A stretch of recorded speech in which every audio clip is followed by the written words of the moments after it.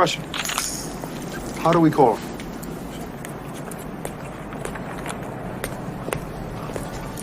He gave us a signal.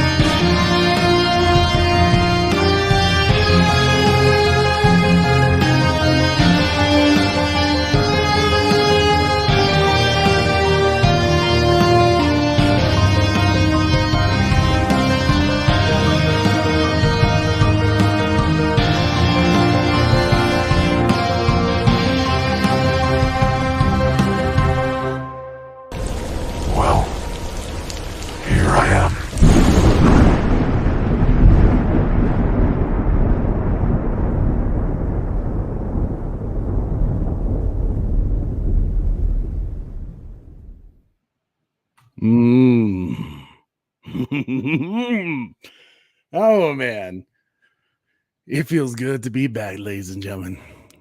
It is your boy Trey of the Bat Channel, and I'm welcoming all my fellow Gotham Guardians and Arkham adversaries. We back. The Bat Channel returns, and of course, alongside the best co-host I could ever ask for, Super Bro Corey. How you doing, big fella? What's up, everybody? How we doing today, man? I'm feeling good. I tell you, those countdowns sounded damn good today, bro. I missed it. Missed it. You know, like there's a certain thing that happens when you hear the first, really cool, something in the way, boom, the beat going down, and then you got the beautiful lie to end it out, because saving for the best, and then you get the classic, the duh. Ladies and gentlemen, we back, and of course, my boy Trevor H. He's not wasting no time. My boy Trevor H. sticking it through these 2 months hiatus, saying there's only one thing I need from this right now, a duh. We got you, bro. I'm gonna let you pick out the first super chat since I get to pick out the first super chat. Pick it out, yeah. Then we got to welcome everyone who showed up for us today because hot damn is gonna. It's not fire, bro. I'm having trouble keeping up. I'm nowhere near caught up with the chat. I feel like this super chat is important for what we're gonna talk about tonight. Ooh. So Trevor H, this is for you, good sir, with that $20 super chat. Thank you so much, brother, for being here for us tonight for live show number 100. Alfred, I know it. What makes you so sure? Faith, Alfred. Faith. Faith, Alfred. Faith. Oh yeah. Oh, thanks so my much God. for the super chat, Trevor H, my man. It is so damn good to see you guys. Corey, who's all up in the chat today? Bro, I'm going to mark this one here so I can catch back up. But we got Music City Soul in the house. Taladia plays in the house. What's up? Bat Dan Thoughts. We got the Nightwing. We have Stocks Bulletins. What's up, Nightwing? Fud Rock. What is up, Fud Rock? Fud Rock. I don't know if I've seen you here before, but Fud Rock is good. I've seen him in a lot of the other chats, so nice to have you, Fud Rock. Lucas Ironside in the house. Retro Nerd Girl. Coming in hot with her own live shows lately. Yes, fire live show. She did a watch party the other day of Excalibur, like retro. Come on, girl. She even has a membership party now that you can join up. Yes. I just joined, and I wish I was like a gazillionaire because I would totally go for like the executive producer one on it, but one day, retro, one day maybe YouTube will pay me that much, but it's good to see you, retro. We got A Pass 97 in the house. Welcome back. Beyond the Night, Mr. Dadpool in the house. Hello, Dadpool. Oracle's Clock Tower. We got TJ in the house. TJ, I'm loving the profile pic, my man. Yes, Super we do like that. Super Batmom in the house. Orkin Beans 14 representing Delta Squad in his house. We got Bat Fanatic. We got Sin Havoc 5150. What is up? Oh, Iffy in the house. Red Hooded Outlaw. Oh, so fresh. Mr. Koj himself. What's up, Yes, Koj? Koj, always good, man. Corey, Koj had a fire Snyder Cut Fighter stream the other day. We lost, but Probably because of you again or some BS like that. Am I right? Yeah. Yeah.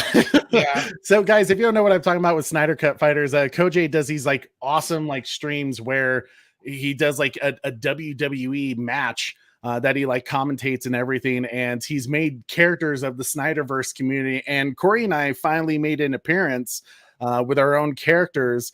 I think in December or November, and we won our first match. But right now our record is 3-2. We got our asses whooped last night. Trey's shit. Yeah, we got Leo Sevens in the house. What up, Marcus? Good to see you, brother. John Franklin. I think I said Lucas Ironside, but if I'm not, Lucas Ironside. Oracle's Clock Tower. Mr. Wayne. Our boy, hashtag restore the SnyderVerse guy. You know, we have Trevor H in his house dropping that super chat. I think I said Sox Bulletins. Going down the list real quick. Red Hooded Outlaw. Bat Fanatic. We got all the people filing in saying the Duck does trying to catch up.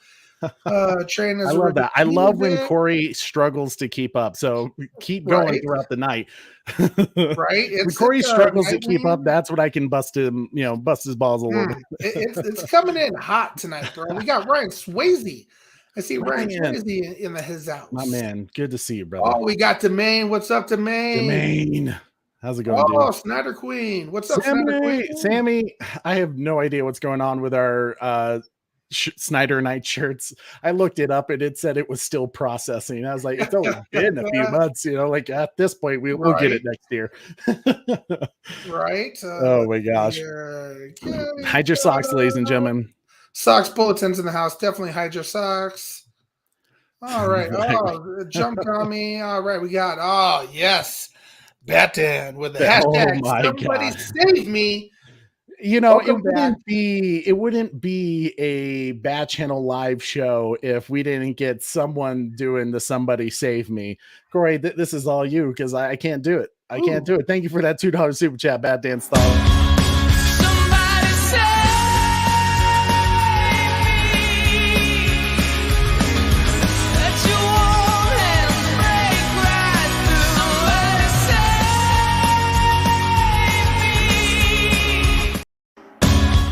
And there goes the stream of copyright. It's the second it hits, it's gonna drop.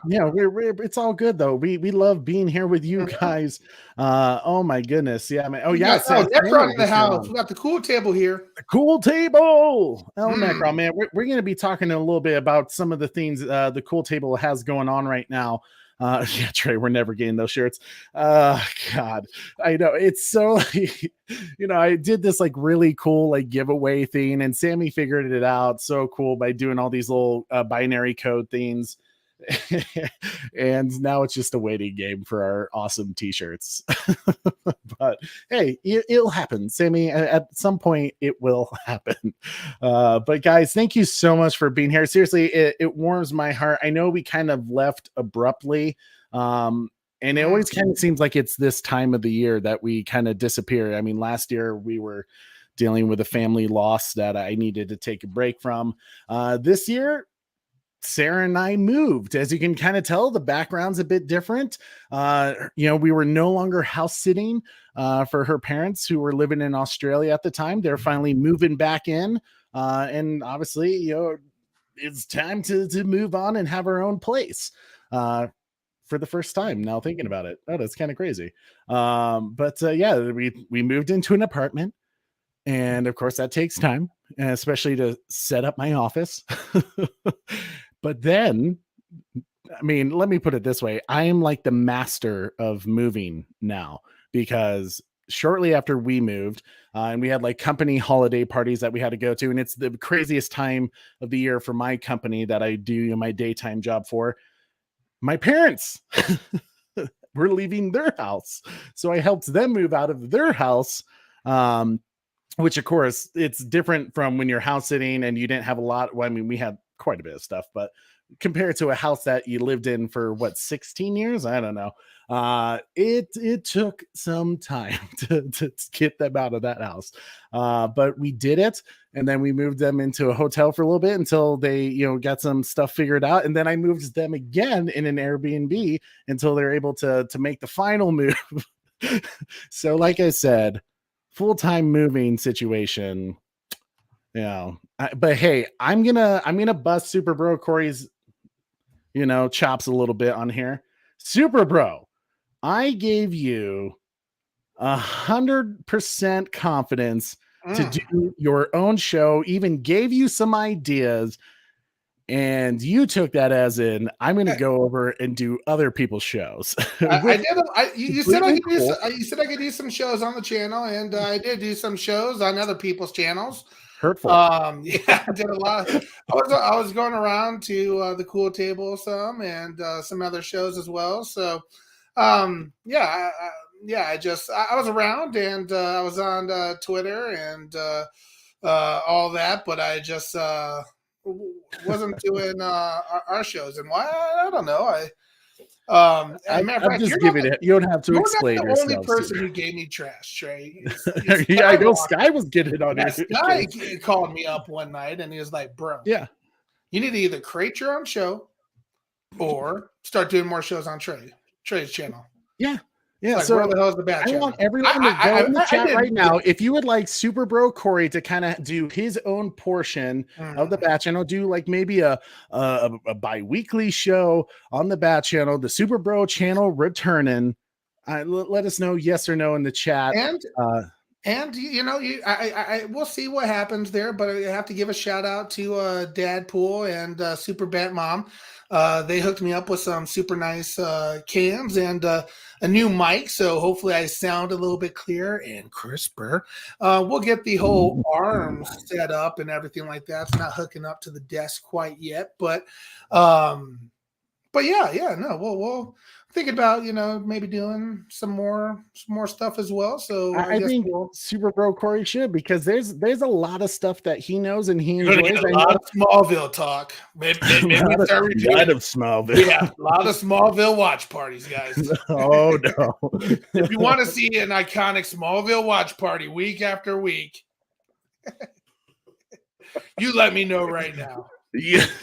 Oh and on that note, Corey, no more shows. You're we'll all finish the last season of Smallville together, since I haven't seen it yet. No, that's still held up. I haven't seen the last season of Smallville. So,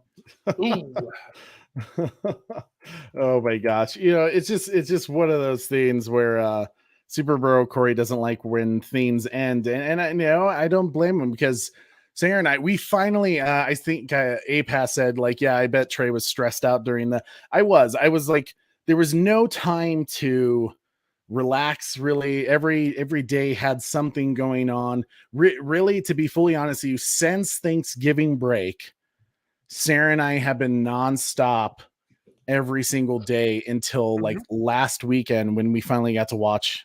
Every year, beginning of the year, Sarah and I do like a Lord of the Rings watch party. Just extended cut, just her and I relaxing. And she had made homemade lambus spread, Corey. Like, oh my God, she went full out this watch party. And every time we finish Lord of the Rings, and we also do the Hobbit trilogy, extended cuts, of course. Every time we end it, we kind of go, oh, damn, it's over. Can we go like back and watch it? But then we realize, oh, we got Rings of Power to watch. And I enjoyed Rings of Power. I know a lot of people didn't. But for me, I liked it. Orkin Burns. Corey was busy playing Sea of Thieves with me. Yes, he was. I was. Corey was doing everything but the Bat Channel. On the fair, to be also fair as well, I was, work at this time of the year is also super busy. December's a busy month, and January is show season, so it gets super busy in the beginning of January through mid-January. So I do feel bad, but the good Austin. Welcome back, gentlemen. How we doing? Cool. Good Austin, my man. He's been killing it with them Sunday football streams. I love it. Sorry about Tom Brady and the Buccaneers. I won't lie. I was kind of rooting for them because I was, Corey and I are from Tampa, technically St. Petersburg, but it's right next to Tampa. You're from that 727, big fella. We know about them Bucks. Yeah, we know. We know. We celebrated when they won the Super Bowl back in, what was it, 2003, 2004? I don't remember anymore. But it is good to see everyone here. Bat Dan's thought says, yeah, Super Cray has been very active on Twitter when the Fire James Gunn hashtag. All right, so Ooh, about that. before we begin, Corey, let's go through our whole shadabble. Now you want to go through the Shadabla. So you Let's- know yeah. where we've been now. So let's You know where we've been, but of course you can keep in touch with us. You know, a lot of you did reach out to me when we were on hiatus and you were like, hey, where the hell are you guys? Told you what was going on, you know, and you're like, oh, okay, cool. I thought you were dead or something. I was like, no, I'm alive. But thank you so much to all those who did reach out to me. It really did mean a lot to Wonder Wife and I, because we were extremely busy. But you can follow us on our social media pages like Twitter, Instagram, TikTok at _Bat Channel. It's a great way to keep in touch with us when we're in this moving phase.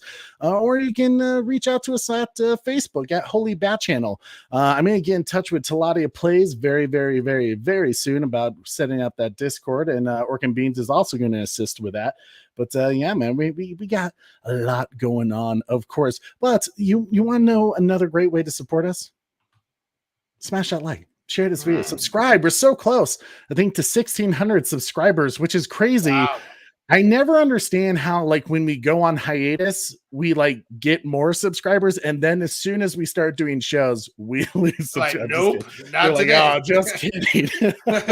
Like, not these guys. I thought you were someone else. But please smash that like, share this video, get all your friends in the chat. I see like 30 people in this chat, which is amazing. Thank you guys so much for being here. But get more friends, because the more people we have involved, the more fun we have, and the conversations that we can actually discuss with you to really get a feeling of what's going on in the community, because that's what it's all about, building a community. And hit that notification bell so you never miss an episode. If you hit that notification bell, you were probably waiting like 2 months for it to actually, you know, ring. But we back, and we're going to be doing more and more shows. Corey and I already recorded a reaction video to the new Mandalorian season 3. We'll be releasing that really, really, really soon.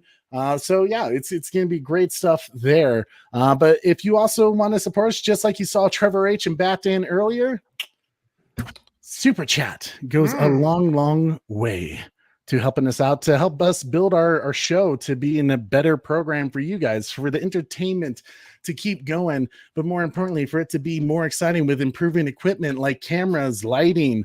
I'm gonna have to add a few things. My Wonder Wife is currently working on our custom logo that we actually found out someone will make a light fixture out of it that I'm gonna put in the back there at some point. To just, you know, to do some cool stuff. We're going to be doing merch this year at some point whenever she finishes that logo. And she showed me the rough draft design. So if there's any digital designer, graphic designers out there, hit me up sometime after the show. You can hit me up at one of our social media pages because once Sarah finishes the, You know, kind the of good the Austin initial does some good design. work, right? I know good Austin does some work, but I think He's a busy man too. I know he's a busy man. You know, you never know. Noel Flores, my No. goodness, Noel is so good to see you, good sir. Shout I know out. you've been very, very busy, but guys, I finally had the chance to read Dreamwalker issue number 2. I finally had a chance to read this. Not only was the first issue phenomenal with the artwork, and you kind of get thrown into the middle of like what's going on with the character. We're going to review Dreamwalker some point, because if you haven't read it, for all the comic book readers out there who maybe just read the big guys, Marvel, DC, I'm usually not into like horror genre comics. The first issue caught my attention, not just because of Mikey's son, who we're great friends with, but you read it and it's like, holy hell, like this seems kind of crazy. Like, what's about to happen here? And then you get to issue 2, and the world building that they're doing with these characters in issue 2, especially with a certain character named Silver. Already Silver, I mean, I know who's based on, Silver is based on, looks wise. I know the guy. You've seen him on our show. Sil Abdul. But when you see him in the comics, already the dude has like a presence. that is like, it's like you're dealing with someone huge here. The artwork that Noel did throughout this comic series so far, I can't wait for issue 3. Seriously, and I know like this is like, Trey, why are you taking time to promote this? Issue, buddy. Issue 3 is going to be huge, but like I'm actually, we used to do comic book reviews on the Bat We should channel. do that again for Dreamwalker. I think we will. I think we'll do something like that. I'll have to talk to Mikey about it. But I read this comic and I didn't have like any expectations other than, like, oh, there's going to be some cool things in here. It's pretty cool. Like I'm so excited for issue 3. Like issue 2, like issue 1 was good, right? It was a great start. You got me interested. I'm like, okay, what's about to happen? This can go either way. And I'd be the first person to tell Mikey or Noel, hey, it didn't really work for me. This worked for me. Issue 2 is where it took off, though, where I was like, holy hell, I cannot wait. It was an insane issue. It's going to be a damn good comic. If you haven't got Dreamwalker Second Skin comics, good luck in finding them. You probably won't find the first print. You're probably on the third print now. They sell out every time. So when I post something, wait for the trade. Yeah, you're gonna have to wait for the trade paperback, right? It's a great comic. I think you should give it a shot. So yeah, definitely check out Dreamwalker. Okay, that's my little individual, just promoting something that I really enjoyed. Like I said, I would tell you guys if I didn't like it. I really like what's going on with this comic. Where was I, Corey? See, I've lost my space. Jason Kelly, what's up, my man? Jason Kelly's in the house. Derpy Entertainment. What's up, Derpy? It's been a while. Bill Skarsgård as the Joker for the DCU. I'm trying to remember which one is Bill Skarsgård. Was he the one that played Pennywise? Or is he the one that was in the Marvel films? I can't remember. He might be a good one, Derpy. I don't know. I don't know about the DCU. I'm not sure about it. But yeah, man. Corey. You caught that one. He did play Pennywise. He did play Pennywise. Okay, then, well, you know what? I don't think he should do it. He already played the crazy evil clown. He doesn't want to get something else that's pretty much the same damn thing. That wouldn't be fair to him as an actor. I think he should. People if he really ever did get off, saying that they would say he has a problem, don't give Corey too much crap. He's been hyping us up. I got to give him, as his brother, I can give him a little bit of shit. But yes, sir, man. Batman, St. Petersburg, buddy. You have cousins who live there. Oh man, that's crazy. Yeah. St. Petersburg, Florida. Absolutely, man. Yeah. Some Tampa OGs. Of course, man. Ted Peters, cheeseburgers. We know. Till out of your place. Trey, you're excited for Suicide Squad Kills the Justice League as Kevin Conroy's last appearance in video. Yes. Okay. I haven't watched the theme yet. I heard there was a clip that was released of Kevin Conroy's last voice recordings of him as Batman in that game, because it is part of the Arkhamverse. I haven't watched it yet because I feel like I'm going to get really emotional about it. I mean, you guys saw me how I was with that live stream. I was a mess.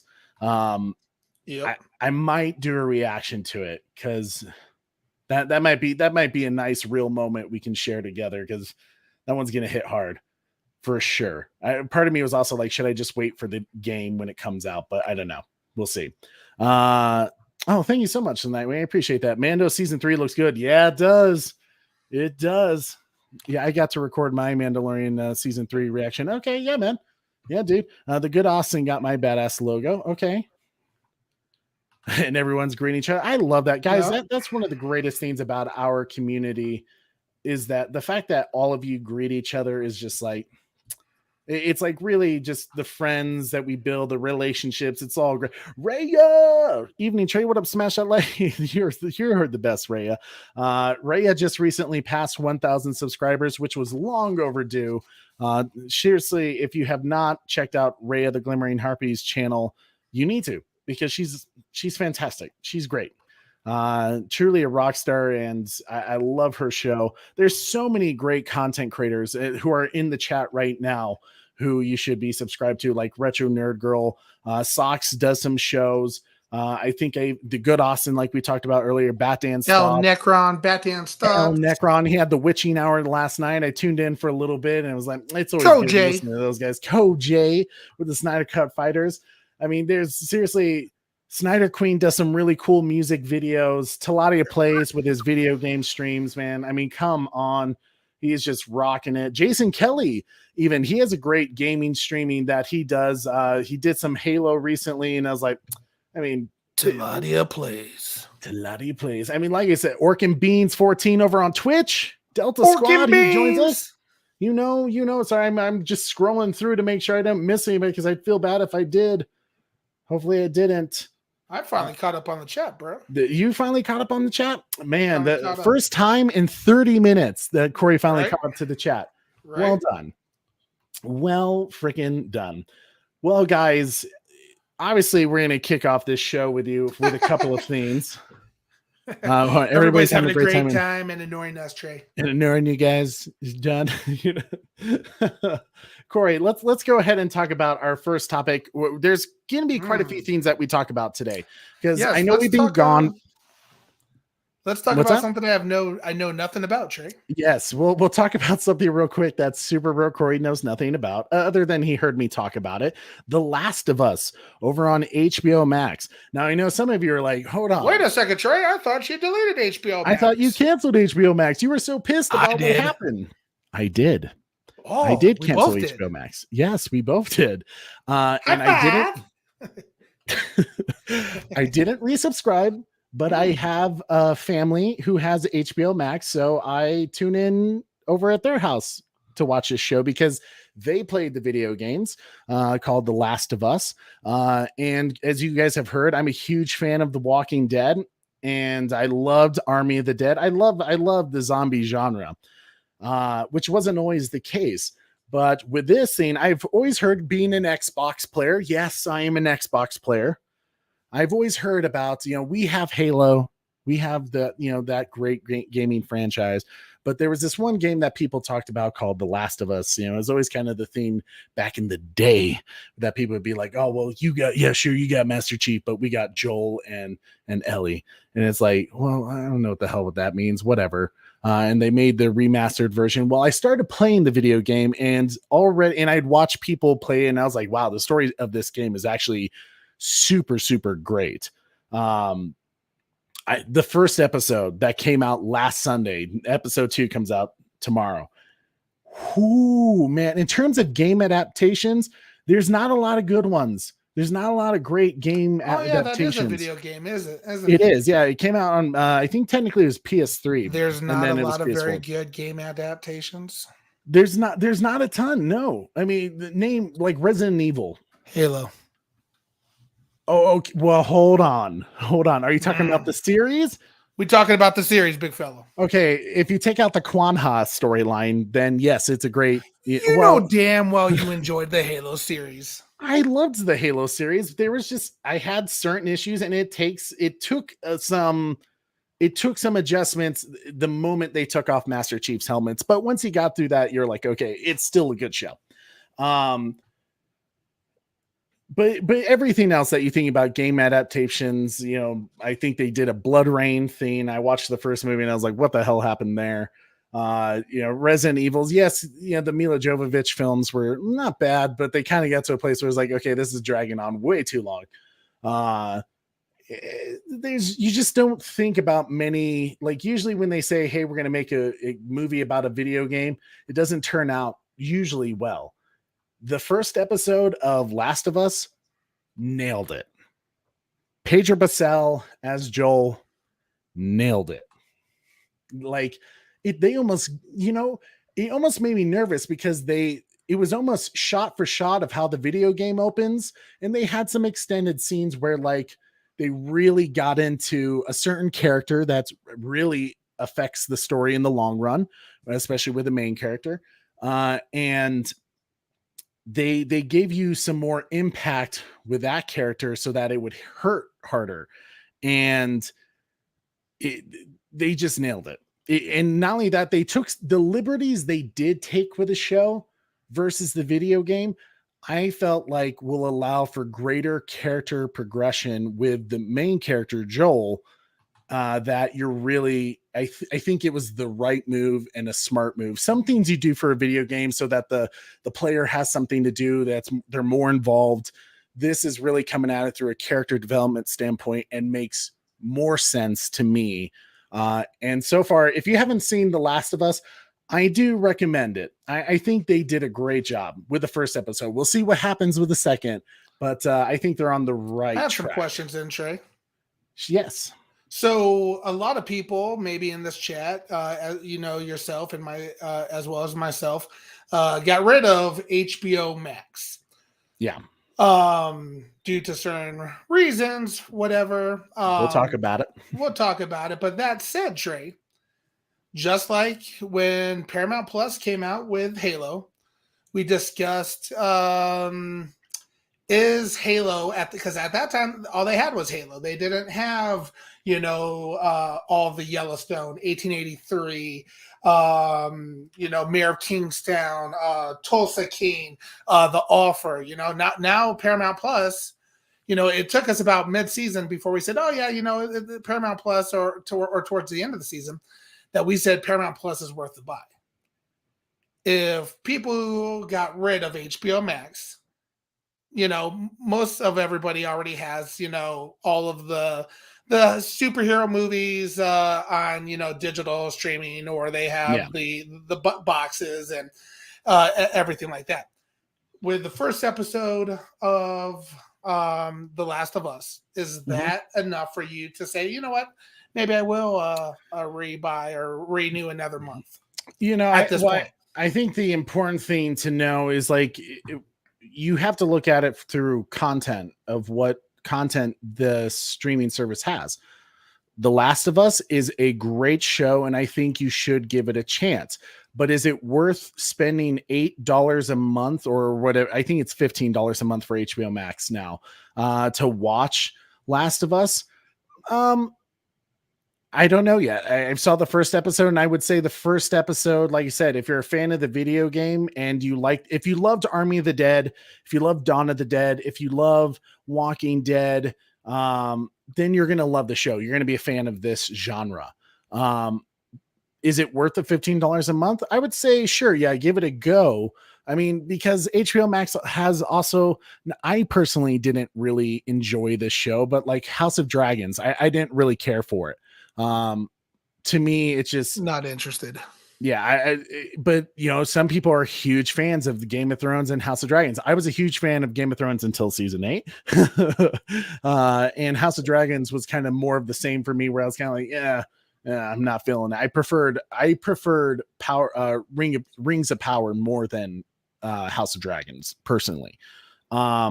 So it depends on you. If you want to watch, I don't know, if you're into the Titan show, I stopped watching that because I didn't care for it anymore. There was great things about it. And then there was moments where I just scratched my head and was like, man, you ruined it. The Harley Quinn show, I kind of gave up on. I was not feeling it.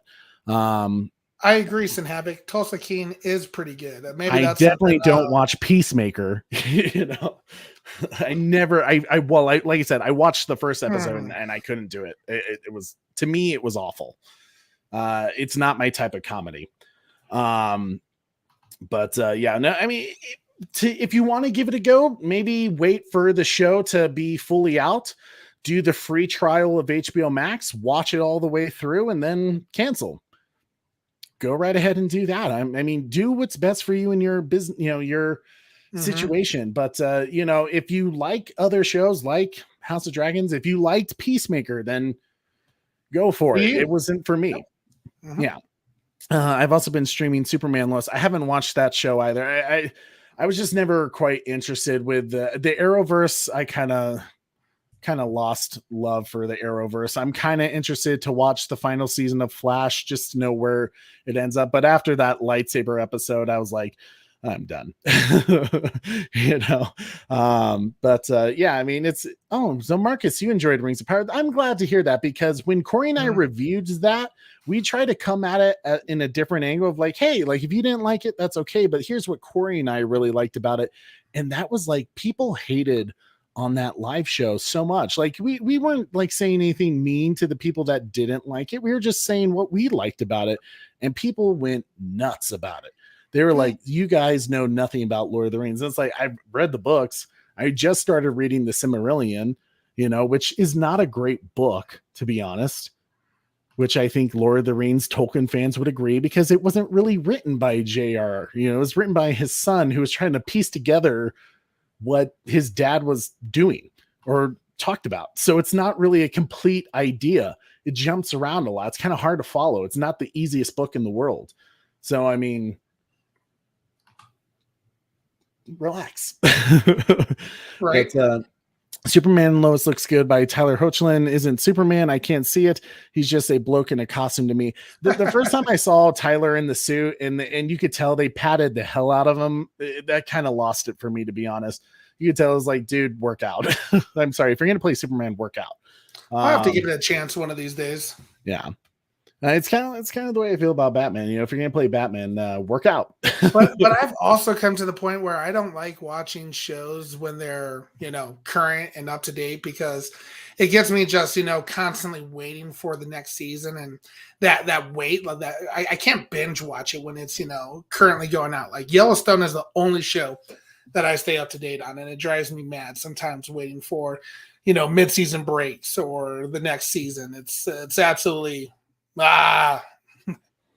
Yeah, absolutely. So all in all, I might continue to review separately The Last of Us, because I know Corey doesn't have HBO Max, and I don't think he has anyone close by that he could hop on over to their house and watch it. No plans on getting it either.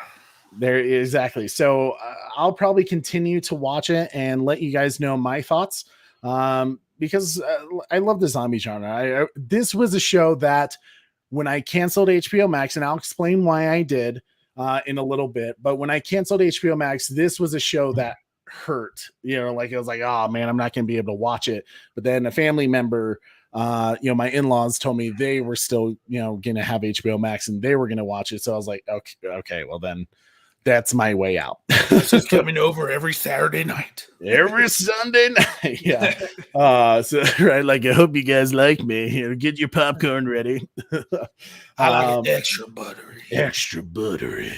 But yeah, man. Thank you, Oracle, for always keeping people in check and asking them to smash that like. I really do appreciate it. That like button. Smash that like. Corey, go ahead and let's go to our next topic.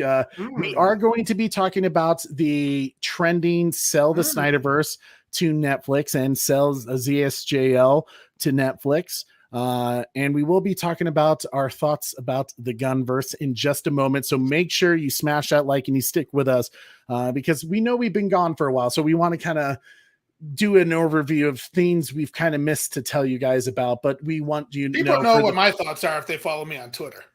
Yes, they do. Yep. The Bad Batch season 2. For those who have been with us for a very long time, we have a Delta Squad stream that we do with Mr. Orkin Baines 14 and the Savage Bet, who is also returning. He had a little bit of a hiatus. Apparently all the Batmans hibernated, content creators, and now we're coming out to rule the YouTube, content again.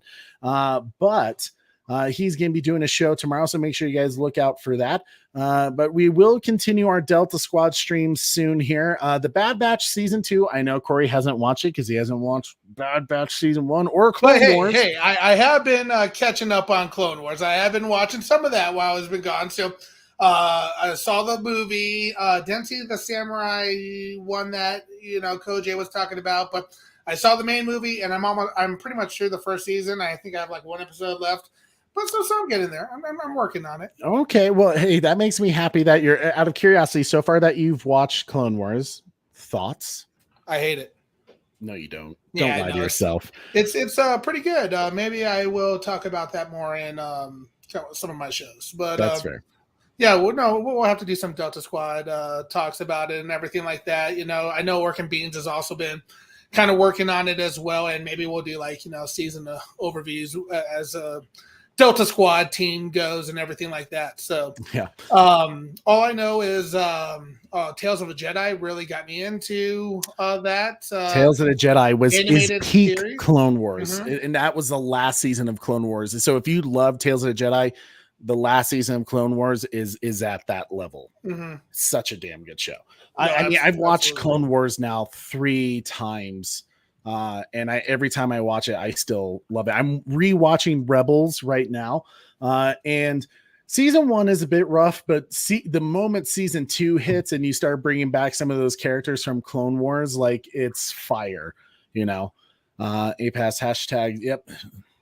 Jason Kelly, I'll be back under my channel in a second. Oh yeah, Zero Atlantis is technically the way Jason Kelly goes by. So if you want to give his channel a subscribe, I highly recommend it. Check out his gaming streams. He does some great stuff over there. The Nightwing says Clone Wars was awesome. Yeah, I agree. Snyder Queen says, I took a long hiatus too. Haven't made any music vids since 2023, and I still need to finish off a Norm Man of Steel vid. Might try for the 14th for that premiere. Ooh. We'll talk about that too. Sammy, I know you've been busy. You've been busy on Twitter too. You keeping She's people been an online. absolute warrior. A lot of these people in the chat have been warriors on Twitter. APAS actually created a Twitter to join the fight. So, oh my God, APAS! That's awesome. I didn't realize APAS did that. Oh, I'll have to follow. I just started following her the other day. There he is, Zero Atlantis. Give him a view, guys. His show is wonderful over there. We support all of our content creators. That's what I've kind of noticed so far, Bat Dan. I will also watch Rebels Nightwing. But yeah, we'll probably do like season overviews or such of it, potentially. But yeah, I've been truly enjoying it. There's episodes that I don't care much about. Really, if it doesn't have Anakin or Obi-Wan in it, I don't really care about it, is what I've realized. I've noticed that, like, if, it's somebody else, I'm usually just checking the phone. Just wait. Ahsoka is going to become, like, one of your favorite Jedis of all time. Ahsoka is definitely amazing. I've been introduced to her. She's been awesome. I didn't realize that was a plan by the David Filoni. Dave Filoni, the no, I was going to say that Ahsoka was a plan by Obi-Wan to help mature Anakin Skywalker. So, okay. Maybe they didn't give up. No, he definitely did. As of right now, my take's still the same on Obi-Wan Kenobi. So that hasn't changed at all since we've been gone. Oh my God. Zero, bro, what am I going to do with you, man? You're in trouble. Twitter as well. Oh my God. I didn't realize that, Zero Atlantis. I'll have to give you a follow over there. Sorry about that. Is it Zero Atlantis over on Twitter too? If you guys follow me on Twitter and just let me know, like, you're from over the Bat channel, like, yeah, man, I follow you guys. I like to know what's going on in your lives as well. Like I said, we're building a community here. But Bad Batch season 2, it's been the first, really, I've enjoyed every episode. This last episode, I think episode 4 was kind of a filler episode. Faster. But I still really enjoyed it. They make it like it's kids and teenagers is kind of like where their target audience is. But if you're an adult and love the Star Wars era, Bad Batch, I only can imagine that it's going to get crazier and crazier, especially with what they were kind of hinting at towards the end of season 1, as we see some commandos, Corey. Yeah, man, form up, Delta Squad, forming up, boss. So make sure we'll probably continue to do our Saturday streams of Bad Batch pretty soon here, and we'll start covering all the Star Wars, especially when Mandalorian comes out. So make sure you guys check out and hit that notification bell for when we do those streams with everybody. Ruh-roh. What's that? Danger, Robinson. What's that? Did we lose Trey? Do you not hear? No, there he is. He's back. Was I gone for a second? I thought you were gone. Maybe, I don't know. One of us lagged there for a second. Well, I'll let you finish. I thought I was still it. But anyways, Bad Batch season 2. If you guys haven't been checking that out over at Disney Plus, the Star Wars content over on Disney Plus has been great. Andor was phenomenal. There's one part they could have gotten, maybe one part tweaked. I know Orkin Beads is knowing exactly what I'm thinking about. He's a real Surreal Karn shill. That Orkin Beans, he just loves cereal. That's his go-to guy. He started eating blue cereal every day since Andor, But Saturday, Taladia Plays, we do the Delta streams every Saturday morning before noon kind of time, at least in Mountain Time. So yeah, definitely check us out there. Trey been here the whole time. Corey, you're messing with me. I told you. Or maybe I lagged there for a second then. But Orchid Beat says, "What the f, guys? I'll watch whatever I'm told to watch." Organ Beans, continue to watch the Clone Wars, and we'll talk to you then. There you go. You know? And then maybe we'll get to Bad Batch eventually, unless we want to skip Clone Wars and go straight to Bad Batch. No. You have to watch Clone Wars so you understand. Yeah. Well, I mean, because they show up either the second to final season or the final season. I can't remember off the top of my head. It's either, I can't remember. But you have to watch Clone Wars to understand Bad Batch. Like, yeah, absolutely.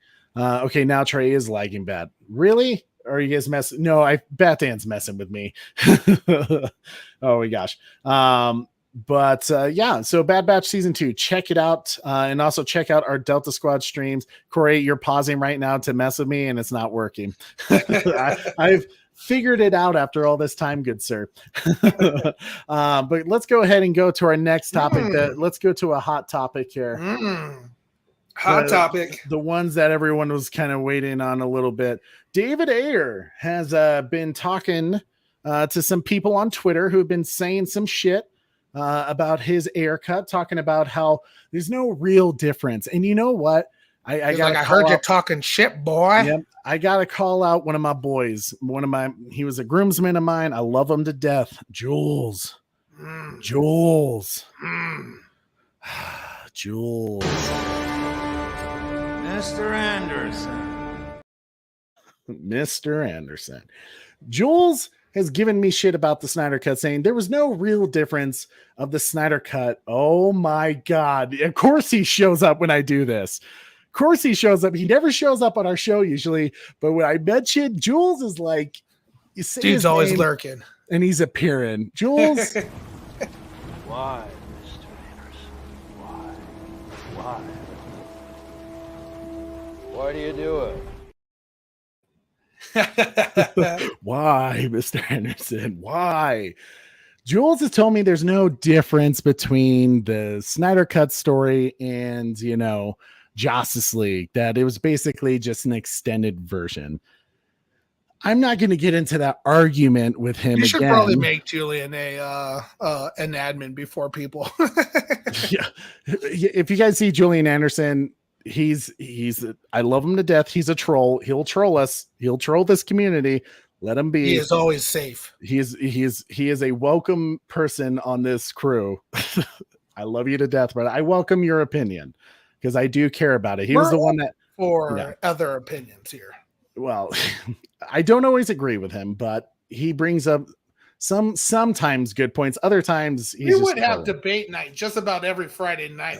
Every Friday night, wings, and we would just go at each other for solid. Probably we'd have wings, so that usually start at 7, and we'd go to a bar lounge and play chess and continue to smoke and troll each other. So Mr. Anderson's cool.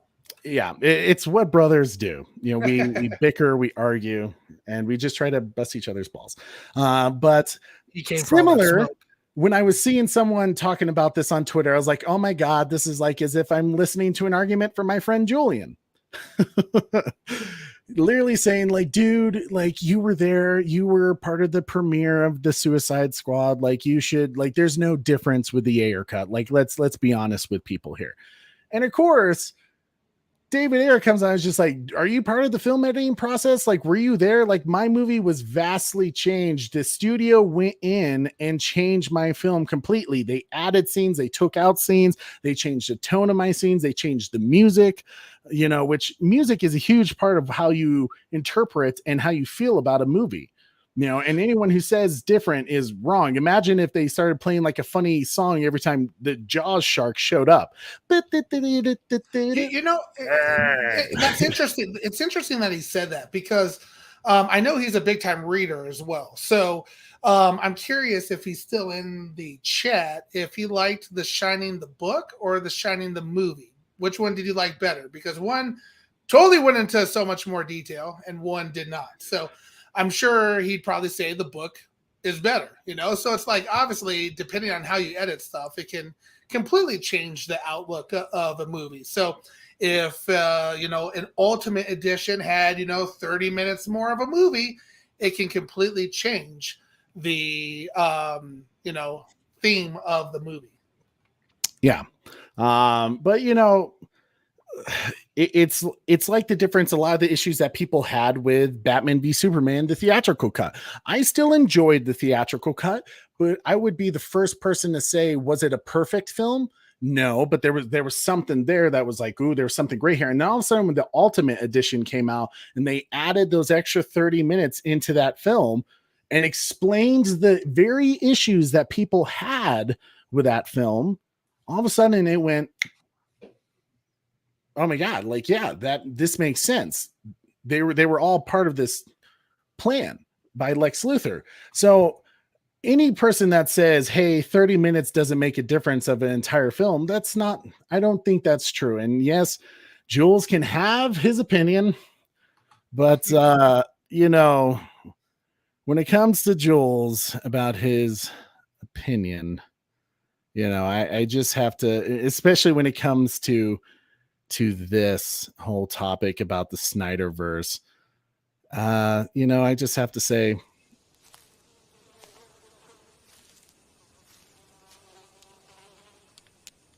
that is one big pile of shit. He's gonna smoke you the next time he sees you. I know he is. He's gonna call me up and he's just like, what the hell? I told you never to play that clip. Like, buy me some wings, you know, and maybe I'll listen to you argue. Jules, you know, I love you. I appreciate your thoughts, even though they're wrong. Well, he is an MCU fan, so that makes sense, I guess. You know what Jules is probably thinking? I mean, yes, he is a big MCU fan, so that's why I partly, when I hear his opinion about what's a good movie and what's not, you know, I partly don't agree. But to be fair to Mr. Anderson, we had a long debate on it. After you told me you were getting gained up on, we were kind of going at it each other. We jumped on the Xbox and we were just having some fun, and probably went to like 3 or 4 o'clock in the morning just yelling into the Xbox mic about it. And the one thing that I can always appreciate about Julian is that he says that his goal every time he walks into a movie is to go in with no biases whatsoever. Doesn't matter who directed it, who plays it. If it's an actor that he doesn't like, he tries to go in every movie with no biases. And I know that's incredibly tough because, you know, we're human. That's right. You know, he goes in and he views the movie and he tries to take it all in, and he'll form an opinion afterwards. So kudos to Julian. And for all Marvel fans that are out there, no shade to you guys. There are some very, very great MCU films, and I'll be the first one to say when those films are great. I often say that most individual MCU films are not masterpieces, but the entire MCU is a masterpiece because that took some planning, and I give them kudos. And honestly, it's a difference of opinion of what you like. Family friendly, kind of laughable films, like, yeah, there's a place for them and they're great for that very reason. And, you know, kudos to Marvel for keeping cinema a hot thing. You know, really, truly. Not every Marvel film is for me. One of my favorite characters is Wolverine, Spider-Man. I gotta love Deadpool because of Dadpool. But what the shortest clip of I knew it. I knew he was. This is what Jules is like right now. He sees me talking smack, and he's thinking the next time we go out to eat together, he's like, I'm gonna have me some fun. I'm gonna have me some fun. I'm gonna have me some fun.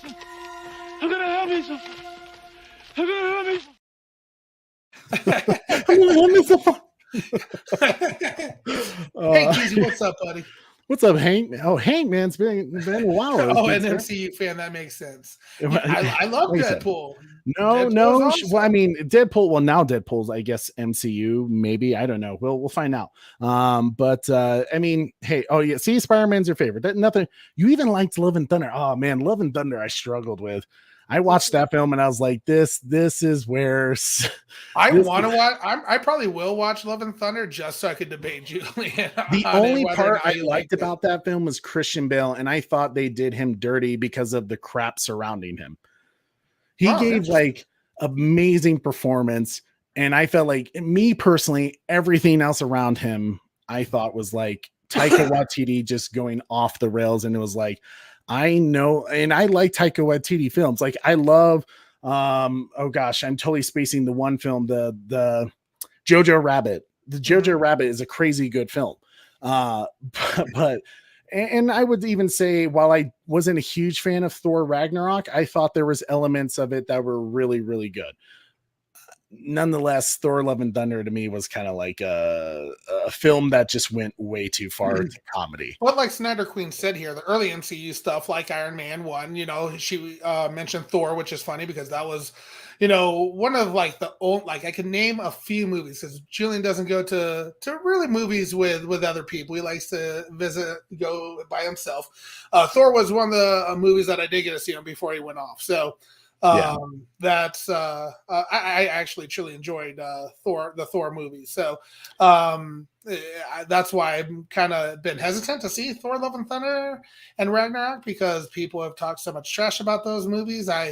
Liking Thor so much, I don't want it to be ruined for me, but like Super Bad Mom said, Julian is our family. He will be our brother. I consider him a brother, truly. Like he is our brother. If that bull called me and said, "Hey, I'm in jail. I need you to bail me out." We're breaking you out. We ain't bailing you out. Not bailing you out. I'll break you out. We're doing a bust down in front of the boys. I'm here right with the boys. I'm here to get. I mean, like I said, love Jules. He keeps me on my toes as a DC fan, and you know what? He's absolutely right. DC's not in a good place. He just makes you a better person, like he does. Absolutely. So yeah, if you see him trolling Jules, he's all right with us. All I can say, when you see Jules comment though, it's hold on to your butts. I doubt he would ever, but it'd be awesome if he joined us one day. I doubt it too, but it would be great. But then again, you know what? He would make everyone just kind of scratch their heads. We do have unreleased a video with him and Dan. That I think we made sure he did. You didn't. You don't see him much. You don't see him much, but there's probably when we were dying. Yes. Corey's referring to a certain video where we took on the Wings of Death. Oh gosh, what Hot Ones challenge? Maybe when we hit 2K, we'll release it. No, I think we should make this a bigger deal. If we hit, let's do 3K. If we hit 3K, we'll release that video. 3K. Yeah, 3K. Yeah, we got to make it a much. We're already close to 2K, But yeah, man, love. Anyways, to get back to David Ayer, poor David Ayer, he's being forgotten again. I'm here, kill me now. He fought back. He was like, dude, I don't know what you're talking about. My film is vastly different. And Jay Oliva backed him up. Jay Oliva, who was a big supporter of the Snyder Cut, who's worked with Zack Snyder on a lot of things. And even Jay Oliva is like, dude, talking to this guy on Twitter, he's like, you have no idea what you're talking about. I know for a fact that his film was vastly different than what you got in theaters. And then a certain person who has actually seen the Ayer cut and is worked with David Ayer, Will Rollins, he posted on Twitter and said, to confirm everyone's thoughts, like, dude, not only did when David Ayer finish his cut of the film, there was a secret edit that was done with the studio. David Ayer wasn't even present. He didn't even know until his film was released that they did all the cutouts, changing the music and all that shit to his movie. He had no idea. Now, Zack was done dirty. They used his tragedy against him, which was really messed up. I think this is just as messed up because you don't even have the balls to say to the guy's face, we're going to change your film. You let him find out at the freaking premiere. This is bullshit. Yeah. Shout out to Integrity. Shout out my man Integrity. Zack Snyder's Justice League 2 is inevitable. Getting ZSJL 2 will be easier than getting the Snyder Cut. The fan base has experience now, and we have a lighter, slightly more mainstream global phenomenon we can point to. Damn good point. My boy Integrity never disappoints. Never disappoints. Shout out to Leon of the New Geese. What's Leon? up? He has a great channel too. You need to check his out. He's done some pretty cool interviews. And he's always a part of the cool table. So, he always providing the great content and words of wisdom like he always does. So shout out to him. With David Ayer, man, he's easily been done dirty. And the fact that they haven't released the Ayer cut, which would be cheaper than what it took to do the Snyder cut, this needs to happen. And you know what? There's a great solution that a good friend of ours had come up with that we'll get into in just a moment. We'll talk about that solution shortly. So make sure you stick with us. And in fact, if you haven't already, make sure you smash that like, you share this video, and subscribe if you haven't, and hit that notification bell so you never miss an episode. It's a good little segue. Now let's talk about. We're four likes away from 50 likes, big fella. Holy 4 likes? 4 likes away from 50 likes. Guys, that means the world, especially with it being our first show back in a long time. Thank you. Appreciate that. Thank you so much. Snyder fans need to stop attacking Ayer and Jay. There's been a lot of people attacking, and you have to. We'll definitely go into that a bit. Osa Fresh says it's a shame Gunn doesn't have as much respect for Ayer as Ayer has for Gunn. I think. Well, I mean, Ayer was a part of the military. I think that just built in to your attitude, and how you treat people. So it's no surprise to me that Ayer seems like a real team player and is just showing anybody great respect because he's probably definitely seen a few things. But yes, we'll talk about the 214 event. Absolutely. Corey, let's go ahead and go into the topic that everyone has been kind of reaching out to us about. And guys, it breaks my heart too, Retro. We will be opening up our show in a little bit once we get to a certain topic to invite some people. So stay tuned for that. You'll see some familiar faces who are going to be joining us to talk about the big trending event that's been going on. But let's go ahead and talk about the thing that we left at the worst possible time, I feel like. It's funny. Batman actually said, things were perfect when we were still doing shows. And the second we left, Henry Cavill was back as Superman. We were living high, We were on track to the SnyderVerse being restored. And we left, and I blame the Bat Channel. I do feel like every time we take a hiatus, something big happens to the SNnyderVerse. Right. So maybe it is our fault. Until the SnyderVerse it's just attached to us, until they sell it. Yeah. Oh my gosh. So our thoughts about the Gunverse. Guys, first off, let me just say this to you. It broke my heart not like having my equipment set up, having my office set up to like kind of in a way mourn with you guys and to kind of like just to be there. I know you guys always look towards us to be a positive outlet to kind of give you the spin on it. Not even the spin, but the truth. But to also create a safe and comfortable place where we can kind of be like, yeah, this sucks, but hey, here's what maybe we can do. And I will never forget, I was actually at a company holiday party. Oh, yes. I forgot about that. Yeah. And I was having a great time with my coworkers, celebrating a crazy year in the business, and got in my car. I see Corey texting me like crazy. Bat Dan had texted me, and I had no idea what was going on.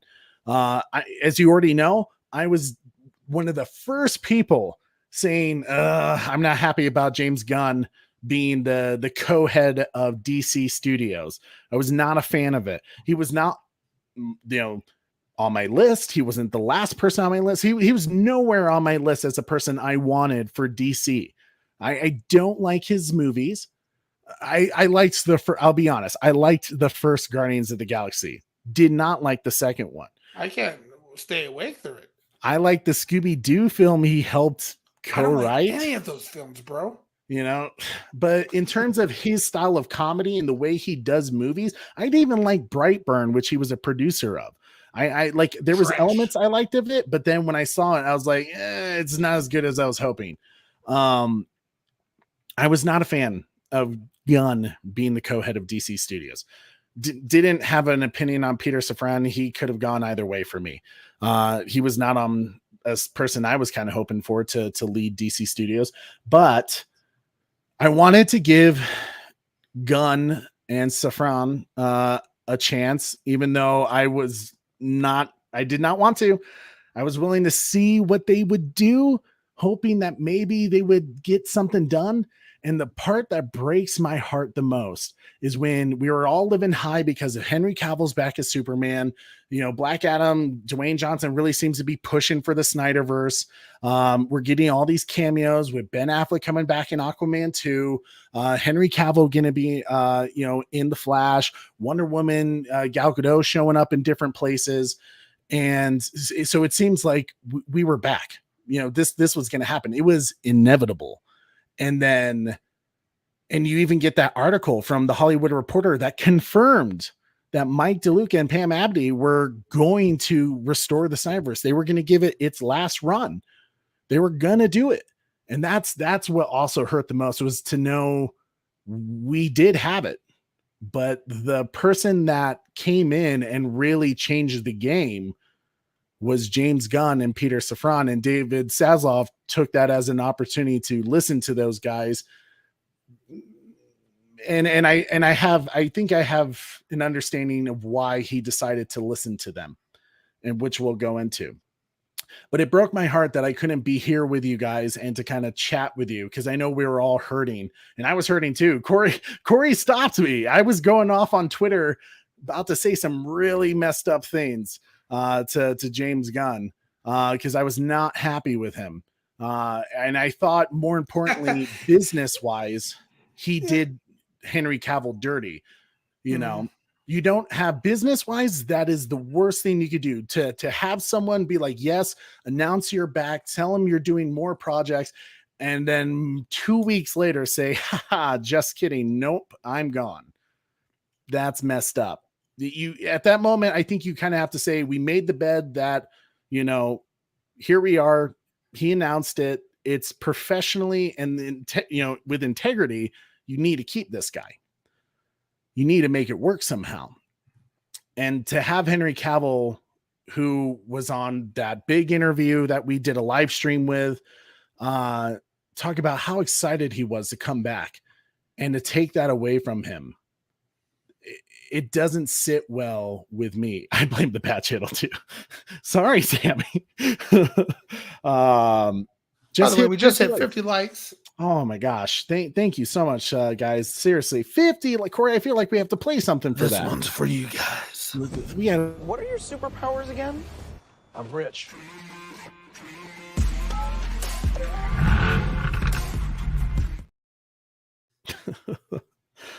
Thank you guys so much for helping us hit 50 likes. That's awesome. That's crazy. Hopefully that's a regular thing on our show. I would love for us to be regular. You know, I mean, that one stream that, Henry Cavill's interview, we hit, I think for the first time ever, 100 likes during a live stream. It was insane. That was a crazy show. And I thank you guys so much for that. I was heartbroken. I didn't quite know how to feel, because it was kind of like, what does this mean for the Bat Channel? I kept asking myself that during our hiatus. What does this mean? Where do we go from here? We're the Bat Channel, and I don't really feel like talking about DC.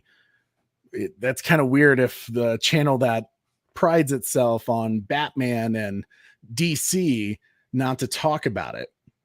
So part of me was like, well, maybe do I ask you guys? Like, should I ask you guys and put a feeler out to say, hey, what if we no longer cover DC and we talked about other things like Jurassic Park, Star Wars, Star Trek, all the other entertainments and films, and do movie reviews? Maybe just not talk about DC, because it was a place of negativity for me. I mean, you guys saw the Suicide Squad review that James Gunn did. I did not like that film. That was a hard review for me to do, because I wanted to trash it, because I did not like it. I know some people did. I didn't like it. I hated that film with a burning passion. It was just as bad as Birds of Prey, pretty much, to me. And I didn't want that to be the Bat Channel because we like to be positive. And here I couldn't be positive anymore. Now, some people, like my friend Julian, would say, Trey, you haven't even seen what James Gunn's about to do. How do you know if it's going to be bad? Because everything that I've seen that's been James Gunn has been trash to me. It's not a good track record, right? Yeah, I look at the things James Gunn does. That was the thing that was crazy to me, bro. Like I went on Twitter with a vengeance, bro. Like you were like, bro, I know you a troll. Handcuffs off, and I still kind of kept the handcuffs on. I didn't go full out, Captain Insano on everybody, but I was attacking James Gunn hard, and nobody would ever combat me.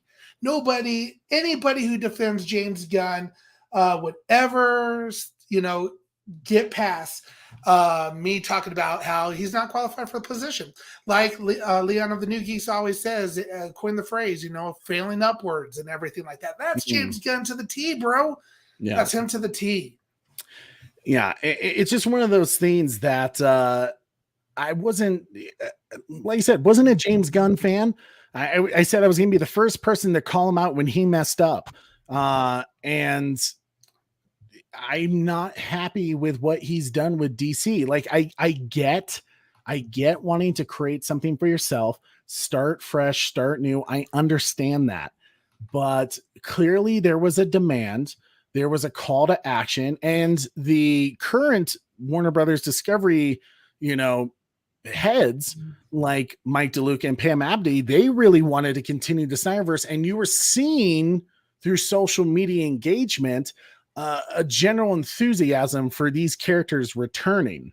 I will partly blame Walter Hamada for the downfall of what James Gunn was able to achieve by rebooting everything, because Hamada created enough doubt into films like Black Adam, where you had SnyderVerse fans who are DC fans. Anyone who says that, they're not, anyone who thinks Snyder fans are not DC fans, they're wrong. Because one, I'm a SnyderVerse fan, and I was a huge Dark Knight trilogy fan. I was the person on Twitter originally saying Ben Affleck is Batman. What?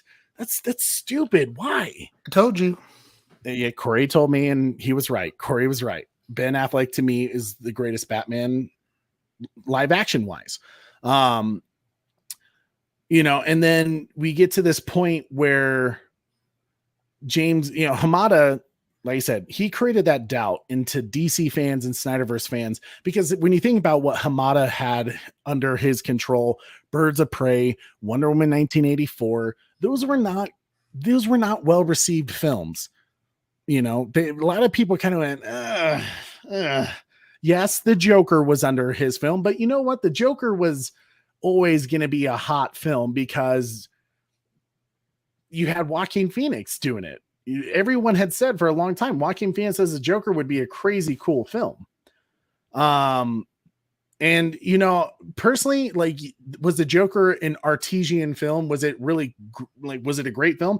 I would say it's a great film. I don't like it as a Joker film because, yes, to me, we were seeing him become the Joker.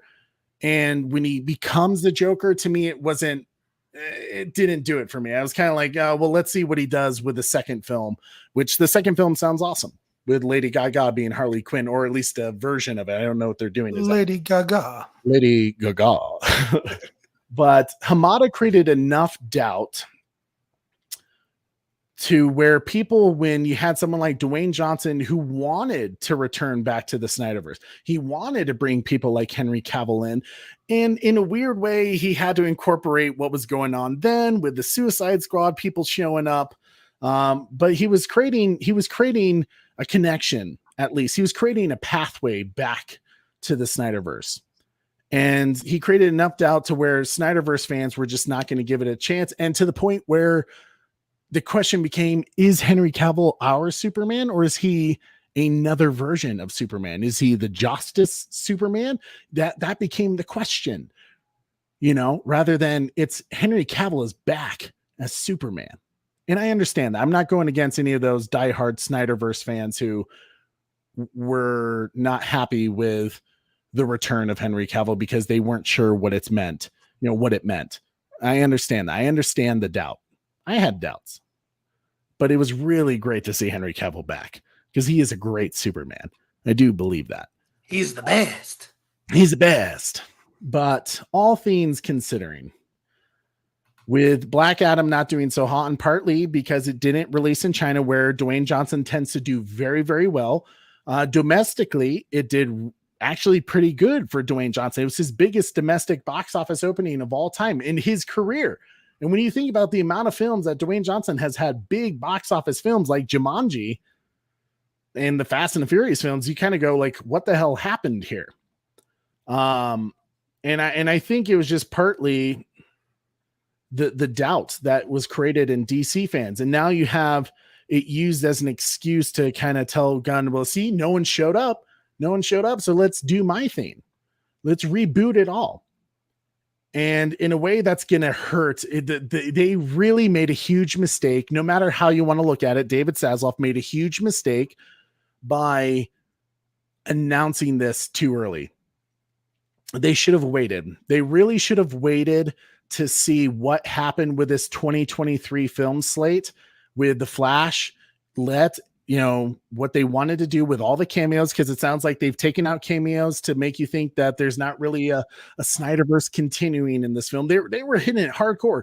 If those films would have been a huge success, then I think James Gunn is forced to look at it and go, well, maybe we finish this out and do what Zack's original plan was, which was to do a true Flashpoint film at the very end that created a multiverse. So that way you could reboot the DCEU. It was already in the plan. But see you later, APAS. It's great having you. Thank you so much for stopping by. That means it means a lot, APAS. It's always great to see you. I hope you're having a good 2023 so far. Thank you. So it's sad. It's sad that I say we do DC comic reviews.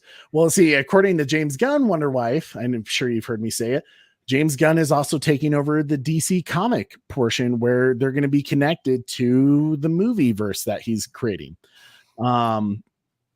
So David Zaslav, he should have waited, because what he did here, and because I work with a company that looks into these kinds of things, the doubt that is surrounding DC films is not good. Like, it's even currently with this upcoming 2023 year, 2023 film slate is looking very bad money wise. So are advertisement sales not looking too good for those movies right now? Oh yeah, it's not looking great at all. If anything, people are being told to stay away from those films. Really? They're being told to stay away? Wow. Because there's that much doubt within the community, the social engagement. It's negative. It's negative press all around DC. And partly what that is because every day since this has been hashtag, fire James Gunn. It's been trending daily, and how does that look? You got DC fans saying, like, dude, get out. You ruined this. It's not a good look. And not only that, you have a DC president. And this is where I wanted to get to, because here's my thoughts about why I think David Zaslav chose to listen to James Gunn. You heard often when David Zaslav was going to take over Warner Brothers and, do Warner Brothers Discovery, that he had talked about creating a connected universe because Marvel has a connected formula that works, and it brings in a shit ton of money. He kept bringing up Marvel and looking at Marvel as a shining example of what is success. And then bringing up what we all like to hear, right? Let's put the Batman, Wonder Woman, Superman, the Trinity up front.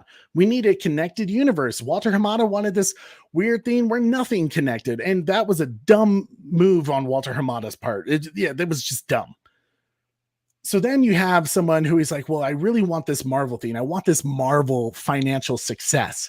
So let's bring in someone who's available from Marvel, who recently did a DC film, and knows the formula that Marvel has created. And simply because of that, I think David Zaslav was willing to listen to what, Peter Safran wanting James Gunn to be the DC co-head as the creative mind behind it. And I think David Zaslav said to himself, well, this guy knows. He's been a part of Marvel. He knows what it means to make $1 billion film. That's the thing that's wild to me, though, because the only time, when I was on Twitter and I was completely just blasting James Gunn, there was two things that I was normally blasting him for. One, he doesn't have a track record, and like Liana said, his track record is garbage, and the dude fails upwards. And two, his personal things that he's put on tweets and his just kind of messed up lifestyle, that Hollywood bullshit that he's a part of it. And I'm not really down for it. And so my tweets were either questioning the fact that he can't write movies and he can't direct movies, and two, his personal lifestyle. And the only time people would come to defend him would be when I was talking about some weird ass tweets that he made. So that was kind of awkward to me, because nobody would ever combat me on, oh, he makes good movies. And, well, I guess, let's say, if somebody did, I'd say, okay, Guardians of the Galaxy 1. I've heard people not like Guardians of the Galaxy 2 as much as you often hear the same thing. Yeah. So nobody would, I'd start going down the list with people. I'd look up his IMDb. It's like, all right, movie 43. And people are like, oh, yeah, nobody likes that movie. Like, what movies does he have that gives this man this much credit to be at the level and position that he is? He's got nothing. The dude fails upwards. Exactly. And I think that is why him being a part of the MCU was what made David Zaslav say, yeah, I'm willing to listen to you. Because really nothing else makes sense. Because if David Zaslav says, well, the Suicide Squad, COVID really hurts that movie's box office.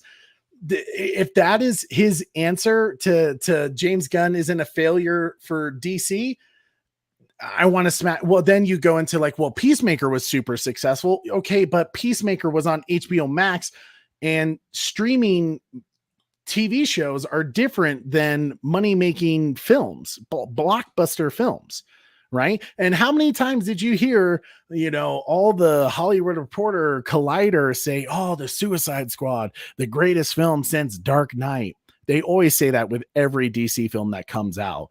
But the fact that they were really pushing it hard on, and the Suicide Squad critic score was pretty solid. It was, oh my God, James Gunn. And yet fans didn't show up, but they try to blame it on COVID. And then literally a week, 2 weeks later, Halloween 2 or 3 comes out and blows that film out of the water and streaming wise. So then you have to ask yourself, okay, is COVID really? And that was a rated R film, just like the Suicide Squad, and it did better. So who am I supposed to believe here? COVID was really a problem, or maybe did that film just suck? Like Ryan Andrews said here, he says, I'm big on SnyderVerse, but I'm going to give James a shot. And that's completely fine. I will not bash you at all for watching his movies in the future. My personal experience with anything that James Gunn has had his hands on hasn't been great. I haven't liked any of it. The Suicide Squad was trash to me. The Peacemaker, I couldn't watch. It just wasn't my type of shows. Guardians of the Galaxy, I'm a big Chris Pratt fan. I can't make it through that movie. I just don't like his style. I don't know what it is. Yeah. It's like, I don't like it. Yeah. So, and you also, and like Corey is absolutely right. Like, if you're going to give James Gunn a shot, then kudos to you. You're going to have a big 10-year slate of films that you can hopefully enjoy. I'm not a huge fan of James Gunn. I don't like his comedy. To me, it's like middle school fart jokes, dick jokes every 5 seconds. Like, that doesn't make me laugh. That was funny maybe once in middle school, but not to me. It's not funny anymore. Gunn equals the Lex Luthor of Warner Brothers. Well, see, I disagree with that, because at least Lex Luthor is smart, and not a pedophile. Whoops. Shots fired. Anyways, in terms of the Gunverse, I'm I don't know what I'm going to do yet. I'll have to see his film slate to even decide if it looks interesting. He wants a younger Superman. We already got that story. We already got Smallville. We already got Henry Cavill, which showed a progression of his origin story. And not only that, his first time being Superman. We already got the young Superman. Now we're going to do it again.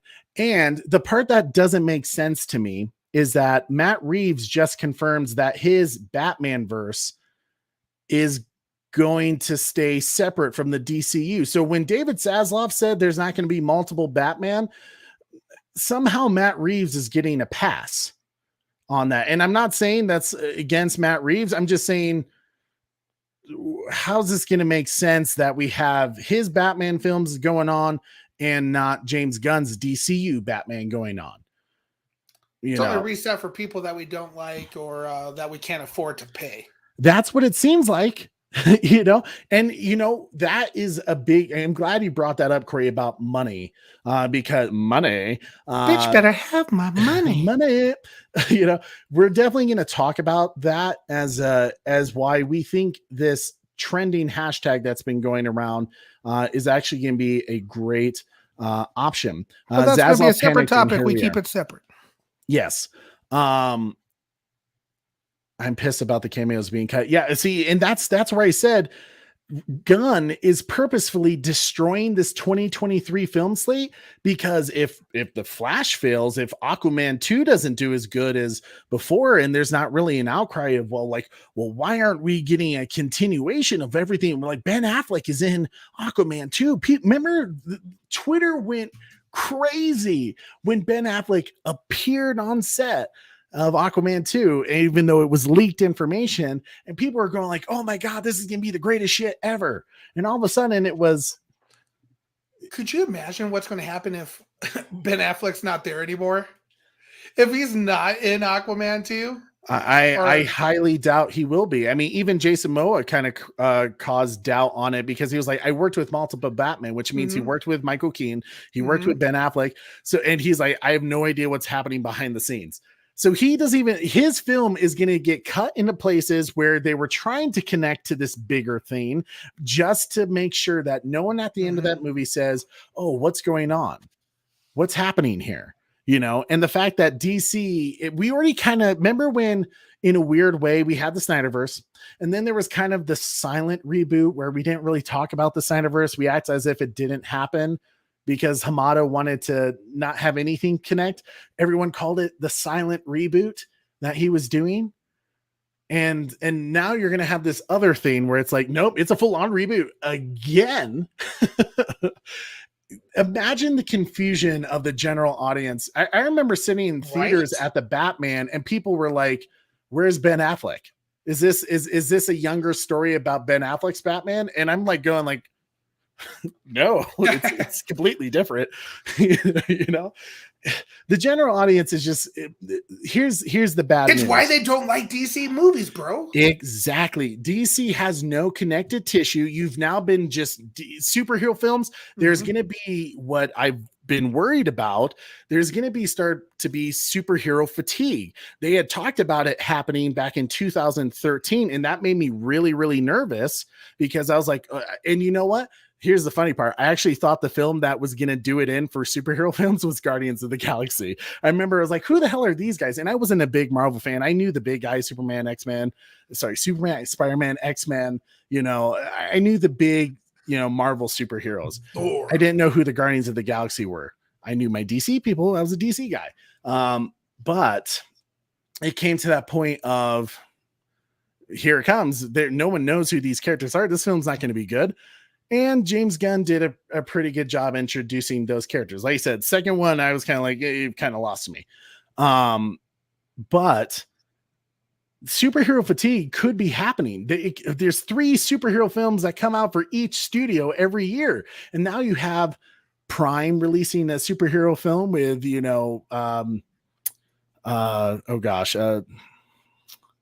Rocky Balboa. Corey, Rocky Balboa, the actor. Oh my God. Sylvester Stallone. Thank you. I was like, is that your? I was like, oh yeah. My God. Oh dear God. I couldn't even. The Tulsa King. The Tulsa King.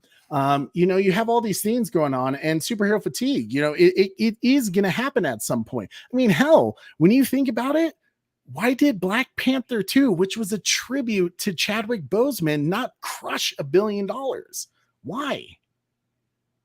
You have to ask yourself, why did Doctor Strange Multiverse of Madness that had Patrick Stewart showed up? And not only that, the fan demanded John Krasinski as, Mr. Fantastic not cross $1 billion. It was close, but it didn't. The Batman didn't cross $1 billion. And you had some people tell you runtime because people didn't want to spend almost 3 hours in a theater watching a superhero film. Avatar.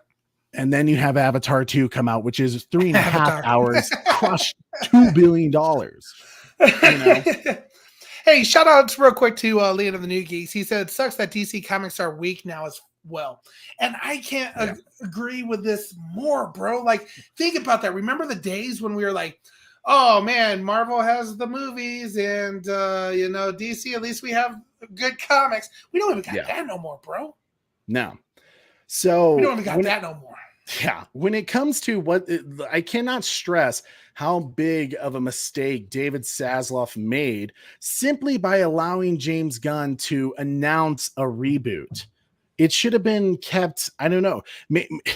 Really, he needed to wait. He needed to wait to see what happened at the end of 2023, because what he did for these film slates, it doesn't matter if it's a good film. It doesn't even matter if The Flash is a good film anymore. It doesn't matter if Shazam 2 Fury of the Gods was a better film than the first movie. It doesn't matter if Aquaman 2, which made $1 billion with the first Aquaman, made $1 billion.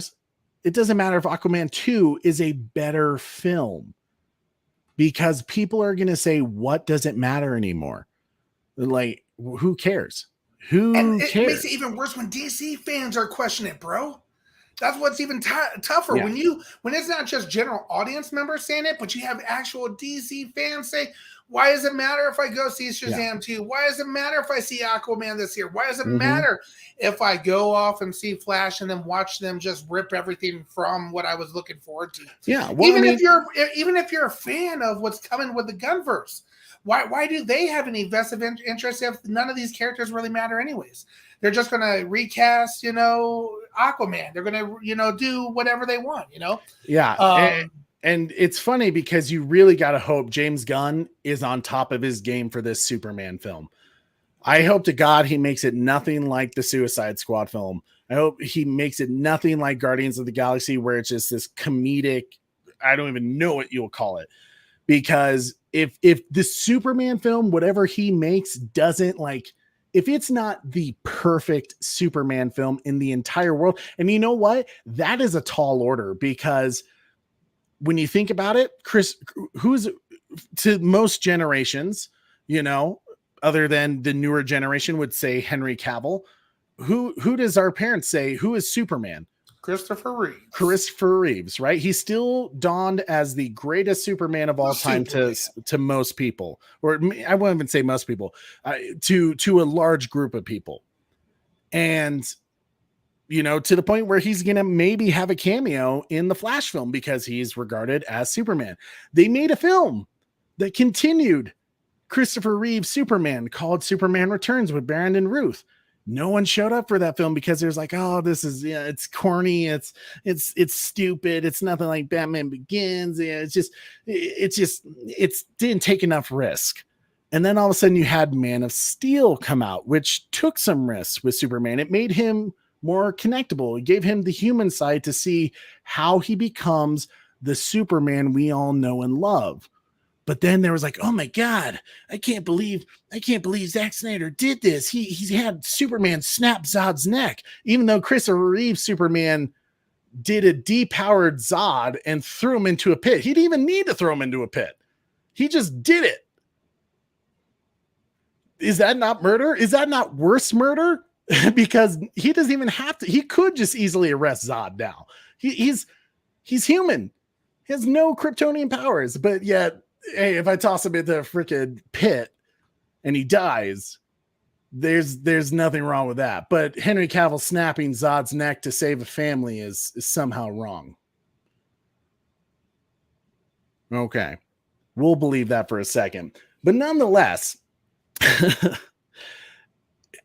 you had a film that took risks. You had a film that didn't take risks. And people say, well, this is not Superman. That's I didn't want that. How the hell is whatever James Gunn comes up with?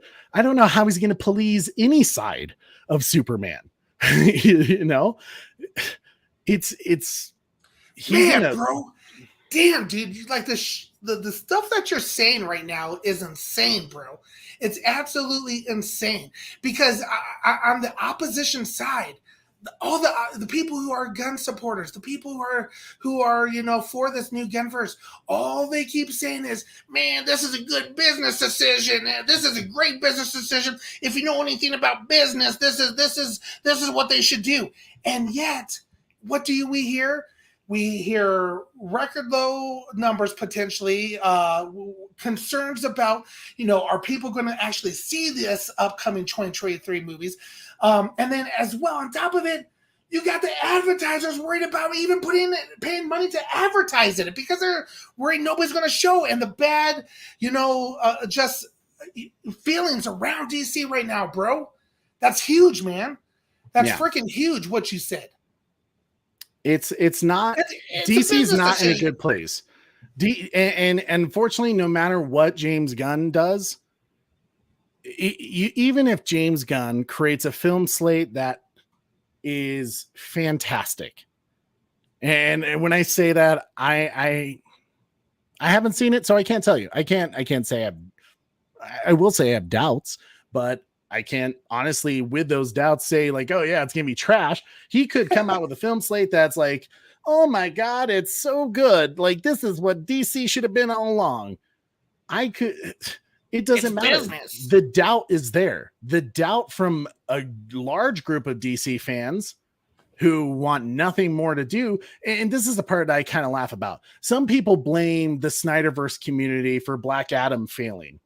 Okay, this is the part I don't understand. If people say the SnyderVerse community not showing up to support Black Adam and that movie didn't do so hot in the box office, it didn't do horrible. It didn't do great, but it got what it needed to at least bring in money, according to Dwayne Johnson. But if the SnyderVerse community destroyed that film, then that would tell me that the SnyderVerse community is a pretty damn big group of people that you don't want to piss off, who are willing for a reboot because we know that's part of the plan. They understand there's a thing called a multiverse, and the problem is no matter what, Gunn created doubt in the DC community. And not only that, he created more turmoil because you had people so excited for Henry Cavill to return. And then you took that away from people to the point where they're like, I don't care anymore. I don't care. You have DC fans, longtime DC fans saying, I don't care anymore. Whatever you have, I don't care. You have longtime DC fans saying, boycott DC, bro. Yeah. Boycott DC. The biggest way, and this is where I say with HBO Max, the biggest way I could figure out how to hurt DC and Warner Brothers Discovery at the time, at least as a quick reaction to show, here's the news, here's the result, was to cancel my HBO Max subscription. I didn't want to give them my money anymore, and that's up to you guys to decide that if you want to do that.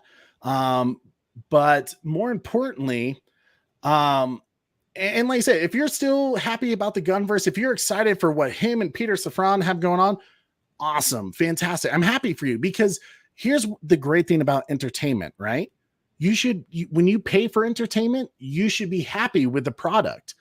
Me as a consumer, this was my only way of saying I'm not happy with your product. And it wasn't because, oh, you're discontinuing the SnyderVerse. It was, I was really looking forward to this type of content and it's no longer going to be there. So why should I pay that amount?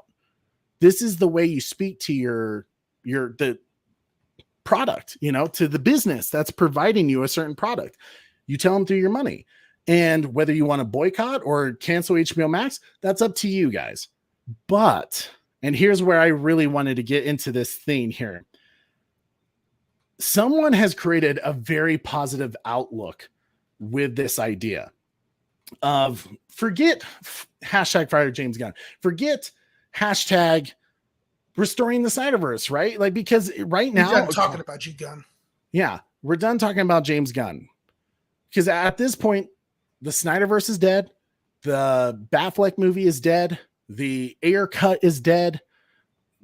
Cyborg film, Atom film, everything you hoped for, the Martian Manhunter, Man of Steel 2 is currently, you have to look at this. It's dead. What's the one option you have here if that studio's not going to look at it and go, yeah, we want to continue this? My good friend, Skywalker the Jedi, came up with into that right now, or did you want to hit the other theme real quick? Oh, I did. Yep. You know what? I apologize, guys. I know we were really excited to get into this. And you send the invite too, by the way? Yep, I will send the invite. Quick little thing. Jason Momoa, it looks like Jason Momoa, not everything is ending, I guess, for the Snyderverse. He could still be Aquaman, who knows? But of course, there's been an outcry, and a long time, kind of agreed upon thing was that Jason Momoa as Lobo would be a fantastic choice. And he would. And it seems more and more based off certain interviews that Jason Momoa may be continuing in DC, maybe not as Aquaman. Maybe he'll continue as Aquaman. Who knows? But he may continue as a different DC character as Lobo. And he, as we all know, Jason Momoa is a huge Lobo fan. He's loved that character. He has owned every single comic that has ever come out with Lobo. And I have to admit, Jason Momoa as Lobo, he's perfect for that role. I mean, honestly, when you think about it, it's kind of like the guy should have been Lobo, maybe not Aquaman, but he's wonderful as Aquaman too. Like, who would have thought really adding the Polynesian culture of Aquaman into his lore? Like, that was brilliant casting by Zack Snyder. Absolutely, I would agree with that. It gave him a whole new element that I feel like people could really get into. But Jason Momoa as Lobo is also another like chef's kiss. You couldn't ask for a better actor to play that character. I don't know. You go, Corey. That was an okay prime. Oh, damn. Common sense business, big fella. Hey, make sure you're paying attention while driving. Yeah, man, it's didn't know losing money was a good business. Yeah. I'm trying to catch up because I'm way behind. Oh no, you're good. I know you've been busy. Good for you. I'm glad you were able to buy the physical copy of Black Adam. All in all, guys, I guess what I would say is I'm curious to see if Jason Momoa, and here's the crazy thing, the fact that people have been like turning against Jason Momoa because he's excited about a new thing. I don't think that's fair to Jason Momoa. He's a businessman. He's an actor. What are actors supposed to do? Get jobs. So if the Snyderverse is truly dead and he's not going to continue as Aquaman, is he supposed to just sit there and twiddle his thumbs and be like, well, I guess that's the end? Or if someone came up to you and said, hey, you know that role you really, really love and that you've always wanted to play? What if I guaranteed you will play that role? Like that would be like someone coming up to me and say, hey, Trey, do you want to play Bruce Wayne? Yep. I got to get in the sheet. You don't say no to that offer. You know, he has a family to provide for, and yes, it's on an actor's salary, so he's doing well for himself. But nonetheless, this is a good decision for him if he is offered the role of Lobo. Why would he not take that up? It's a dream role for him. Why would I? And the amount of support that he had for releasing the Zack Snyder's Justice League. He was the first one saying, release it. He's like, oh yeah, I've seen it. Zack and I are friends. He showed it to me. Oh yeah, I know it exists. It exists. When everyone was saying it doesn't exist, he was the first person saying it exists. And yet you're going to have some people turn against him and say, oh, Jason betrayed Zack. Guys, no one's betraying Zack at this point. Because there is no Snyderverse to continue. Right. The betrayal happened years ago. The betrayal happened. And it wasn't Jason who did it. No. WB betrayed Zack. Yeah. Remember that. It was no one else. What are they supposed to do? They're going to continue. We can't be, going at each other. We can't be going after, these actors or, I heard Sky say, what if Ben Affleck directs a movie, There's been rumors about that, Ben Affleck has his own studio production now. And are we going to boycott that? Yeah. Are we? What if he directs the next Batman film, but he's not Batman? Are we going to say, oh, F Ben Affleck? Are we? Right now, the community has me in doubts. I think they would. And here's the sad part, guys. Like, you need to look at it as it stands right now. There's no, oh, Jesus, Corey with the Top Gun Maverick. As bad as it sounds, and this pains me to say because I'm a part of those communities. I will back up any director who wants to have their vision seen. I will back up any great movie idea. And it's not like Ben Affleck had a wonderful idea and honestly could have been the best Batman we've ever seen. Hashtag make the Batfleck movie. As of right now, there's no point to it. It's not going to happen. There's no point to it. So why are we going to fight? Release the air cut at this point? James Gunn has not shown any support. He's the head of DC and he has not shown any support for David Ayer to release the air cut. Not going to happen, apparently. Okay. Cyborg, not going to happen. The New Gods, whatever film you want to say, it's not going to, part of the Snyderverse. Zack Snyder's Justice League 2, Zack Snyder's Justice League 3. Yes. Man of Steel 2, Man of Steel 3. At this point, you have to look at it that it's not going to happen. But there's a but. There's a solution. Corey, I'm going to let you talk about the hashtag real quick because you were the one that made me aware of it. Oh, I did? Really? Yeah, I had no idea because I was kind of MIA from Twitter. I heard all the negativity that was going on. I don't want to be part of that. Oh, yeah. Well, I'm going to start sending out all the invites too. Yeah, sure. Are you going to just put in the chat?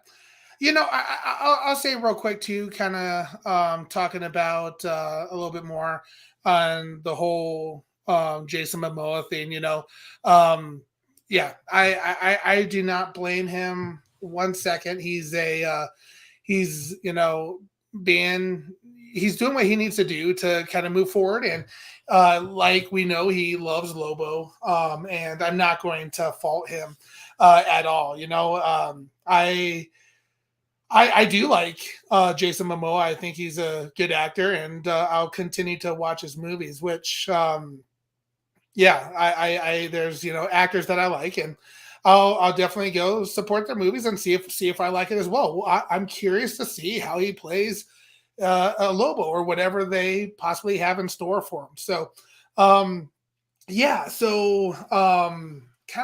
of moving along, like Trey said. A good friend of ours, Skywalker the Jedi, the Cool Table, actually kind of had a really great conversation, a stream. Oh gosh, I guess it was a couple weeks ago now, about kind of moving on to different movement. Obviously Warner Brothers Discovery is moving a different direction. It's clear to us as fans that they don't really want us anymore. They, we're the minority to them. We're something that, they're moving on from us. They've taken a path that they think is best fit for DC. And January 5th, Snyder Queen says. So, yes, I guess, 16, some days ago or so, whatever day it is now. But yeah, they've moved forward without us, and the only way that we can kind of continue on with the hopes and dreams of what we want as fans is by creating the hashtag sell Zack Snyder's Justice League to Netflix. Consequently, also the sell SnyderVerse to Netflix also came out as well. These are both fantastic hashtags. Let me put it up while we're talking about. These are both fantastic hashtags because one, they're staying positive. We're bringing things back to the positive light. We all don't like to be in the negative. You know, we try not to be in the negative side of things. Complaining about everything that's going on. That takes a toll on people. When you're constantly just like griping or just like upset about things. That's no way to live your life. So. The movement that Skywalker, the Jedi, has created, and the Cool Table, what they've done is they're basically, created the hashtag sell Zack Snyder's Justice League to Netflix. And what does that mean? Well, we're going to get some guys on to talk about it a little bit more. Oh, okay, you're back, Trey. Yeah, sorry, I was making sure I got all I noticed my connection was starting to be a little iffy, but here's one thing I would say about it with this. I love positivity, right? And like you said, as someone who is struggling with the positivity, like, how do I look at this? How do we come at this? I'm a DC fan, but I'm no longer feeling in a good place about where DC is.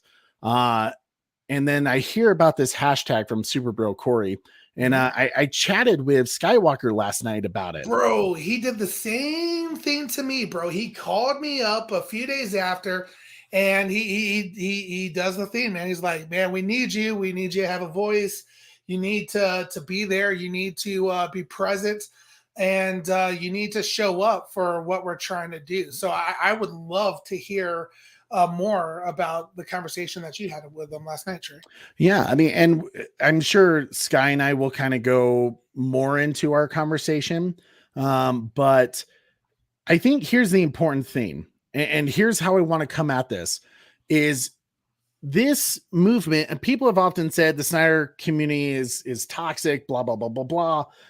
That's the spin they've given us now. And in some cases it's true, but I would say for the majority of the group, we're not toxic. A lot of us are positive. A lot of us are the ones that raise that money for the American Foundation for Suicide Prevention, for Feeding America. And with this idea of selling Zack Snyder's Justice League to Netflix, I kind of laugh a little bit because I saw Superbro Corey get into an argument with someone, and that's how Corey kind of brought it up to me, was like, right? Hey, he was like, can Netflix have DC content?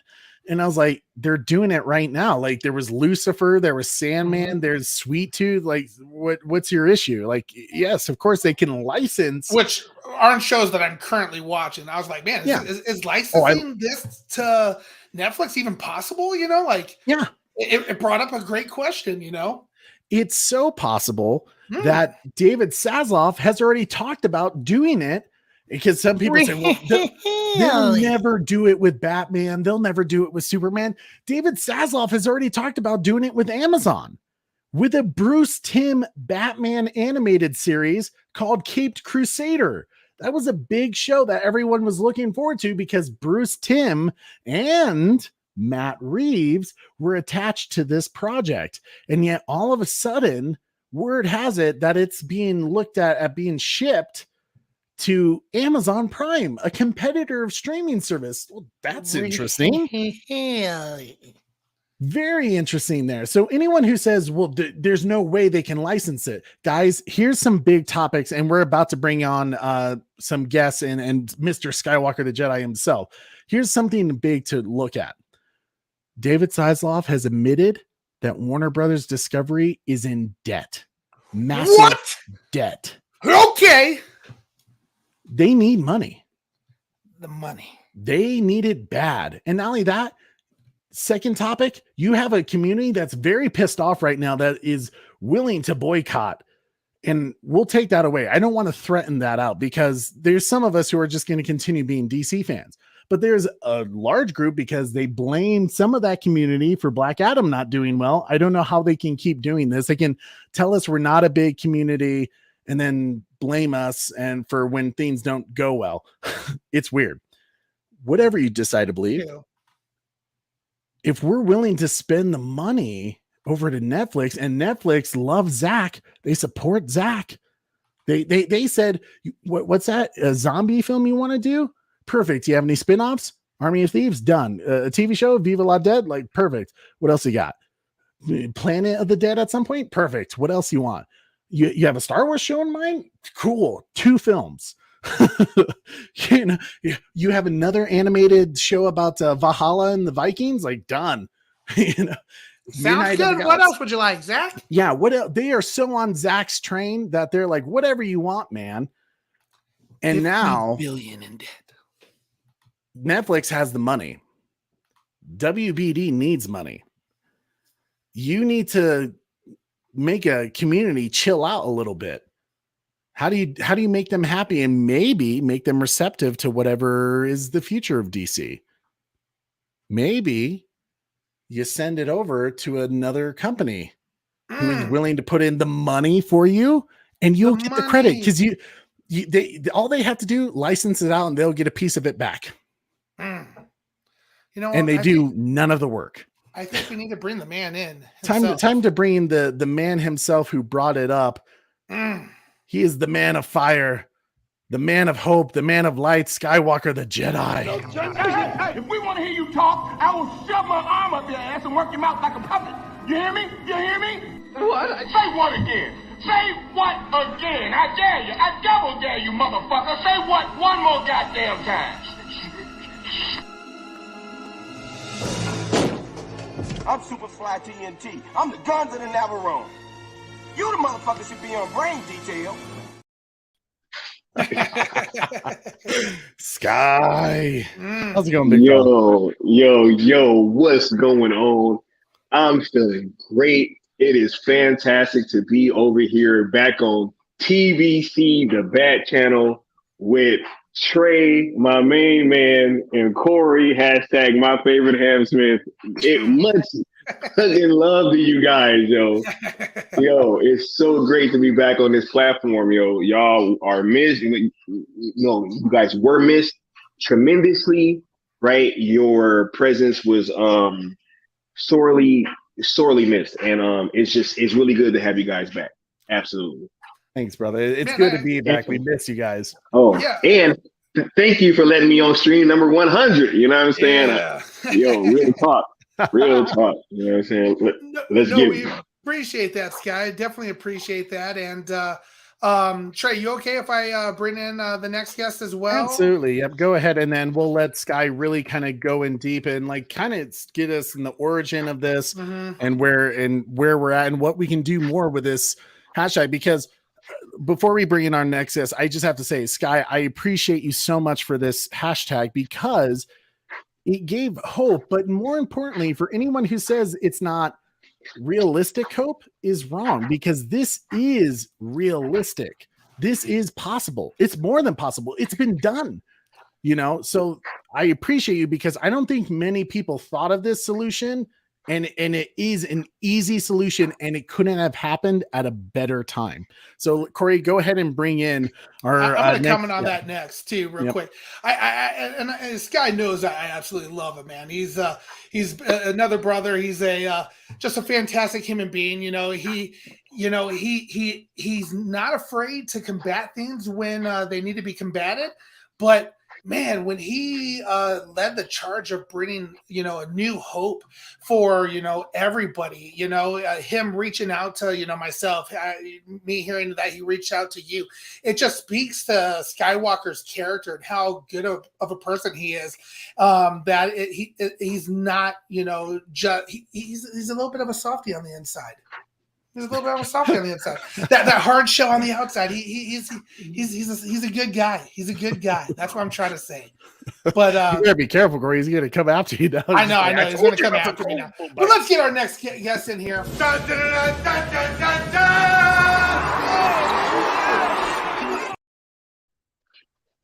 Papow, Batdan. How are we doing, up, brother? Batdan?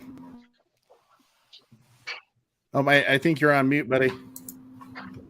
No? Yes, I'm good. I'm doing great. Thank you, Skywalker, for bringing a new hope. I have to point out, Skywalker, the Jedi, brought a new hope. Ooh. Skywalker, the Jedi. Skywalker, the Jedi, a new hope. I like it. That's solid. Salute to all you guys, man. Real talk, yo. Salute to each and every one of you guys. And I'm humbled and I'm very gracious with your comments. Honestly, I love all you guys. I love everybody out there that's in Still Nation, the Cool Table family, the Mikey verse, all Zack Snyder fans, all and just everybody that's been rocking out with us, right? That's really where this whole thing came from, and so much love to everybody that's just been rocking out with us, and we're gonna continue to try to do dope stuff and really push this line so that we can bring this thing home for everybody out there. Absolutely. Yeah, dude. It's so important because what has made our community partly great is the positivity, is being able to look at the bright side of things. And while we've had moments where things, I mean, Warner Brothers has not been kind to us. Warner Media was not kind to us. They often spat in our faces when in a way we really helped them out. We helped jump their HBO Max subscribers. We made Zack Snyder's Justice League one of the hottest topic themes, all over social media. And now they've just constantly said, no, forget you guys. Tell us from the get-go. I mean, as we were really down with the news about Henry Cavill, you came up with this solution, this real solution that's possible. Tell us kind of like where it originated from, what was the light bulb going off, and what you think it means for the community, and maybe what people don't understand about it and they need to really be on the same page. Absolutely, yo. Just like everybody else out there, being honest, right? I was just as hurt, disturbed, like let down, sad, angry about this Henry Cavill news as everybody else was, right? I was right there with all you guys, and I was angry, right?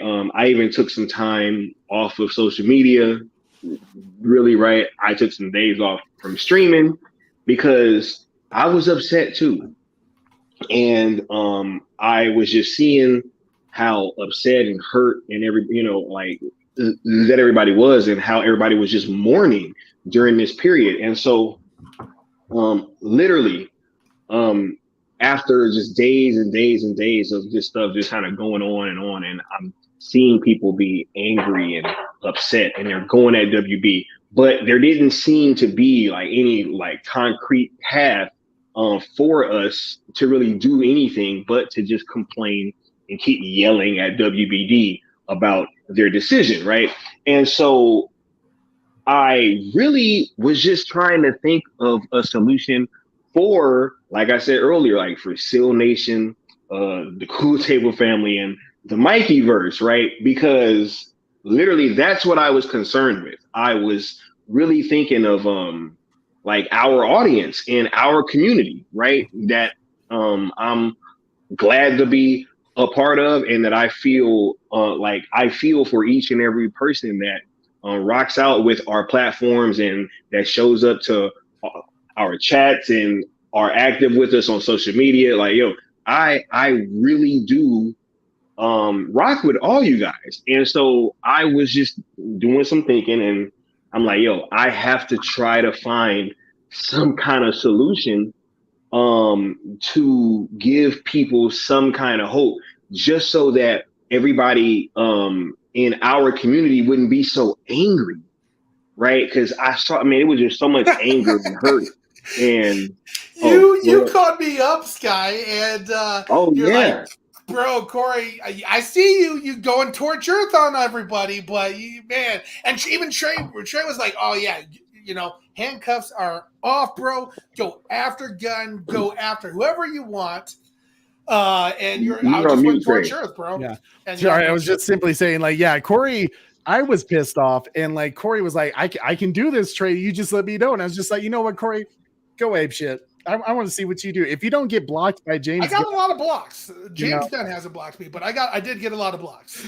Yeah, still disappointed about the James Gunn one though. But even people who like to, get in arguments were blocking me. It was fantastic. So James Gunn hasn't even responded to you, and he's responding to like everyone, I swear. No, but Sky's right. He brought in the conversation and absolutely continued, Sky. It was beautiful. Yeah, I was really just seeing how angry and upset that everybody was, right? Like Corey included. You know what I'm saying? Like, so I was like, yo, like I have to kind of think of something, so that the community can have some hope. That's really all that I was thinking about. Like that's really it. It really, like, I wasn't thinking that it was going to get any bigger than that, right? And so the more that I thought about it and I thought about it, I just kept coming back to, yo, they just gonna have to license this thing out. And I'm like, there is no better place than Netflix. And I was toiling over it for days. And like before I said anything to anybody, right? And I was coming up with these rules, and I'm trying to think of what the actual hashtag was gonna be. And I spoke to Leon about it. Shout out to the Cool Table, right? I spoke to him about it first, and because even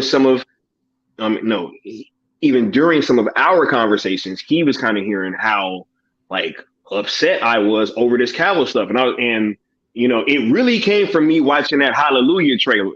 Like I watched the Hallelujah trailer, and I was like, yo, like this can't be it.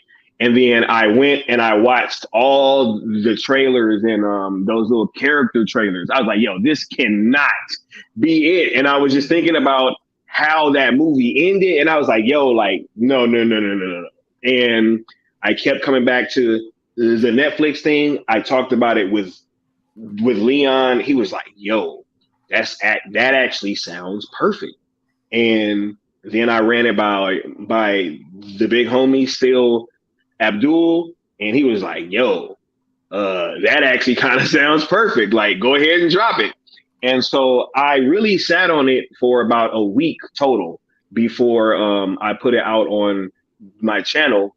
And that thing was born of love and hope, right? And just outside of that, seeing the response to it. I mean, I said it on January 3rd, like super late at night. I think it was about like almost 10 or 11 p.m.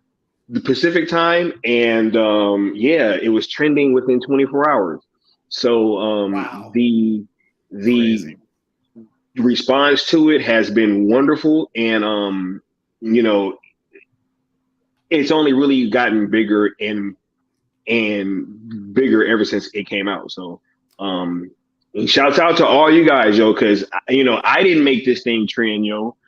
This was some hard work by a lot of people. Leon was very crucial.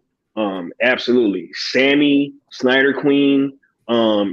This thing doesn't trend. I mean, Sammy barely slept for 3 days. Yeah.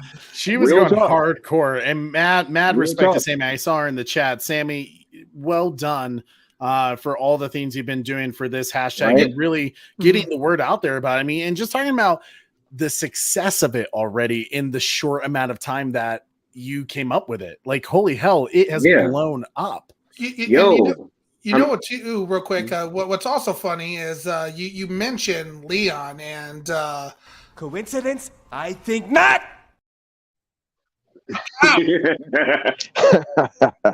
No such thing as coincidences, gentlemen. what's up, good Leon? How we doing? The good Leon here. The good Leon. Is there another Leon? No, No, Leon, no, just the badass Leon. There you go. I'll take that. yeah. I'll take that. Leon of the news. What's It's up, good brother? to be on the panel. It's good, man. I'm very happy to be here, man. Good to see the Bat Channel back on their 100th episode. That's fantastic. Love to hear it. Yeah, thank you, sir, man. I'm glad you're here, Leon, especially with you and Sky and Batan, who are really just spearheading this trending hashtag. Cool. And Corey, can you? I know this is already, these numbers don't show anywhere close to where they're at now. But we also have the event that you guys have going on February 14th to use the 2 hashtags, sell ZSJL to Netflix, sell SnyderVerse to Netflix. Make sure you guys use those 2 hashtags in all of your tweets. And I know Sky has a great plan of what we can do that day to make this even more of an engaging event for all the community. But look at this already from January 6th and 10 days later, over 100,000 tweets for a trend that no one knew about yet. And already you've gotten 2 Forbes magazines. You have Geekosity Map talking about it. That this thing is already blowing up like crazy. But the best part about it is I feel like for the first time, it's getting positive engagement and attraction from social media. Tons of positive engagement, bro. That's the exciting thing. That's what we all want as fans, and that's what Skywalker's rules of engagement has all been about. Tell them about the ROEs, big fella. Yes, absolutely. I thought out these rules for a while, right? Because it was very important to me that we be perceived as a positive fandom, right? Throughout the vast majority of my stints as a Zack Snyder fan, we've been labeled as toxic, negative, right? Bots, unpleasable, all types of things, right? And so it really came to a point of me feeling like, okay, if we're gonna go down as a fandom, I feel like we should go down swinging, which means go down on our own terms, right? Because I never felt like I was toxic, right? And I'm pretty sure that the vast majority of people that are Zack Snyder fans didn't feel like they were toxic, right? So, with us wearing all these labels, I'm like, how can we really flip this thing and turn it positive? And that's where the rules of engagement with these hashtags comes into play, right? Because I feel like they're bulletproof. And if you follow these 3 rules of engagement, you can't help but kind of contribute to the movement and the conversation in a positive way. Because number 1, the first rule of engagement when using these hashtags is to be positive, right? Now, why is that a rule? Because 1, this is the current home of Zack Snyder, right? They are investing in Zack Snyder, which means they're investing in us as Zack Snyder fans, right? So there's no reason to carry over any of that ill will or bad blood that we had for WBD over to Netflix. There's no reason to do so. It is at a point where WBD they have made it abundantly clear that they are not carrying forth with Zack Snyder's storyline, and so we need to kind of move on, right? Hashtag grift to Netflix, right? Hashtag sell duel. What's up, buddy? He is absolutely right. Right. So with this being the current home, and so with this being the current home of Zack Snyder, we should not be carrying any of those feelings from WBD over to Netflix. This is a brand new conversation. Absolutely, and that makes so much sense too, because we're all still a little feisty right now. We all still have we're ready to jump down people's throats, but we got to remember, like you said, Netflix or whoever picks it up, they don't know about all of us, all this toxicity that we've seen, So your mission on staying positive is absolutely key here. Yeah, we actually get a rare opportunity to reintroduce ourselves as a fandom, right? That's what this does. It gives us a rare opportunity to reintroduce ourselves as a fandom with a new company, right? A reset almost. Absolutely, right? So, rule number 2 is to not include any of the other old hashtags from old campaigns with these, right? No restore the SnyderVerse, no release the air cut, make the Batfleck movie, bring back Zack, fire James Gunn, F James Gunn, any of those things, right? First of all, this is a new conversation. All of those other hashtags are either part of old movements that are part of conversations that we are no longer having, right? Or they are negative stuff that doesn't need to be included with these new hashtags, right? Because make the Batfleck movie, release the air cut, all that stuff is all encompassed in that second tweet. The second hashtag, sell SnyderVerse to Netflix, because that includes the Batfleck movie, Wonder Woman 3, whatever you want to ask for, right? Man of Steel 2, whatever you want to ask for, it's all encompassed into that second tweet, right? And I doubt that anybody on this panel can say that they haven't seen an abundance of negative tweets that are associated with those old hashtags, right? Like restore the Snyderverse, bring back Zack Snyder. I mean, I've seen some crazy stuff with those hashtags, and there's literally a positivity rating on hashtags. So just as like a negative impact that those old hashtags had, we are trending the exact same way, but in a positive spectrum, right? So it's completely flipped the conversation to where we are thought of as a much more positive fan base, and we're trying to keep it that way by not incorporating these other hashtags. Plus, Twitter doesn't recognize more than 2 hashtags anyway, which most people know, but usually they've been kind of acting like they don't know that lately. Right. Right. I think that's, you bring up a solid point there too. You know, like those old hashtags that we had were that we were using were back when we were fighting for our lives. You know, when WB it was, you know, slashing, and DC was slashing our movies away. They're taking out, you know, changing things up, editing people out, not releasing things, and we were using them as a way to fight WB, you know. So there's a lot of stuff that we don't necessarily want to, you know, highlight and show Netflix. You know, remind them of what those old hashtags entailed, you know. Absolutely. Yeah, and some of them just don't make sense anymore, right? Mm-hmm. Like hashtag bring back Zack. Bring back Zack from what? Zack is already at Netflix, right?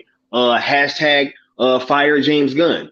Does not make any sense. Netflix cannot do anything about the executive structure over at WBD, right? Restore the Snyderverse. It is not being restored because it's an entirely different company, right? So it's like literally, they either are attached to negative things or they're part of conversations that we aren't having anymore, right? And that leads into rule number 3, which is do not tag, quote, tweet, mention, reply to, or anything like that with WBD and or James Gunn, right? Because this is a new conversation. We are taking all of our engagement, all of our time and effort over to Netflix, right? WBD has made it abundantly clear that as consumers, right, as Zack Snyder fans, they do not care about your dollars, right? They have told you with that Zachary Levi video, pretty much. That's when the whole thing first started cooking for me, right? Was after I saw that Zachary Levi video. Just to be honest, right? Now that video made it abundantly clear that they do not care about your dollars as a Zack Snyder fan.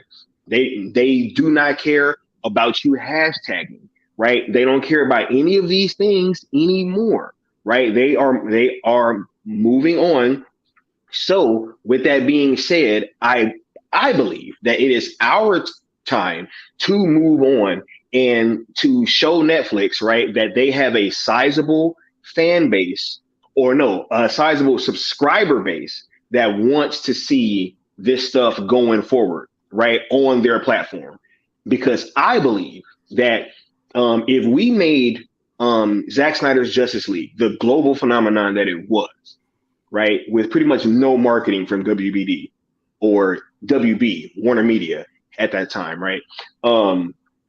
Without any marketing from them, we turned that into a global phenomenon, right? What would we, and HBO Max wasn't even like a global service, right? Netflix is in 190 countries, right? Now, if we could turn something that was an HBO Max exclusive into a global phenomenon with no marketing and pretty much no backing, right? And those numbers that you are seeing on screen right now, we're closer to about 250,000 tweets right now, right? Wow. So, with that being said, right, with Netflix's backing, and they're pretty much showing us that they are featuring Zack Snyder has the featured Netflix release of the year, right? He has the holiday release, right, at the end of the year when everybody's going to be at home watching stuff, right?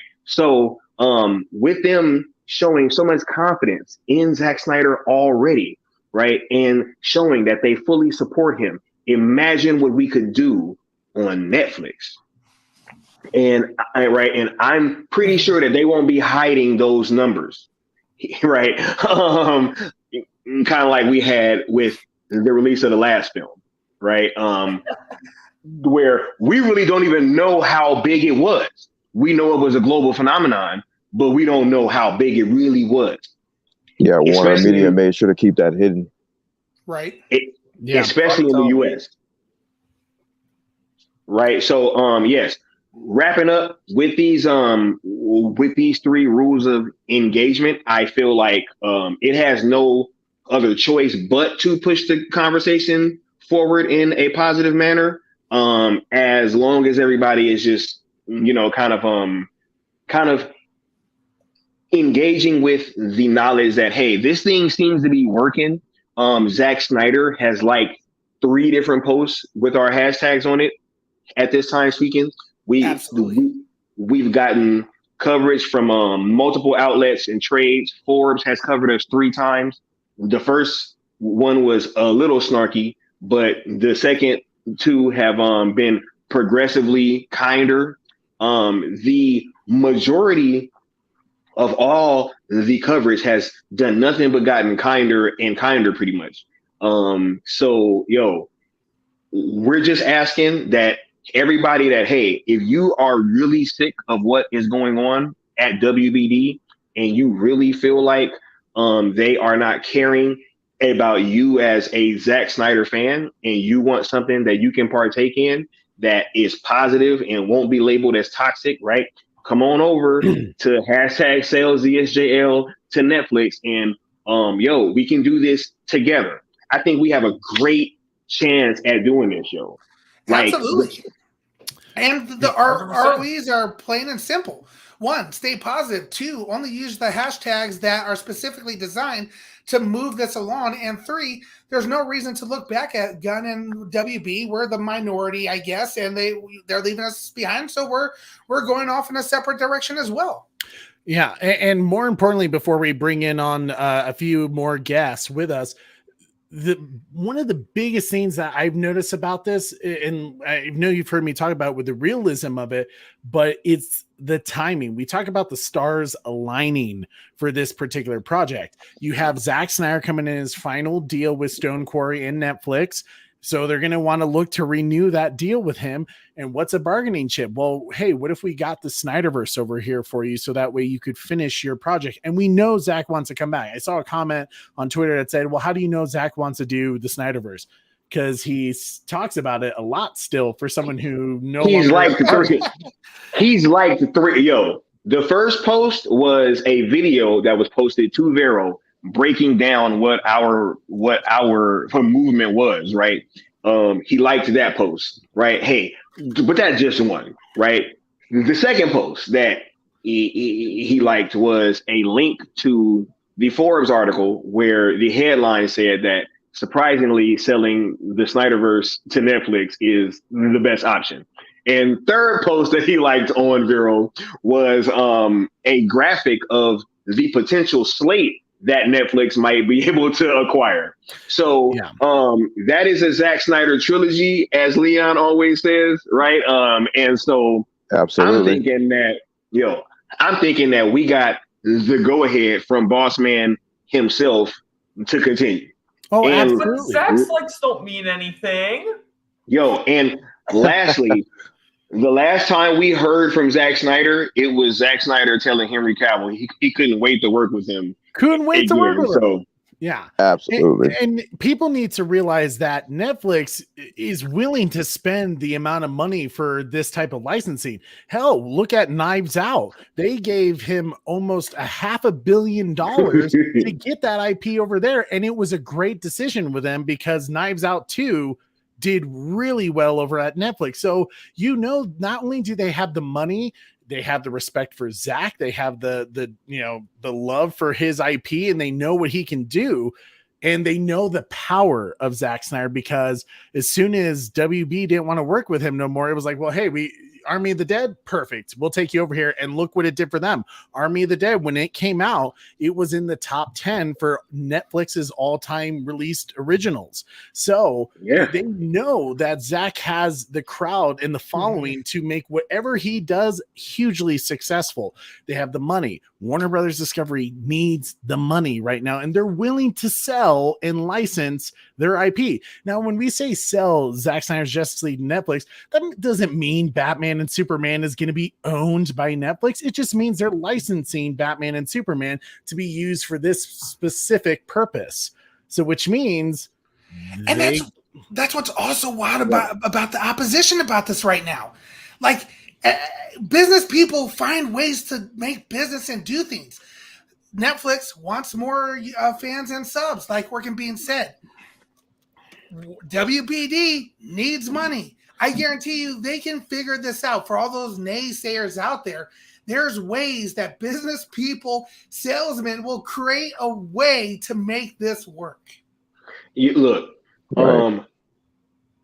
brought up Lucifer earlier. Lucifer is a prime example.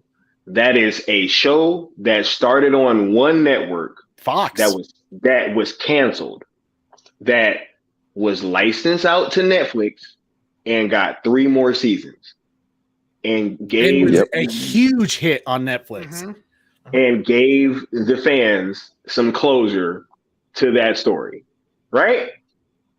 Absolutely. Is there anything different about what we are asking them to do right now? It was on another platform that they're not going to continue with it. They pretty much canceled it, right? Yeah. And then they're like, yo, can you license this out to Netflix, right? And not only are we not asking them to sell the DC brand, right? But none of the trades have been confused by our hashtag. Not one of them. Especially the money making fans. Especially the money making publication known as Forbes. They immediately understood the messaging that we were asking. The one thing that I would like to say when you ask the question, is there something different between Lucifer and Zack Snyder's SnyderVerse? I would say, yes, there is something different. Zack Snyder's SnyderVerse is bigger. Now, the naysayers will say, aha, that's where we got you by the balls, right? Ha, you're going to fail because it's bigger. Why would they license out their bigger property? Well, because WBD is in debt. That's why they would license out their bigger property. It makes perfect sense. Why wouldn't you license out a property that you have all but told everyone is worthless to you? Because you will not continue it. Right. And not only that, you've heard some of the reasoning of wanting to do a reboot is because, Henry Cavill cost too much. Ben Affleck cost too much. Right. All these guys. And it's like, okay, if they cost too much, what the hell can you afford right now? Right. You know? Can make licensing contracts for whatever the fuck you want to put in them. You can design exactly how you want it to be. You don't do shit. You can just change, let it go someone else. All the naysayers are blowing my mind. They keep saying, like, oh, that's not how business works. Like, bro. There's literally no impossibility with any of this. I flipped Corey. No, Corey was not on this shit at first, right? Yeah. Oh, you flipped Corey? Oh, wow. That's funny. There's literally no there's nothing that anybody could say. Like we've been saying, our rhetoric, bulletproof, bulletproof, bulletproof. The hashtags are perfect. The messaging is perfect. The reasoning is perfect, right? In a world of imperfections, you can't find anything wrong with this. Everything that we are saying is a huge possibility. These hashtags and this movement has taken a fractious fandom. That's what we were called by James Gunn and WBD, a fractious fandom. And we've combined all that fractiousness and put it into two beautiful hashtags. You know, all the make this, license that, fire this person, hire that guy, dance with this one, high five that one. We've put it into two beautiful hashtags that are perfect. Perfect. We've taken all your energy and aimed it at Netflix. And I love the basic level, you know, bitches, you know, the business, the common sense business minded people. They're like, oh yeah, there's no way this is going to happen. You know, like what? People make deals all the time. They will figure it out. If they want as to we already proven, they're already considering selling some of the or licensing the bigger IP to other streaming. We talked about Batman the Caped Crusader with Bruce Timm, who did Batman the Animated Series. And with right now, because of Kevin Conroy, people are longing for Bruce Timm to come back and take over animated production for DC again. So that was going to be a huge thing. And already you hear inklings that, oh my God, David Zaslav is looking at selling Batman Caped Crusader to Amazon Prime so that they pay for it. But, you know, DC gets the credit for it still. I mean, it's kind of a funny thing. Basically, you're making Netflix do all the work and you get some of the profit. And you get the profit, exactly. No risk. Not only that, right? But Black Superman from J.J. Abrams might end up on Amazon, right? So good point, Sky.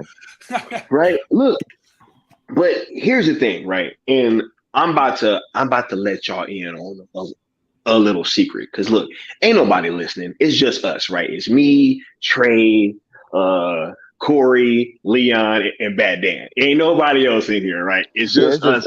It's just us. Yeah. Okay, all right, cool. Right now, here's the thing. When I was thinking about this, right, and I'm like, yo, you know, because I already know it's gonna be some people that's just they're just longing to get back at WBD in some way possible, or trying to get back at James Gunn, right? Okay, cool. Now, if you really want to get back at James Gunn, right? Think about this, okay? David Zaslav was probably more than likely, you know, one could surmise, right, that he was probably led to doing this reboot by the pushing from James Gunn. Like, yo, this fan base is fractious, right? They're unpleasable, they're negative, right? They're toxic. It's made up of mostly bots. They're a vocal minority, just all these things, right? And let's just say that Zaslav was like, okay, cool. I got you, James. Let's reboot. You're right, okay? Now, if immediately after that happens, right, if we are able to come together and go to another company and show that we're positive and that we're not a vocal minority, but it's actually a lot of us, right? And if it's a huge, and it's like, yo, you know, this thing, right? Because the only way that you could say that they wouldn't be willing to do this is if it was competition, right? Which, if you say it's going to be competition on a streaming service, and that means you need to keep it. Right. Absolutely. And so, if this thing goes off to Netflix and is a huge success, you don't think that looks bad on James Gunn, who convinced them to reboot in the first place? So if you really want to make James Gunn look bad, then take your energy over to Netflix, be positive, be everything that he said you wasn't, right? Be unified, be strong, be positive, right? Show that it's not just a vocal minority, that it's actually a bunch of people that came together to do something good, right? That's how you win. You make them that called you fractious look bad. So just think about that when you guys are trying to, like, you know, say, hey, like, I really just want to get back at WBD still. I mean, In this situation, the best thing to do is to prove them wrong. Absolutely. So I just wanted to let y'all know For that, sure. you know, Trey, Corey, Dan, and Leon. You know what I'm saying? That was just for y'all. Yeah. You were just telling us. I feel you. Yeah. No one in the chat. So you didn't hear this, chat. We do have a few more guests that we're going to bring on. I feel bad because we've had them in the back for a bit, so I apologize, guys, for the wait. We need to mention Oracle's Clock Tower $5 Oh yes, super chat absolutely. too. Oracle's Clock Tower, man, you've been killing it with a $5 super chat saying mad respect to Sky and the Cool Table. Hashtag sell SnyderVerse Netflix. See, that was easy. Not a hard hashtag to get right. That is it, ladies and gentlemen. Hashtag sell SnyderVerse to Netflix. And look at direct messaging. And look at that. She followed the rules of engagement. Guess what? She chose wisely. You have chosen wise. Oh, the Indiana Jones. Thank you, Oracle, for following the rules of engagement, keeping it positive, using the correct hashtag, and not mentioning James Gunn in that tweet or message, comment. She followed I like that, lead. though. I like that. Yeah, I like that. Staying positive and actually giving props to those who engage with the rules. Because it's everything that Skywalker's been saying is a messaging that I've been like behind the scenes angrily stressing to everyone. It's just be positive. Oh, you know. But no, like seriously, this is an easy layup because we don't have demands. The only thing we're asking Netflix is to give us a chance. That's all. You're And asking what we're them to put an offer on the table that is going to be very enticing to WBD. And if we know Netflix is willing to drop a lot of money on IP and to get things licensed to them. So the fact that if we show the demand to Netflix, who listens honestly better than WB does, and has the money, unlike WBD, right. The money that they're going to be like, hey, we know you guys are in debt. Here's what we're willing to give you for this. We'll get this out of your hands. We'll take away those toxic people that you keep talking about. We love Zack. We'll take him over here. We'll get him off your back. Right. Absolutely. Positive. Go to Netflix. Corey, can you bring in our two people in the back, please? Let's bring in our next two guests. We're going to be 3/4 full of the Cool Table, baby. What's up, Necron, big fella? How we doing, brother? What's up, y'all? Just hanging out. Boom. And we got one more as well. oh, Sorry. okay, I'm gonna bring in. sorry, Yep, there we go. Yep. Now we good. Hey guys. What's up? What up, Jeffrey? Necron. Hey. What's up, Bad Dan? What's up? It's great to see you guys. The Cool Table 3/4. We got to give Good Austin some shit. I know he's probably trying to stop editing Good Austin and jump on, big fella. Oh, video edit. Yeah, stop video editing. He's listening in, but you know, make this a Cool He designed Table this special. logo. He's there in spirit. you can leave Sky's basement for a second and join the TBC. It's okay. yeah. Forgot that was a thing. Right. Necron, you've obviously been a part of the Cool Table, you know what's going on. Sure. What's kind of your advice that you would give to the community and just really what to focus on with this hashtag? All right. Well, with the hashtag, if you want to be in good standing in Skywalker Academy, just follow the rules of engagement. It's open to everyone. Skywalker Academy doesn't discriminate. You're welcome to join. All you got to do is just follow the rules of engagement. Don't screw up and start adding all this other crap to it. Hashtag the two main ones. Sell Zack Snyder's Justice League to Netflix. Sell SnyderVerse to Netflix. They've been running across the screen. They're everywhere. Just follow those, and you can stay in Skywalker Academy and have a good time restoring the SnyderVerse over on Netflix. Or wherever it gets restored. Maybe WB gets scared. They get scared and they're like, hey, let's do this here, you know. I don't know. See what happens. But it's positive. It's good stuff. I'm being a good soldier, being a nice guy.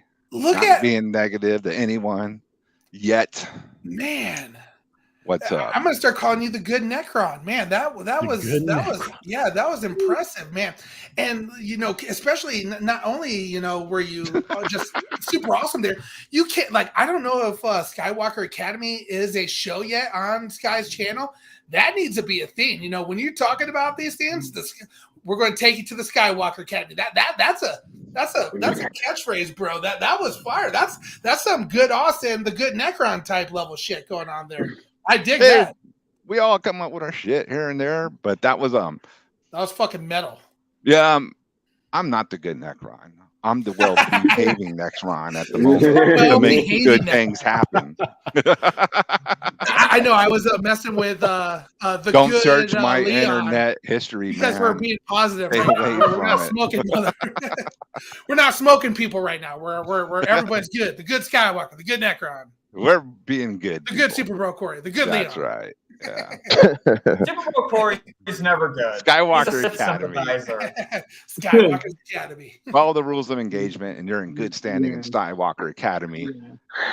They really like to really think about this whole thing about selling Zack Snyder's Justice League / sell the SnyderVerse to Netflix that Skywalker has put together. Really, it's not really that hard to do because really, I know you brought up the whole Lucifer thing, but really there's something else that's actually pretty interesting to think about as well, which is actually Cobra Kai. Because for the people who originally saw the series, where a lot of people don't really think about it, originally Cobra Kai was in YouTube Red, which is now YouTube Premium. But before it was on YouTube Red, which was a YouTube streaming service, which a lot of people on there were clamoring, which a lot of people were saying was YouTube's The Game of Thrones, basically, at the time, because a lot of people were saying it was that good. So basically what happened with Cobra Kai was YouTube was apparently, I don't remember the exact details, but basically Cobra Kai was getting too expensive to make.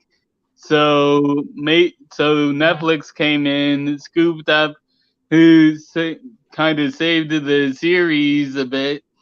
And now we're getting the 6th and final season, which I am sad about, but at the same time, I respect it because they know when to end the show, which is very hard to do nowadays.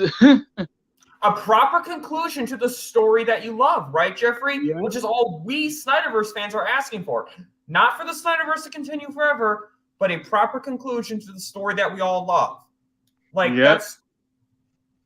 It's just, we're not asking. I would be a lot more receptive of what WBD is doing if they just gave us the Snyderverse. I could support Gunny Poo's new Superman, or I should say Superboy, if we got proper closure. Yeah, I call everyone E-Poo, especially Gunny Poo. But if we got Cavill's proper closure, and I would be a lot more forgiving of WBD if we got the Superman v Brainiac film. I'm being hard on WBD for what they're licensing out. They better license it all if they want my forgiveness. I'm saying that to them right now. But Netflix I'll be appreciative of no matter what. Yeah, and you already know that with Rebel Moon, both parts probably releasing at the same time, that I wouldn't be surprised. I really wouldn't be surprised if this happened where both parts of Rebel Moon are in the top 10 come December. I really wouldn't be surprised if both parts of Rebel Moon were in the top 10 of Netflix in the world, because that means one thing and one thing only, that people went out of their way to not only watch part 1 but part 2, both parts back to back. And we don't know at the same time. Really think about that. It's one thing to watch a 4-hour movie straight, But it's a whole nother thing to watch the sequel of a two-part epic back to back. Like that really is a different thing because you have a break at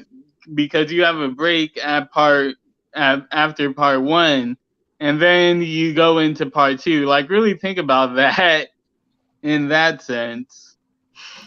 I like what absolutely. Posted here. He said Netflix is starving for franchise content. They can find a way to work this out, like they've worked with DC before, and also currently. Leave the legalities to the money people. They will. Oh snap! Face reveal. Damn. We got it. You only find it here, folks. You only. I stopped reading sales. He cammed up earlier. He cammed up earlier. Did he really? Yes, sir. Yeah. Oh, He cammed up.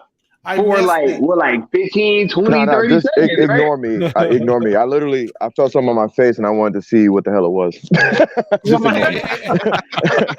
Just ignore me. No, don't bother. Do it again real quick. But let me touch on what Sil just said, because that's been my rhetoric 100% is when we're going up against these prime examples of people talking about business, right? And or lack thereof, right? Business sense. It's like our messaging as a new movement. You know, Sky created new movement and a Leon hardcore backed up, Sammy hardcore backed up movement, right? Along with Sil Nation. This new movement doesn't give a shit about rhetoric in regards to business. That is up to Netflix. That's not our job. We're not executives. We are fans and we are subscribers, and we're trying to take our dollar where it belongs and where it's wanted. That's our only messaging.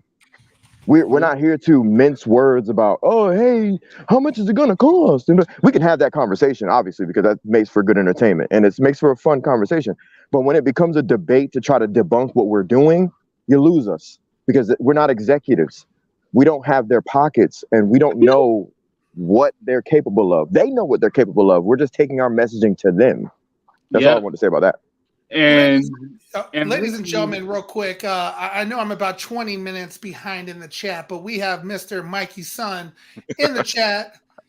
Welcome, Mikey. Welcome, Sil. Welcome, everybody. So the Mikey verse himself with them Fire Dreamwalker comics.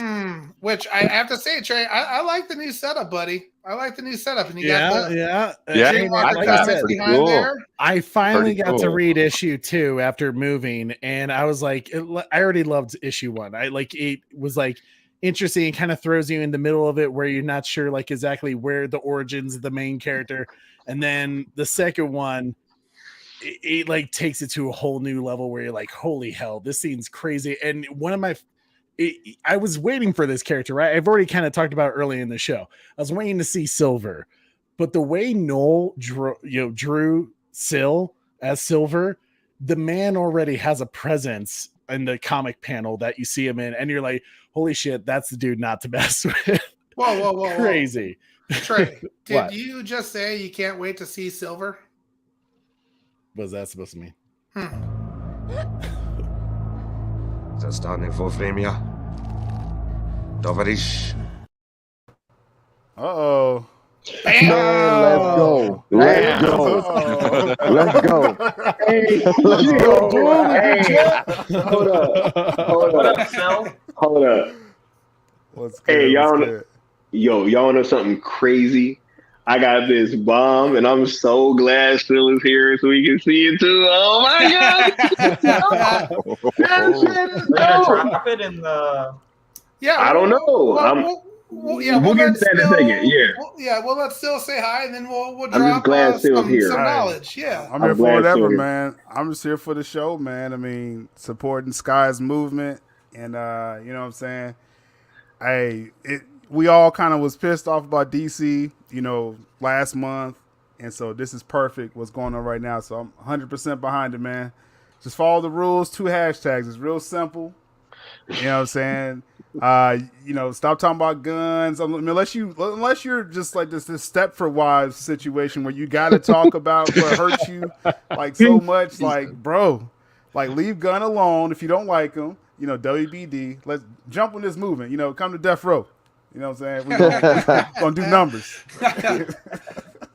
And I think real quick too, I think Jeffrey, you said you have to bounce here soon. So any last thoughts from you, my friend? Dang, it's like that, Corey. You say you about to bounce, Zap. No, you want me, fella. Bring it back to Zap. He didn't leave. I made him leave. He's out. It's a new kind of mean in these brothers, man. A new kind of mean in him. You out. I love this fandom. We be using the quotables. A new kind of mean in him. And he is hunting. He's angry and he is leaving. That's what it is. He's angry and he is leaving. Corey said, you trying to go? You trying to go? What you gonna do?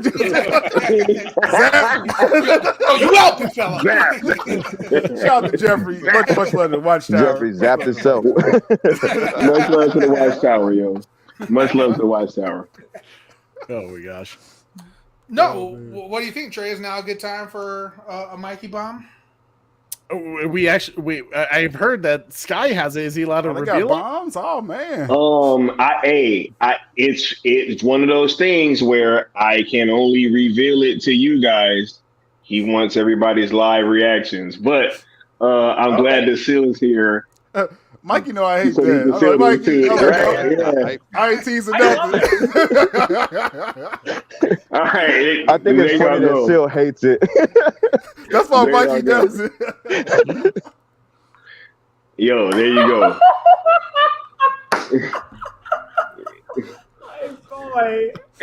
Yeah, check that out, Sil. Right. Oh my God, Mikey. Yo, right. That's what's up. This is why I love Mikey. I It's love the age of the season Mikey-verse. 2023 is the year of the Mikey-verse, and it starts this week. That's all I'm gonna say. Screw the Starts gun this verse. We got the Mikey verse. You know What what's slate's gonna be funny? better? Right? Yeah. Yeah, Not there to you bring go. up, the old ex-wife James got, but the fact that this thing is probably going to overshadow James Gunn. Was that arc related? It's getting exciting. Oh, right. That's Arc Watch. Corey doesn't It's know. getting exciting. Oh, that's right. Is that arc related? Yeah. Maybe. I hope we got What? we gotta put Corey to sleep. Hold on, everybody. Yeah, There we go. Yeah. We gotta zap him real quick. Gotta zap him. Gotta zap him. All right. So yeah. Let's talk about it. Hey, look. Now we can talk about it. No. Real quick. No, because this is actually, we can say this publicly now. So, Silver and Gold T-shirts will come out with the first issue. It's featuring Third issue. me, Sky. No, the first issue of Silver. Oh, the series. Yeah. Mm-hmm. Of Silver and Gold, the first issue. It features myself as Sky, Necron, Socks, Cool Table, and Seal Nation. Right? So there's gonna be shirts, you know what I'm saying? That's gonna be going out with that first issue. The Mikey versus expanding. This is getting out of control. And that does not even include the news coming next week. That's just the tip. Yeah. That's The tip of the tip. iceberg. Yeah, that's not even. As they say. It's about to get nuts, man. Like Y'all better watch out for Wednesday. Oh yeah, I Wednesday. popped you up big screen too, big. Fella. Wednesday, baby. It's coming. Oh, like the Netflix show. Cam up, Leon. You damn right. Oh, next week is gonna be on. Everybody better pull up. It's gonna be like a whole tour on channels. I'm sure Mikey gonna make his way over here too. Trey and Corey. Nice. Y'all part of the network, so it's gonna be fun, man. I still don't know what everybody's talking about though. That's the killer How do thing. you get back in here? Wait a minute. How do you get back in here? I'm not gonna. How do you Get back in here. I'm not going to reveal too much of Skywalker's in my conversation, but I was like, when he told me it was not No like idea. what I thought it was going to be, Trey straight up lied to me. That's the thing. Like, I knew Trey knew about what was going on, but you know, me being a brother, I was like, oh yeah, you know, I'm going to try to be respectful, but I was like, I'm going to drop this. I'm like, is it, you know, Snyder related? And he just gave me that kind of like crooked ass smile and the wink, and I was like, okay, I'm not going to ask any more questions. So I thought it was something completely different.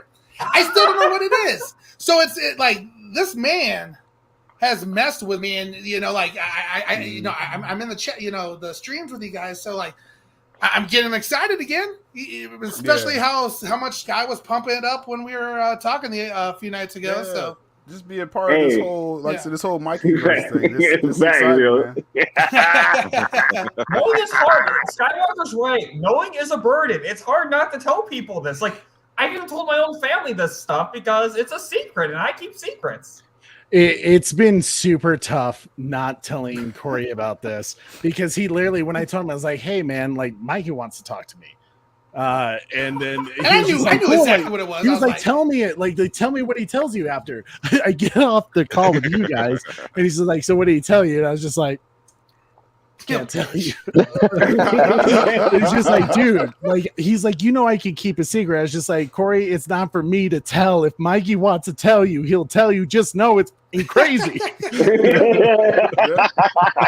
So as an older brother would, I was constantly just like a little bit harping on him, you know, and then I did like, hey yo, is it SnyderVerse related? To the point where he calls my wife and says, Sarah, what the hell is going on? And one wife's like, I don't even, he got off the call with Mike and he just said, holy shit. And then he was like, good night.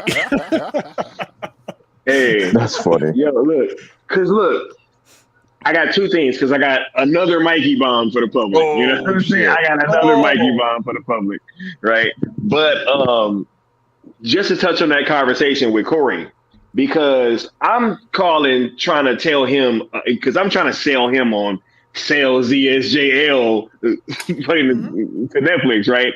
And we were talking, and I just realized that he thought that what we was hyping up was something, you know what I'm saying, like with Zack. And so when Henry was out, that he thought that the arc was like destroyed.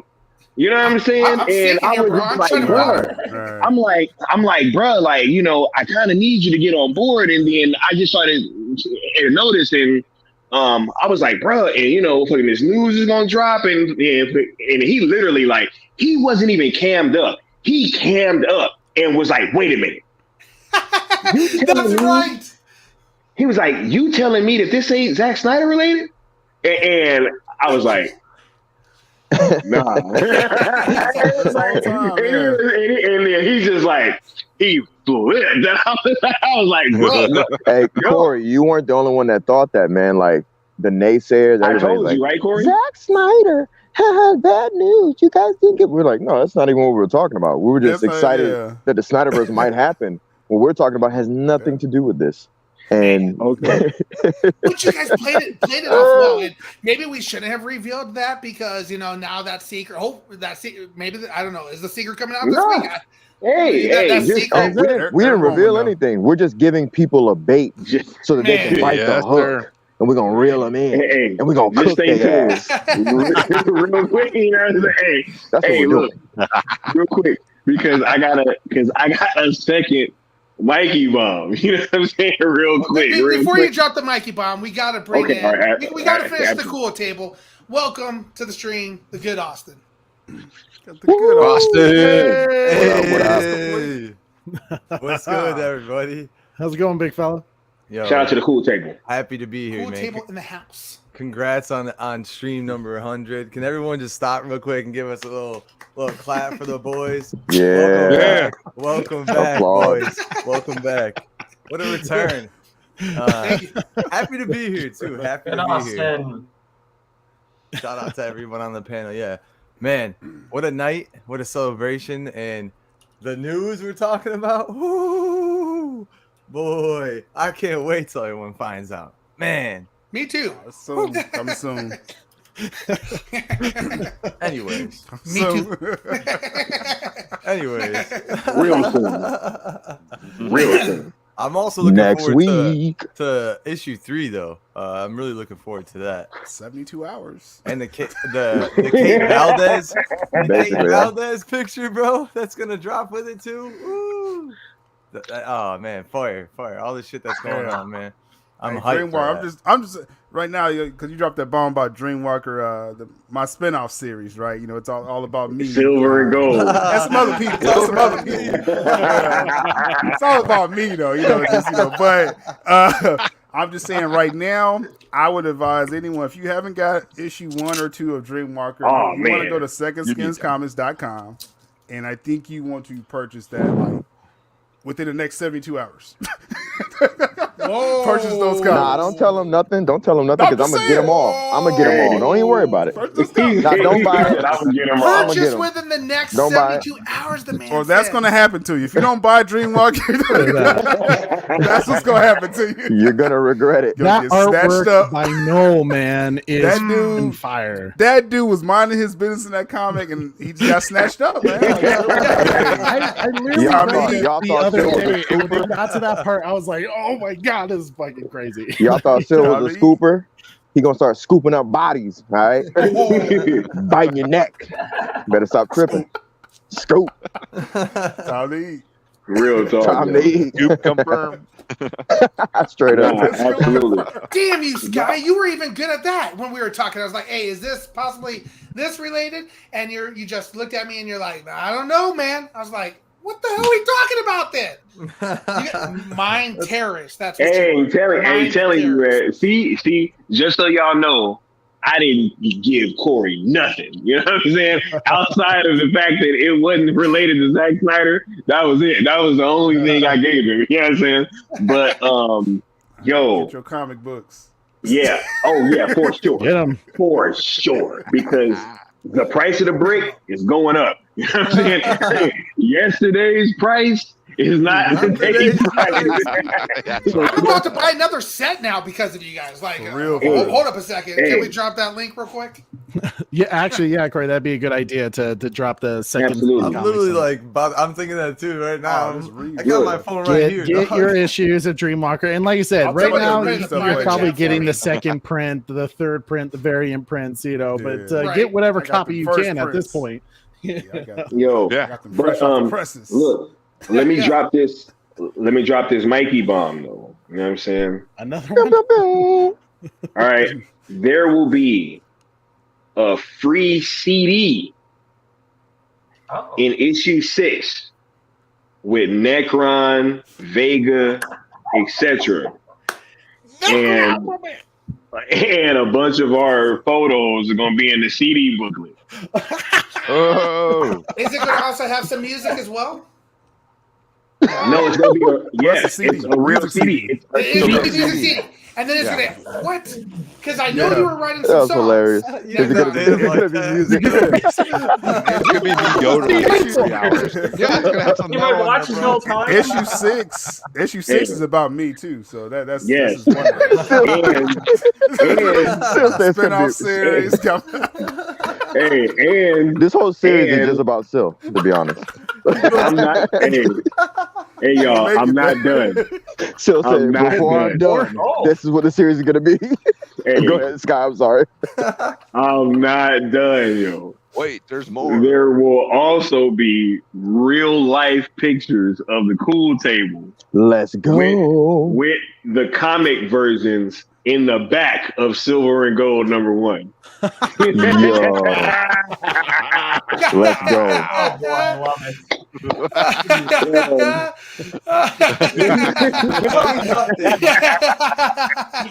Just walk off the stage.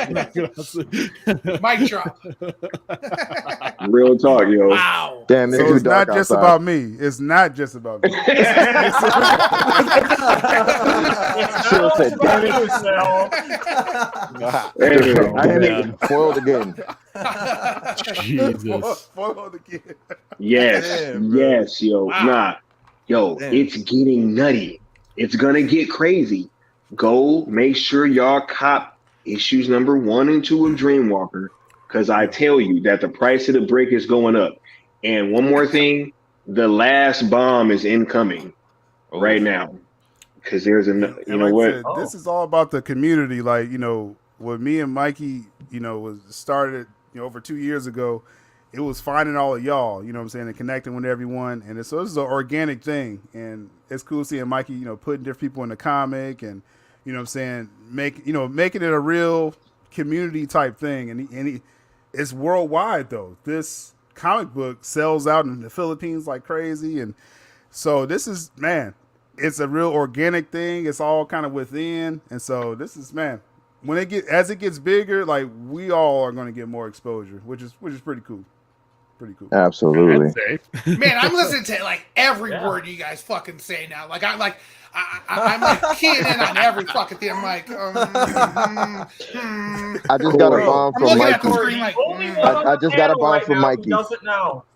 Hold on. The bomb from Mikey is that Sill's actually going to be behind every picture that the cool table is in. So this is actually all about Sill. Actually. So he's just going to be in the background of all our pictures. I thought Sill was going to get a splash page, you know, the whole full panel. And all of us are all going to be on one. And then we're at the bottom. That's all. I just want all splash pages of me.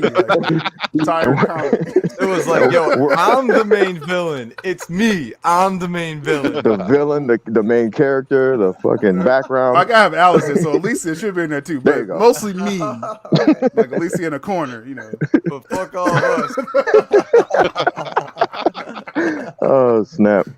Yo, that's crazy though. Shout out to Mikey for just hyping everything up. He's like, Yeah, shout out to Mikey, man. we got issue 3, but we Hell also yeah. got this, Mikey Jordan. this, and this, and this, sir. and this. Oh man, Okay. I'm getting that CD too. I'll address this after Yeah, because that's it was about that Reeves stuff. Oh, yeah. Yo. After this one, fucking Mikey said he's actually writing one more. What the fuck? He says, I'm writing Fuck the Betas lyrics for Necron for issue 6 CD. Necron will also perform song in comic. Yep. And damn. I'm writing the silver lyrics for Vega for the CD. You know, that's gonna be a hot track. You already know that's gonna be nuts. Wow. Yeah, He did my anthem, you know, for Coffee Talk. So you already know that's gonna be crazy. That's gonna be crazy, yeah. Wow. And Damn. one last thing, still, this is for you. You know what I'm saying? Y'all see how he grabbed that coffee, right? Yeah. Exactly. You Still. probably already told me.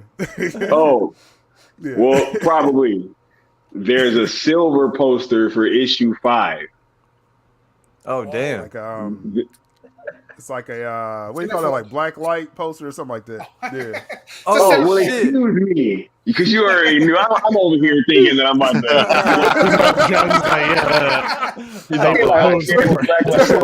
She'll hit you with Scott the well. forgets. I knew about this last spring. Still said, well, actually, you left out a detail. Okay. You're gonna drop a bomb. That's dope. What Drop do the you say? bomb Issue right. 5, Scott? That's what he said. Yes. Issue 5? Yeah, Yes, sir. I didn't know that detail particularly. There you go. That's news. So yeah, there you go. You dropped the bomb on me, Scott. You dropped He surprised Sill.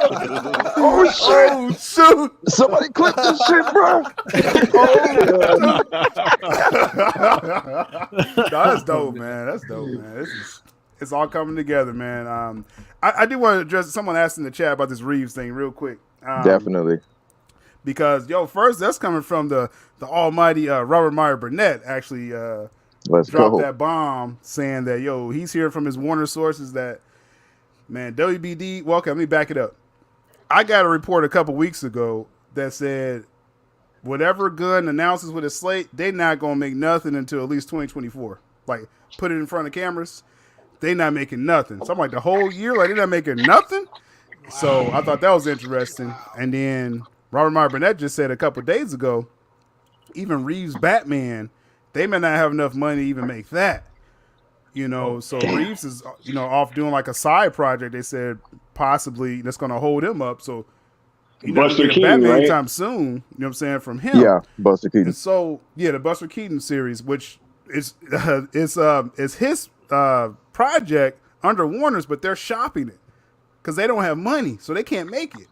So they're shopping it to someone else to make it. Wait. So, Sil. Yeah. Hold on real quick. Sorry. I know you got ahead of steam. That's fucking crazy. That's why I asked you to touch on this. Okay, not only is the Batman in question, but even the project that may be taking him away from the Batman, Buster Keaton, is also being shopped? Yeah, it's already being shopped. Yeah. Good. So that's putting the Batman in question because, like, as far as time and then money and everything like that. So you apply this backwards. We always like, why'd they turn coat on Cavill and everyone and Gal Gadot and her $20 million for Wonder Woman 3? Because they are choosing not to spend money. They don't have money already, and they could have spent the money and made money, but they're choosing not to spend money, which affected obviously us, what we wanted to see, but also it may affect Matt Reeves' the Batman franchise, which, you know, that's a tragedy for some if they don't make that, but they're in hard times, which bolsters the point of this campaign that Sky is talking about. Hashtag sell ZSJO to Netflix, because Warner's needs money. So let's go ahead and license this out. Y'all file bankruptcy or something, and we'll keep it going. Sounds like a good way to make some money. That's exactly why I want to talk about this in the chat. What did you say? Netflix could make the Batfleck movie then too, maybe. If Robert Pattinson's Batman's in question, they need a Batman property out, they could license out the Batfleck movie to Netflix. And that is where, and that would that fund is where 3 Batman films. That is where hashtag sell SnyderVerse to Netflix comes in, where you guys are asking for the different iterations, the sequels, the different ideas. You guys can type in your tweets and say, man, I really want the Air cut. Hashtag sell ZSJL, hashtag sell SnyderVerse. Man, I really want the Batfleck movie. Hashtag sell, hashtag SnyderVerse. Exactly. That would be a part of the SnyderVerse. You know? So that's And perfect. we already know that they're open to elsewhere worlds as well. So it's like there's And so people was talking about the Sandman, the hold up with them doing the next season of Sandman, you know, some money dispute, right? Apparently that's figured out because one of the creators of Sandman TV show said they're going into production this summer. So I'm assuming they got it all worked out. So as far as Warner's and Netflix, so it's just all about them, you know, like I said, licensing out DC like they've been doing, like they did with Lucifer, like they're doing with Sandman, like they did with any of the other stuff. You can put all the terms that you want in that contract. You know, you only can use Zack Snyder's version of these characters or whatever, and make money. They can just make money off of this. Yeah, Sil, you and I discussed a while ago. You were doing a stream during the day, and we were discussing like the contracts and stuff like that. And this was like early on when all this stuff was happening, and we were talking about the money and the contracts, et cetera, and how they wanted to streamline everything. And this is when we thought they actually had a plan, but we were still talking about how, and you were very much expressing how Warner Brothers is concerned with their money. Fast forward to today, I mean, everything that you were saying and everything that, you know, you were surmising comes to fruition pretty much. No one's saying that it's impossible that they can make the Batman movie. They still can make the sequel, et cetera. Would anybody be surprised if they did not, though, at this point? I wouldn't be surprised at all. Everything aims at Warner Brothers is broke. Right, yeah. I'm just saying, like, you know, for the naysayers, right? You are a little bit? I'm surprised that because the first one I think cost that much, but they're seeing, you know, the cost, the sequel will be, you know, steeper. And so yeah, once it sinks in, it's like, yeah, I guess they can't make nothing right now, man. Nothing big budget. Not only just that, Sil, is that with the way that first movie was tracking, I mean, are they absolutely sure that the second one was even gonna make more money? Good right? point, I mean, Sky. I could see a reality where that second movie does worse than the first one did, because there wasn't a whole lot of repeat viewings. People haven't been able to get through it on HBO Max, myself included. I put it on one time and I tried and I fell asleep, yo. Its Real talk. rewatchability has been very low too. Like it just wasn't a film that people kept going back for, like Avatar 2 and Top Gun Maverick. You know, it has Batman legs for a Batman film. It did well. You know, it ain't, you know, Wakanda Forever. Like all these films did better than a Batman movie. You know what I'm Right. saying? Wakanda Forever did a Black Panther movie without Black Panther made more money than a Batman movie. You know, But that is such a great point. that shouldn't be a reality. You know what I mean? At all. Nowhere in the multiverse should a Batman movie be eclipsed by and I mean the multiverse. I don't just mean this Earth. I mean every Earth ever that is in existence. A bad Batman movie should outdo every comic book character, right? Yeah. So I'm gonna say this real quick because I know Necron, you had a point. To me, this movement. He was about to say something. I think I don't know. I apologize. But I'll make a snarky comment. but I think that hashtag sell is even more strengthened by all these things because at the end of the day, if you're not going to start production until a few years from now, I think maybe next year at the most, right? At the soonest, it would be 2024. Then why not license out these? This IP, this property, this brand, whatever you want to call it. Why not license out the SnyderVerse, ZSJL, to Netflix so that you can get some money so that you can go into your productions? I think that makes sense to me. Thing. That's a real thing. I mean, I was supposed to get an update this March about, because right now they said nothing's on the slate to shoot anything except the Penguin series, but I'm wondering if that's going to go next month. But I hope it does, for the record. I hope that goes. That was supposed to go in production, I think, recently too, and I haven't heard that actually started yet. So. Yeah, next month, February. Well, who has 3 hours to watch the Batman again if you already watched it once? I ain't got 3 hours to give that movie. I'm like, nah. I watched the Snyder cut last night. I had time for that. Well, that's a Snyder cut. Shit. Well, here's the funny thing, because I do know worth this. It. I'll give my time to that, but not to the Batman again. 3 hours? No way, dude. Some of the underperformance of the box office, some of the official kind of discussion going on of why it didn't do as well as everyone thought it was because of runtime. And it's like, okay, well then how do you explain Avatar 2? Right. That's it's a quality problem then. That's longer than the Batman, don't you think, Trey?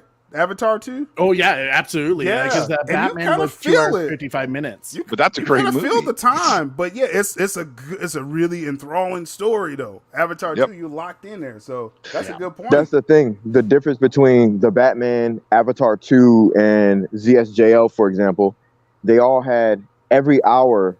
There's something in there that you can indulge with, right? It's like it pulls you into their world and you don't want to escape the world. Even though you feel the runtimes, you don't want to leave. With the Batman, I didn't feel that every hour. I felt like I was bored. And I'm probably arguably the biggest Batman fan on this entire fucking panel. I know everything about that damn character. No offense to the Bat Channel. All business. Almost got zapped, right? Oh, you are. I'm about to say, Leon. I'm like, this is the Bat Channel, Leon. I'm just saying. You can pop quiz me anything, and I'll be able to tell you. What time did the Waynes die, for example? What time did the Waynes die? Leon underneath me real quick. I need to make myself feel better real quick. There you go. It's a battle? Yeah, exactly. Exactly. No, I'm kidding. I'm just trying to make you like Jeffrey now. This man said, I know what he put him as far as way as possible. What's going on, man? Don't challenge I me. know I was mad about DC, but I'm still the Bat Channel, motherfucker. I'm getting your place now, all right? My mother. Slow your roll. Trey said, these my streets. Motherfucker. But no, seriously, like as a Batman fan, I was like super bored and falling asleep during a Batman movie, bro. And I'm like, good God, I survived Batman and Robin. I came from that generation. This shouldn't be happening in the 2000s. Yeah, I mean, it's funny. It is funny. It is some fun. The funny puns. Man, the ice I would have puns are preferred. funny. It's memorable. How about that? It's memorable. I still watch it. Batman. It's terrible. But I still can watch Batman and Robin. Yeah. Right. I mean, just the simple fact that you get them bat nips, get the one-liners from. All right, everyone. The dinosaurs. Corey, before we keep going on with the laps here, we have Neo Sevens in the back. Let's get him up front and join the good times with us. Marcus has joined the party. What's up? Dr. Sevens. What's up? That's how his character gonna look in the comic. Straight up. I see all this celebration. I was like, damn, I got to jump on, man. Hell yeah, man. It's good to see you, brother. Good to see everybody, man. Very lively chat. Very lively panel. I love it. Homie put his hair down for us. Let's go. Yeah, oh, man. Marcus, you know, it's going to be a lot more streams like this week coming up. Yeah, I know. Get your sleep in. Get your sleep in. Yeah, I've been sick for like 3 weeks, man. I had the flu for like 2 weeks, and now I'm coming off of a cold. So yeah, that's why I haven't been hopping on as much. But yeah, what's up? I'm here, man. I got to celebrate with the boys. What's up? Hey, man, this upcoming week, y'all don't know, man. You have no clue. Corey don't know. Maybe Sorry, buddy. Yo, Yeah,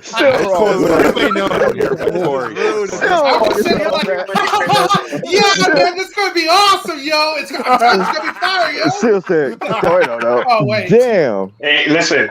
Hey, this really Corey, is like hanging with the homies. just like everybody else, I thought it was about DC SnyderVerse in the beginning, and then I found out it was something better. Okay, thank you. Now I don't feel like I have to wear the dunks cap anymore. You know, I'm gonna remove that from my head. I'm sitting in the corner by myself, like, all right, guys. Yeah, fuck that. You blending in though, Corey. You blending in, so you good. You know what? But that's what I've always been saying, and that's what I was telling Sky when we were kind of talking the other night. You know, like, I'm just happy that whatever this arc is, that something is moving forward, something to be excited about. That, you know, the something big is still coming around the corner, and that's something to be excited about. You know, that you know, it's going to be positive for the Still Nation, for Mikeyverse, the Cool Table, everybody involved. That right there is exciting enough. And I see your faces up there, Skywalker. Hey, no, because it's great, yo. It's great. It's gonna be massive. Nobody was really prepared for this. Nobody knew what it was. We were all not ready for what it was. And when we all found out, I'm pretty sure that it changed all of our lives and perspectives. You know what I'm saying? And so with this moving forward, I'm just really excited for everybody to find out next week. The countdown is on. We got still saying 72 hours. 72 hours. Yo, y'all ready to go? As Scott says, get your affairs in order. Oh, man. Get your affairs in order. Hey, and shouts out to Mikey Sutton. Oh, I was gonna highlight that. That comment. Yes, that article, yo, that Geekosity dropped, written by Mikey Sutton himself. That gave some coverage to hashtag sales ESJL to Netflix. I can't thank him enough. Make sure that you guys check that article out. It's super dope. Head on over to geekositymag.com because they've been giving us some great coverage right along with Forbes and everybody else. But y'all already know that that's the homie right there. So y'all make sure to go over to geekositymag.com, click that link below, and check that article out. That's right. Absolutely. Good stuff. Good stuff happening over there. That article really is taking off on Twitter too. I've seen a lot of engagement with that. Yeah, man, it's one of my most retweeted tweets. There's a couple dumb comments on her. Just because Zack Snyder likes it doesn't mean he supports it. So I'm like, what? What are you talking about? They sound exactly like that. They do. That's why you don't listen to the internet. What does it mean then if he likes it? I know. Like, what is it? The opposite? Like, I hate this shit. I like the enthusiasm. Is this a double negative? What are you freaking talking about, bro? He liked it. That means he's approving it. Hey, I always tell people, go put a post on Vero that says hashtag Zack Snyder is a hack and see if he likes it. Right. Well, he wouldn't like that, Sky. Why not, he likes everything, right? Exactly. Zach likes matter. Oh my god. That's funny. Yeah, you know, I mean, it all Restore started. the SnyderVerse guys here. They. What's up? Yep. Silly. Oh What were you saying, though, Sil? Yeah, What I was think we so talking was. Oh yeah, but no, you're talking about the foolishness online. I'm learning. Well, I'm still having to remind myself not to engage with foolishness, but you know, we're human. Sometimes it catches us off guard, but with this news coming, like, you won't have a reason to engage with foolishness. I'm just saying, it's like, it's just so official what's about to happen for this community. You know what I'm saying? Just, you know, like I said, just ignore the weirdos. They're gonna need your shine real soon here. They're gonna need your shine. So, you know, so keep shining. Mm-hmm. That's what we're doing. Still Nation and Multiverse.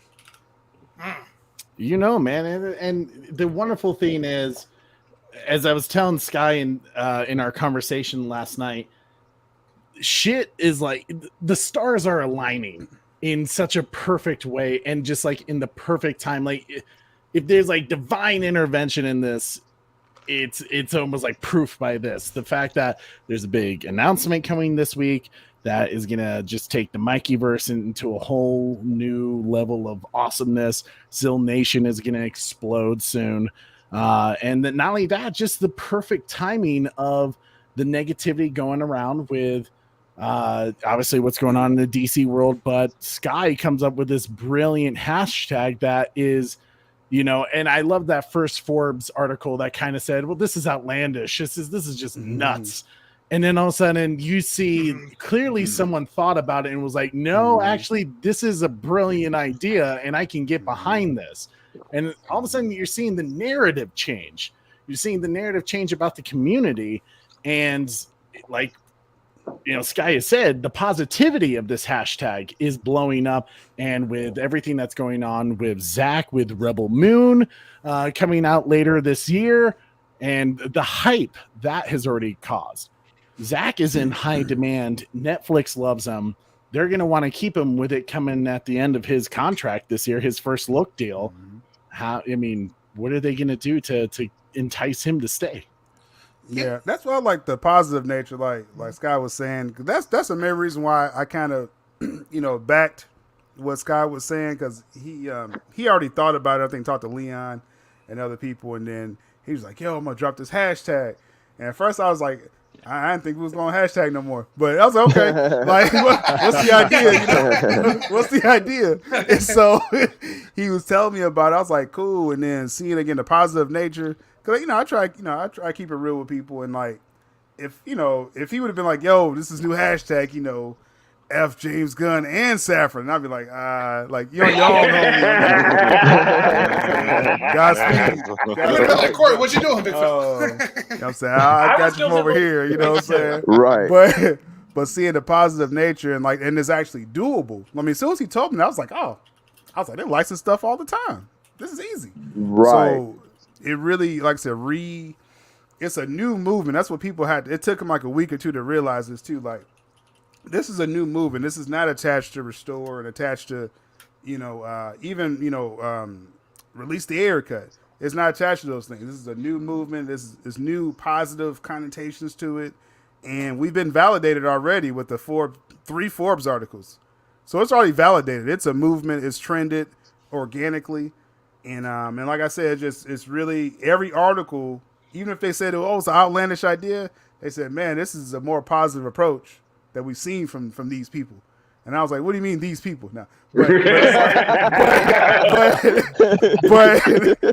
they like That's the facts. approach. And I was like, this is putting the fandom back on the map, a new movement, man. So that's a good thing. Definitely. Yeah. And certainly a level-headed group, which I think the good part about this is that you guys don't really have the egos driving this. You're doing it out of a good place, which I think is going to help the longevity of this movement.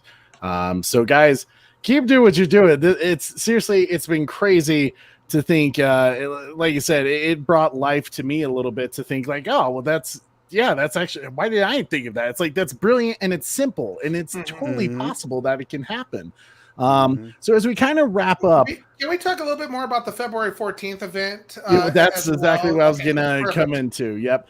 So as we start to wrap up and let everyone have their chance, definitely Sky at the end, I want you to talk about the February 14th event, things that you want to do for it to really blow this thing up to help spread the word. But let's start with my boy Marcus. Tell us what you got going on. I know you've been sick lately, but it's good to see you here, bro. And then we'll just kind of go up the train here. I've just been catching up with all these fantastic streams. I was able to be in a part of well, not in the panel, but a part of Retro's first live stream. That was fantastic, and I see that she's been doing a lot more live streams after that. That's great. I love to see Still Nation grow.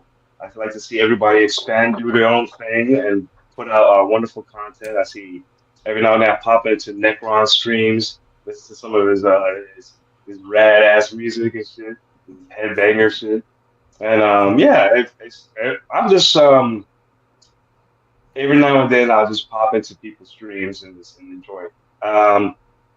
Slowly, I'm going to start maybe reviving my channel and start doing stuff on my channel. So I'm not gonna say what type of stuff. Nice. I'm not gonna say what type of stuff yet, but just gotta put some shelving up and just get prepared. And listen, I'm getting ready for this week to celebrate. It's gonna be fucking year-long celebration. That's what it's gonna be, and I'm excited for the MikeyVerse and everything that's going on, and the upcoming issues of Dreamwalker and all that comes with it, and to support everybody that's on this panel, all their channels, all their streams. Whenever I get the chance to shout their channels out and share it and join, I'm there. I'm there to support. This is the Sill family. Sill So, Nation, definitely. my man.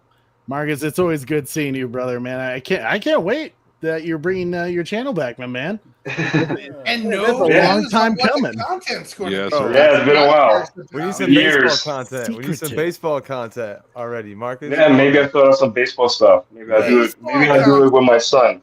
Yeah. What's your team? Oh, my team is the Yankees. Come on, bro. You already know. You Oh, should yeah. already know. Heard that you guys took DJ LeMahieu away from me. You should already know that. Yeah. Listen, the team is to me. To me, the team has been waning because of Cashman and Aaron Boone. So while they're still there, the Yankees not going anywhere with that.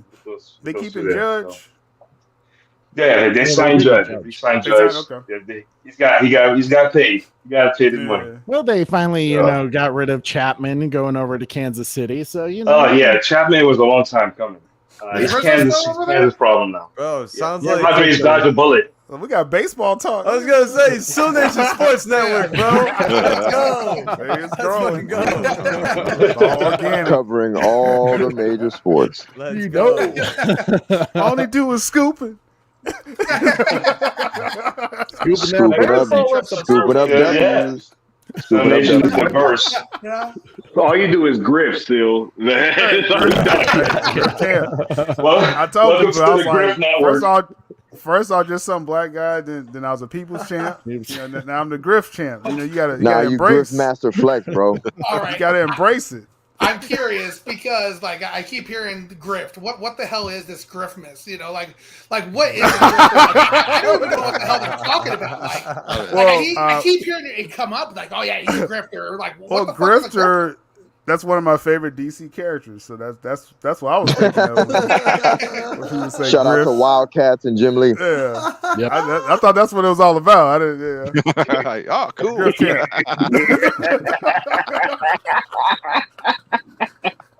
Straight up. Oh man, Yo, that shit wait was till after this week. We're all going to be grifters. Yeah, straight up. Griffiths, that's hilarious, bro. That shit was hilarious, bro. Merry Griffmas. Dude, Christian school. Griffmas. Yo, Christmas coming up. Yo, your Griffmas ties. What y'all got in those pockets? These are making my cheeks starting to hurt from laughing too much. Damn. It's Christmas time. What you got in the fun, bro? Everybody's birthday. Don't tuck your What you chain. got going on, brother? Oh, Oh my gosh. The grift that stole Christmas. For real. For real. That's a good one. My brother, the good Austin, what you got going on over at your channel? Oh, my bad. I didn't know. There I you didn't go. know if you said my name. I was like, did he just say the good Austin? I don't know. He said it It's real this quick. one guy, you know, he just pops up. No, he said grift. Grift Austin. The Grift Grift Austin. Well, actually, Damn, dog. Valentine's Day coming up. You know what I'm saying? Oh, that's true. Gotta get them grifts off. What y'all got? Let's get it done, Grip Nation. Grip Nation. Pull up, come on. I love it. Grift Nation. The grift table. Hell yeah, let's get it. Oh my Let's get in pockets, Debo style. We're you know coming what up I'm with better names than the lames come up with, man. Somebody must be having surgery. You come up with names for I'm using them, all bro. this. I'm using all this, man. If anything, I'm the opposite of the Grift Austin, so that's hilarious. I do so much shit for free. I don't ask for nothing. But man, I got nothing coming up but everything, which is tomorrow, the good countdown, day 2 for the playoffs. We're gonna be talking 49ers, Cowboys, and Necro. I don't know if you're busy, bro, but you can welcome to come back. Oh, the curse is real. The curse is real. No, not like that. Better not say go Cowboys, Corey. And then Not yet. The next game tomorrow is the first game I should say is Bengals Bills, which is a rematch of that That'd be a good one, faded man. game that happened a couple of weeks ago where DeMar Hamlin went down. I'm excited though for the rematch of that. I'm excited for everything that we got coming up this week. It's like watching football is just the entertainment where I get to shut my brain off at this point because I don't have any like attachment to any team, and everything else that's going on with this hashtag gives me hope because I didn't have hope for DC. Like a lot of other people, I was like, I'm the type of person though where I'll get my negativity out first and then I'm done with it. I can't hold on to that shit. Like get rid of it and it's gone. So when we first got the news about Henry Cavill, I was pissed like everybody else was, and I got rid of it. And afterwards, I was like, "What do I do now?" Like everybody else, like, why did they announce this if they didn't have a plan, and they're ruining the movies coming out this year? Because like, what is there to look for now with the Flash? After the Flash, what is there to look for after Aquaman 2? I digress. I didn't have anything to look for. And then just one random Tuesday night stream, Skywalker puts the hashtag into the world. And bro, did it blow the F up. None of us thought this was going to happen. And with the news that's going to be dropping very soon and more stuff coming out, like you'll see, this was an accident, complete accident. And the fact that this blew up and is continuing to grow and we're continuing to put our efforts into it is just hilarious to me because it wasn't like what the plan was for the beginning of this year. But at the same time, it's just how we adjust and that's how we roll. The organicness of this community, we can do whatever we want and we control the narrative now, which is the best part about it. We're not getting lied to by people. There's no actual grifts. There's no egos where people need to be in charge. People need to have the account and push other people out and make up some fake storyline. Like there's none of that. We just want to see the end of the story that was started, and we want to support a company that cares about us. It's simple. It's simple and plain. My cross country coach always used to say that. Plain and simple. It's plain and simple, guys. It's plain and simple. That's that. Do you say it like that? Yeah, Plain and simple. He was from Florida. He was from Florida, dog. So he would hit us with that. And that's why I say y'all all the time is because of him.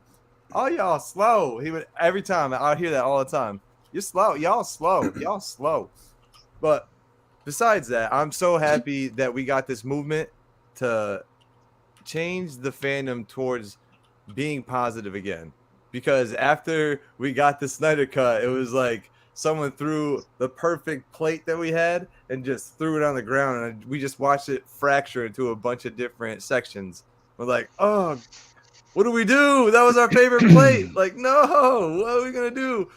And we just found out we just had to buy a new one. And that's what is going to happen. We bought a new plate, hang a new plate up. Oh, it looks, it fits just perfect where the last one was. And we're actually going to get more. We're going to get more plates to put up around that plate. We're going to have a whole old grandma plate collection, and it's not going to fracture because it's going to be positive. We're going to re-secure everything, and there's no one going to come down trying to take our plates away. And we don't care about slate either, because we got a lot of different things going on. We're still going to talk about it to roast it, in my opinion. But that's going to be and I can say this in a positive manner, but that's going to bring us together because we got to have the give and the take. Like, we got to be able to be like, yo, look at that. Look what they're doing over there. You think that's hot? Okay. If you enjoy it, you enjoy it. But all right, we're going to focus on this stuff, and we're going to hype this stuff up even more. And that's just what we do. So with that, thank you for letting me get on my soapbox. Let me get off of it real quick. I'll see y'all tomorrow on the good countdown, and I'll see y'all obviously during the week for this unreal week we're about to have. Week of the Multiverse.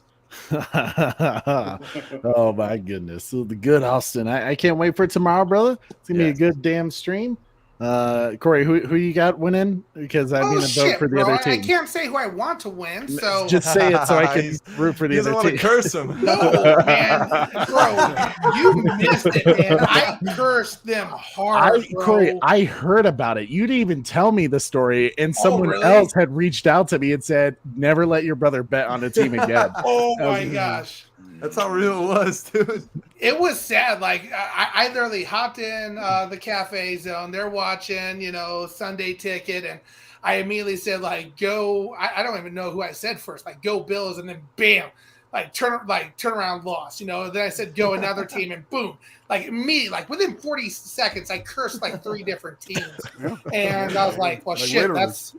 Yeah, and one of them was like one of the most like crazy plays possible, right? Like it was something. It was the Patriots that they got really screwed on. Still, I would like to start my 2-part apology by saying, the reason the Bears suck ass is because I'm a Bears fan. So maybe if I just switch it up and go to a different team, start with the Detroit Tigers. Yeah, could you do that? Yeah, go ahead. Detroit Tigers. This man said Detroit Tigers. Did I say Tiger? Detroit Tigers. Detroit Lions. Can you tell I'm a baseball fan? I don't even watch NFL anymore. Damn, bro. I don't blame you if you're a Lions fan, bro. I wouldn't watch it either. Sadly, I'm a Colorado Rockies fan, and I shouldn't be paying attention to baseball with them. Go Cubs, go. Man, shots perfect. My man Necron, what you got going on, big fella? Well, apparently I need to. I thought that was a picture. I was like, it's real Lobo. You like moved. Yo, in character. Bring out the gauntlets. Yo, I didn't have time to put them on. Frozen, bro. Did the mannequin, bro? Oh, he moves. Yeah, there's black steel. There's blue steel, and there's Necron, black steel. That black steel look. It didn't even breathe. He just stayed in the same position the whole time. He's like, "What'd you say, bro? What did you say?" This is my heroin look, bro. What's up, man? He was waiting for Corey to say something about the Cowboys. He's like, "Fucking do it, Corey." Yeah, what's about Cowboys, man? Damn, he ripped that shit out quick. Goodness. It's upsetting because I love Dak and I love Zeke and I love Tony, man. It's freaking awesome. Curse. That was a triple curse right there. They're going. With that saying, their stats are going to be. Yeah, so, but I also like get Christian the McCaffrey sage. too. Get the sage. I also like CMC. So, go 49ers then for you, pal. Oh, all right, come on. No, we got the bandwagon 49ers fan down there in the middle. I forgot about Well, the that. Jags lost today, so I got nobody left, dude. That's your hot take, big fella. You went all in on them. So did I, though. There's a I hotter take out there with the Giants. We ain't going to talk about that. I said right go now. Jags in that chat, too. Yeah, guess what? All 3 of us are going to be on freezing cold takes this week. Man, oh man. Anyway, of course, I got the freaking witching hour. I'll be doing more of those, just playing underground metal and whatever else. How late do you stay up for those? Shit, I went 5 hours last night, dude. Right. I had some buddies come through later and like, I'll keep going. What the hell, man? Fucking sorry, I keep cussing, Corey. I know you got a family channel. I'll clean that up for you. Had a freaking great show. With We're some metal when friends. you're talking, buddy. We're Yeah. metal. All right. Well, I'm not gonna Yeah. piss you off like Bring out the knife. So yeah, I'll be doing more of those, and obviously on the cool table, helping the guys out and spreading the hashtag, getting everybody pumped up for 214 when we break the record for a Snyder verse hashtagging. Well, I think we can do it because I think everybody's pumped up for this. I think it makes sense. I think WB, don't even worry about them. Netflix, WB's the ex, Netflix is the new girlfriend. Give them all the love and show them all the good things that we're capable of. And yeah, dude, that's about it. I can't even more rah-rah than that, bro. Hey, that's it. That was fucking metal. Sex, drugs, rock and roll. It happens. That's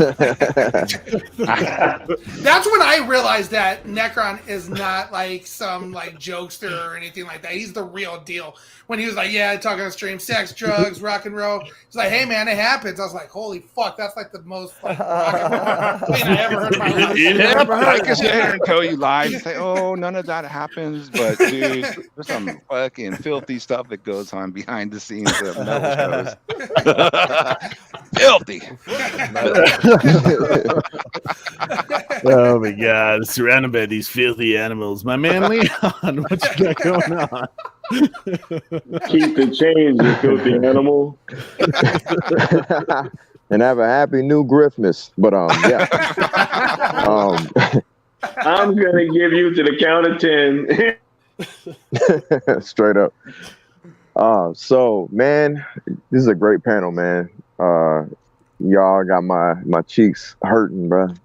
And that smile, dude. Dang.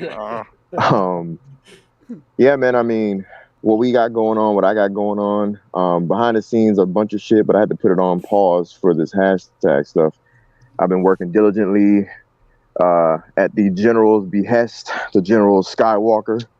You know what I mean? I've been trying to be his right-hand lieutenant and make sure that messaging is correct, make sure everything behind the scenes is going smoothly, and smoothing out ideas, bouncing ideas back and forth between the two of us, and going towards Snyder Queen Sammy. You know, this little funny, cute thing everybody's been saying, calling us a Trinity, and that's cool. We've been adopting that. Trinity. That's been fun. Yeah. And this whole hashtag has been incredible, bro. Sky was, I've been saying this over and over, but like for like a week, me and him been just having phone conversations, just talking and shooting the shit, and he was like pissed, talking about how he felt as though that the ex-girlfriend known as WBD, how they did us.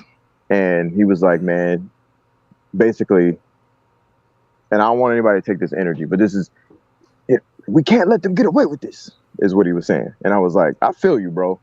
But we had already decided, all of us, all the major pieces in Still Nation were already like, man, we ain't hashtagging and doing none of that shit no more. We're done.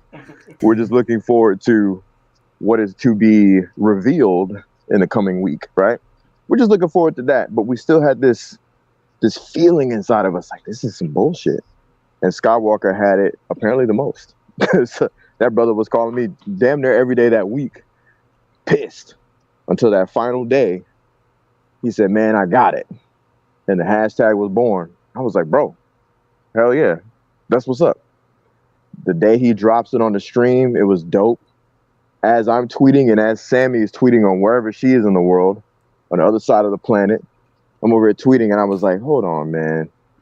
I can already see the betas, the lames, and you know, even regular Snyder fans and DC fans, including a bunch of bullshit. Hashtag ZSJL, make the Batfleck, air cut, this, that, let's come up with something new. And I was like, okay, there needs to be maybe one more hashtag, because the algorithm loves just 2 at the most. So I dropped that hashtag sell SnyderVerse to go along just with it.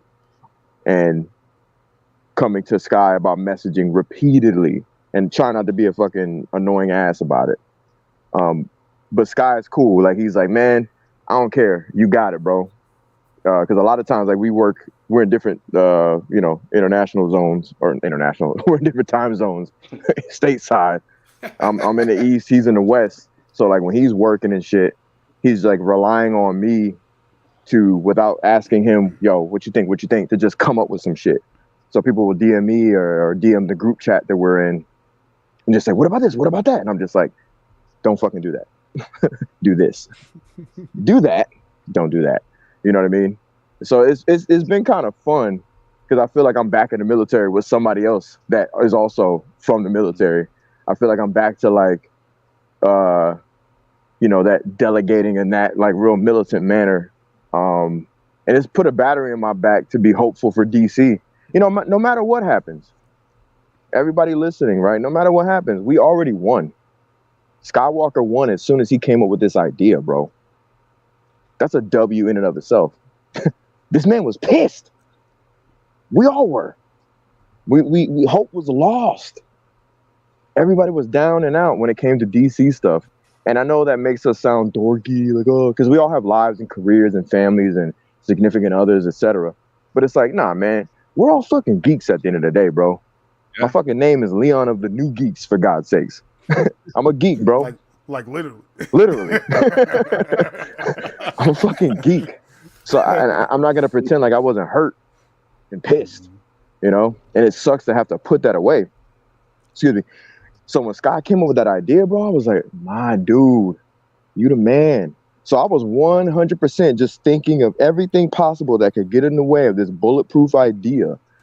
And my contribution was the second hashtag, along with, whatever little things I'm doing behind the scenes, right? My ask for everybody else that wants to contribute to this and be a voice, follow everything we've been doing. Be positive, follow the hashtag rules, and just be happy. Because we got another shot, man. Thank you, Skywalker, for giving us another shot, bro. At the end of the day, just because we don't have a guarantee doesn't mean we should feel sad. The W is the idea. We're just hoping that Netflix sees the engagement, and the only way we can do that is just stay positive and bolster all of our conversation towards Netflix. We don't even have to mention, talk about, or discuss WBD and James Gunn. We're looking over at Netflix with smiles, with good energy, with positivity, high fives and glee. Like, that's it. And I again, thank you, Skywalker, for this fucking idea. Because I'm telling you, bro, like, you woke up a side of this fandom that has been dead. Yep. Think about it. And I'm not going to take up too much more time. All those hashtags that were counterproductive, or even the ones that were counterproductive, right? They were all fractious. You combine them all, they do not even touch one. The weakest hashtag of the two is the one that I made, right? It's just the cleanup hashtag. It's the one where you don't have to put in a bunch of bullshit, right? You just use that one and it represents whatever you want. And that's the weakest one of the two. You combine all those fractious hashtags, it doesn't even touch the one that I made. The one that Sky made, the original idea, is killing it. It's killing things. It's destroying things. Latch your dreams, your hope, your energy, your positivity to these hashtags. And let's pray to God that Netflix reaches into their deep pockets and goes over to Warner Brothers and slaps a suitcase on the table, and we can get what we want, baby. But you've already won, people. Let's keep winning. We're already in the playoffs. Let's see if we can get that championship. I'm done. Absolutely, Leon. And I thought this was an interesting question by Chubby Teddy Monster Productions. He said, "Are the Nerd Queens and those that did Justice Con doing anything to contribute to this?" They can hashtag. I mean, yeah, anyone can hashtag. It don't. That's exactly what I was going to say. Like, I'm sure Skywalker wouldn't care as long as they're following the ROEs, the rules of engagement. staying positive, using the correct hashtags, and as far as who's spearheading it, it's most definitely the man above me right here, and I don't mean God, I mean Skywalker. He's the general. You know what I'm saying? I've been his right hand guy. Sammy has been the fucking electrifying, like I'm talking about The Rock, the electrifying firecracker. She literally lost sleep. Like Sky lost sleep too. I did too. But like I just thought it was cool that like she's never been in the military that I know of. She lost sleep like she was in the military, dude. Like she was going fucking ham and just doing ideas without us telling her to.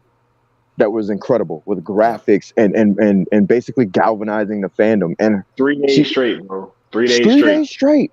Her engagement has been crazy. That's why everybody's been saying the Trinity, Superman being Sky, me being Batman, her being Wonder Woman. That's what I'm saying. And Sil Nation.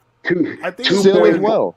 It's been real clear. I think it's been real clear that Sky thought of the idea. I'm just saying. I'm not trying to retread or go at anybody in the chat, but I think we've been very transparent of who came up with the idea. Right, and that's kind of why I have this energy right now. I'm not trying to be rude about it, but Sky came up with this. He's the general, bro. And if you want to say other people, myself, Sammy, and even Sil doesn't like to take the credit like that, but if not for his channel discussing it, right, we wouldn't be where we are as well. You know what I'm saying? So shout out to Sil. Shout out to other people behind the scenes, like the good Austin, who's been making graphics for us behind the scenes. Like he's been doing things here and there and touching things up for us. And shout out to whoever's running that hub account. You know what I mean? Like there's been some key players in this and none of them are the other nerd queens is what I'm trying to say. And I don't mean that to be facetious. I just mean to say that. Yeah. But the reason I brought it up though, the real quick, the interesting thing the reason I brought up is we all know Sky created this. But on the flip side too, there's a lot of the old accounts and stuff like that going around and stuff like that. And if you see them not following Skywalker's clear message and his rules of engagement, then what are they doing? Like you've seen what Sky said. The person you've heard from the horse's mouth, what he said to do with this. And if other accounts aren't following the ROEs, what's their purpose? What are they trying to do? Just dividing the message. Yeah, I mean, exactly. Yes, sir. Right. And we're not going to push anyone that's tweeting, not following the rules of engagement. We're not going to boost those tweets or anything. So no, be careful what you retweet too. Yeah, exactly. Amen to that. Just so you guys know, I had a little update from Sammy earlier. She has had over 2.4 million impressions the last 20 days. Wow. Oh, damn. Yeah, she's killing it. The last 20 days, she has had over 2.4 million impressions.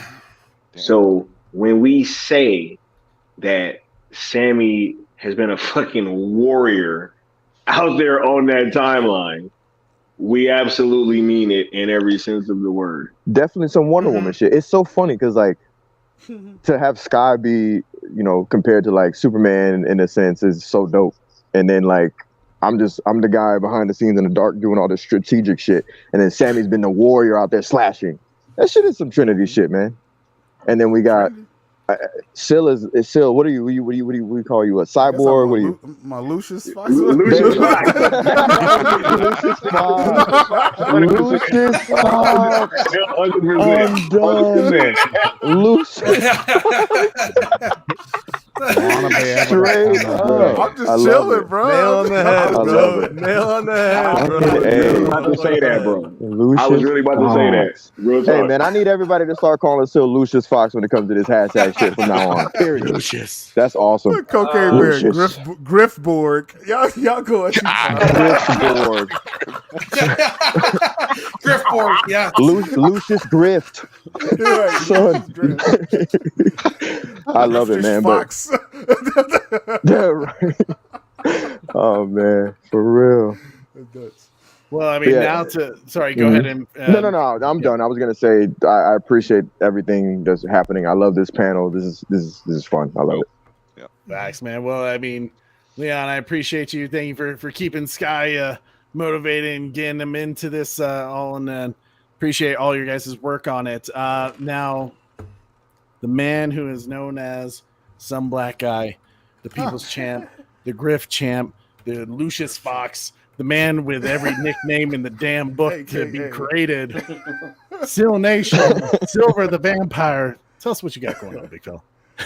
Hey man, The like Griff Fire. everyone's been saying, man, it's been a shot in the arm, man, because we all keep saying what happened last month, and a lot of the stuff I was covering, it was leading to Cavill coming back, so that was a huge blow. Just with even my sources was just shooken up. They was like, man, we need to take the holiday off. Like, man, it's shocked everyone.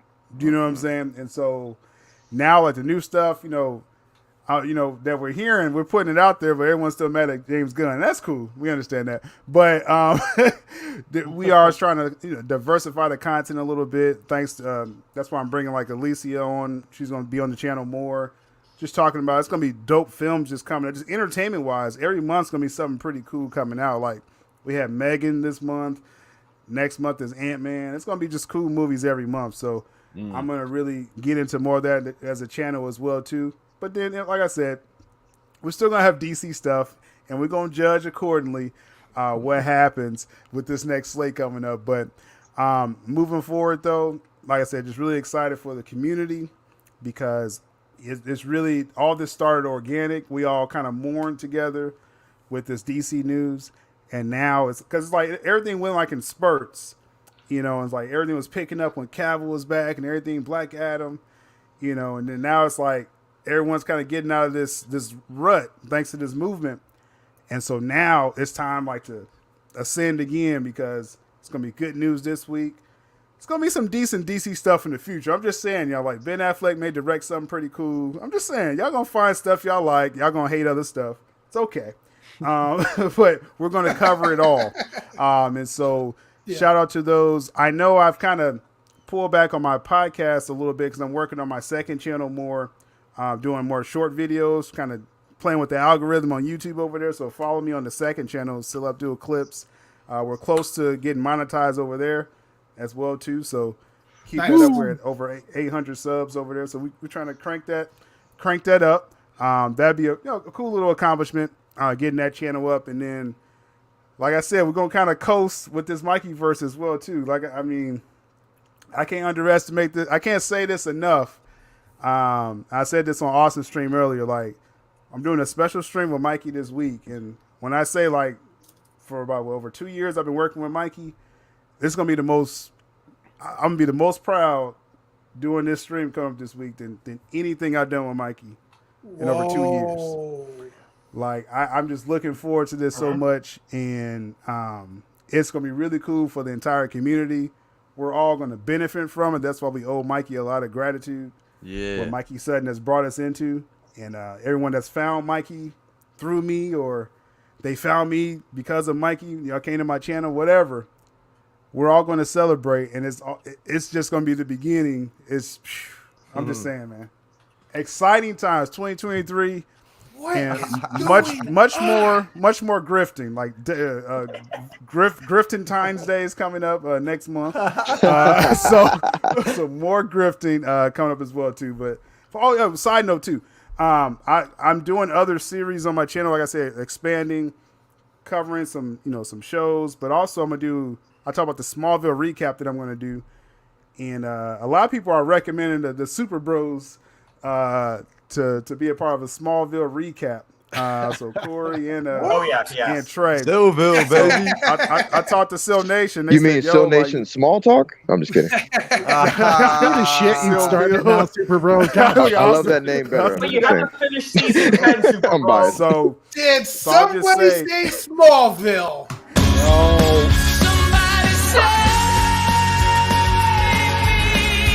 Yes. I guess they were right. So I'm going to start, because the way I have my channel, I have like kind of a set number of days I do my podcast, because really for like timing and everything like that and scheduling, I had to kind of get control of my schedule. But I'm going to have special streams every Thursday starting next month. One in that rotating series is going to be Smallville Talk, or Silville, as Austin said. Yes. So we're going to figure out a way to kind of recap kind of what Talkville's doing, but kind of from our perspective. But I want to incorporate like us watching this show, but also watching incorporating their podcast too. So hopefully whoever I have on that show is kind of watching that Talkville podcast too, because I like their little behind the scenes stuff they say. I love their podcast. That's coming up real soon. And also I'm doing a SnyderVerse recap where it's kind of like if you saw like those by the minute discussions of like BVS and stuff like that. I'm going to start with Man of Steel, and each show, and it's going to be like once a month, but each show we're going to kind of take a section of the film and just really have a conversation about it and what it means and what we get from it. And it's going to be really cool. So a lot of stuff that's coming up for the channel. And yeah. And then, like I said, Mikeyverse, that's going to be big. Man, I'm looking forward to that. That's going to be cool. But you had to bring up that show. That what show. Trey? What show? That That show. show. What do you mean?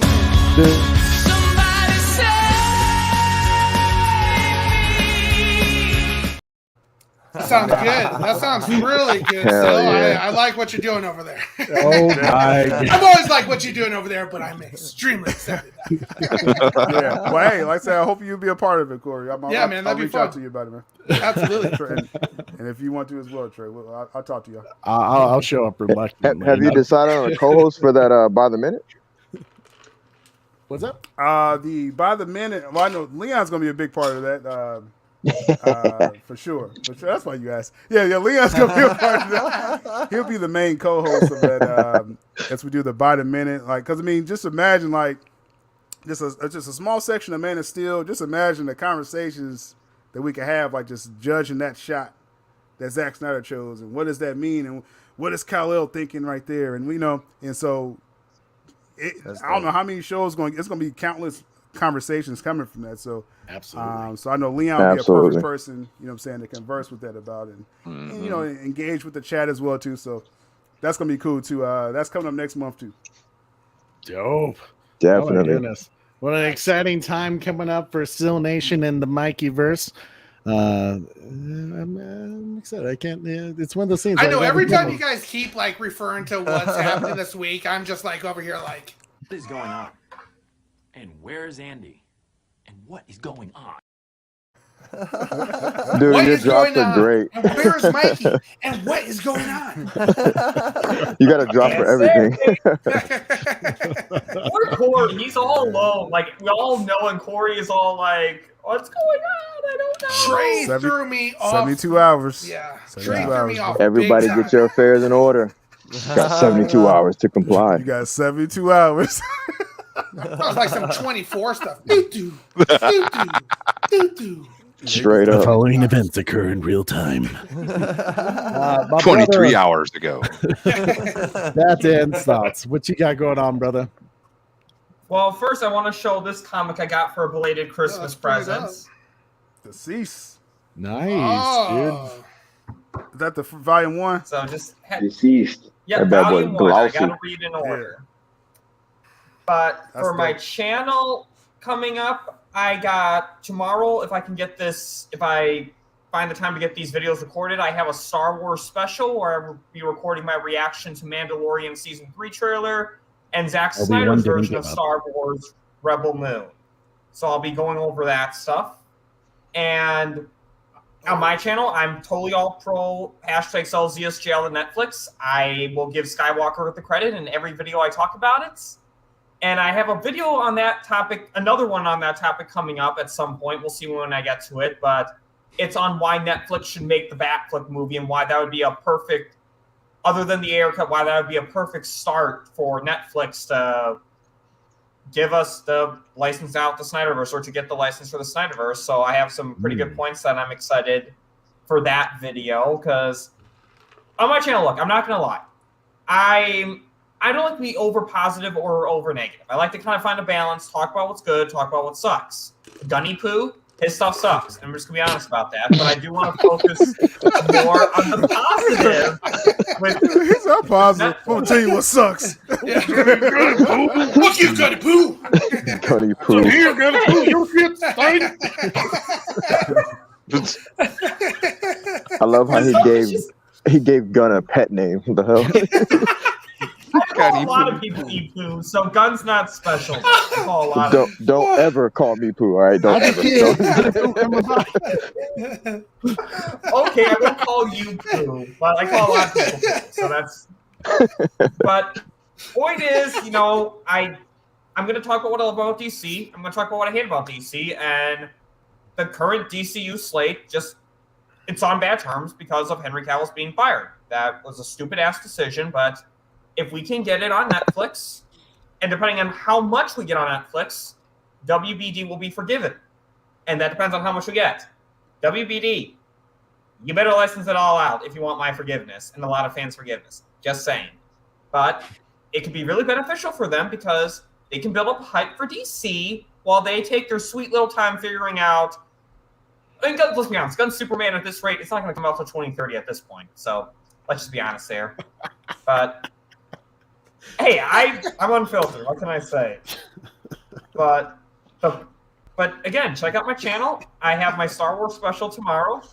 And lastly, have a bat-tastic day. Does that go to Gunny Poo as well? That bat-tastic day, or does he not? He gonna have a he's not bat-tastic included. Gunny Poo. No, his days can suck for all I care. Oh man, unfiltered, and I freaking love it. Can't wait for that Star Wars stream. That's gonna be great. Nick, right over there. You can tell who said F James Gunn on Twitter. My man Skywalker the Jedi, the general of hashtag sells ESJL to Netflix and sells SnyderVerse to Netflix. Your final thoughts and about the 214 event. Yo, shouts out to Trey and Corey for having me on the platform once again. This was a very, very fun stream. You guys went over the Snyder Cut length, which is which is great for you guys' first stream being back, and also with it being the live show number 100, right? So much love and appreciation to you guys for having me on the platform, and for this wonderful panel. Full of good laughs and a great time, right? Pretty much, I want to sum up my thoughts by saying that this campaign that has been started was started with the best of intentions. If at any point that there is like some confusion or kind of wondering why I feel that it's important to kind of make sure that we are at the forefront of this thing, it is because of messaging, right? I feel uniquely qualified to kind of speak on these things because of my history with Restore the SnyderVerse and release the Snyder Cut. I've been a fan of these things for quite some time. I have spoken to countless people that was very instrumental in release the Snyder Cut, right? On and off stream. And I feel like I have a pretty good understanding of how these campaigns were not only successful in certain ways, but why the other ones weren't, right? And some things that kind of led to us getting the Snyder Cut later than I think that we could have gotten it, right? And why the Restore the SnyderVerse campaign and some of the others weren't successful, right? So with that being said, the messaging on this thing has to be crystal clear. There must be protection of this idea to make sure that this thing gets over the goal line, yo. If not, Leon we had a stream early on where he spoke to pretty much like everybody being able to kind of, come in and, hey, let's just all kind of take this thing wherever we feel like it just should go. And it immediately you started to see that, there needed to be some wrangling in of like some of these ideas, right? And so with that being said, it is not out of ego or hubris or anything like that, right? It's literally just us feeling like we need to keep this ball rolling correctly to be able to get this thing home. And so we are more than willing to collaborate with people that are actually looking to come in and bring ideas on how we can make this thing better and how we can make this thing bigger, right? We just ask that you come in and we don't use any egos when it comes to this movement, right? So I want to thank everybody that has been participating using the rules of engagement, right? I feel strongly that we have a great chance at actually getting this thing done. The trending event is coming up on 2/14. Tomorrow, we're going to be doing some 30-second videos on Twitter, actually letting Netflix know why they should secure this license, right?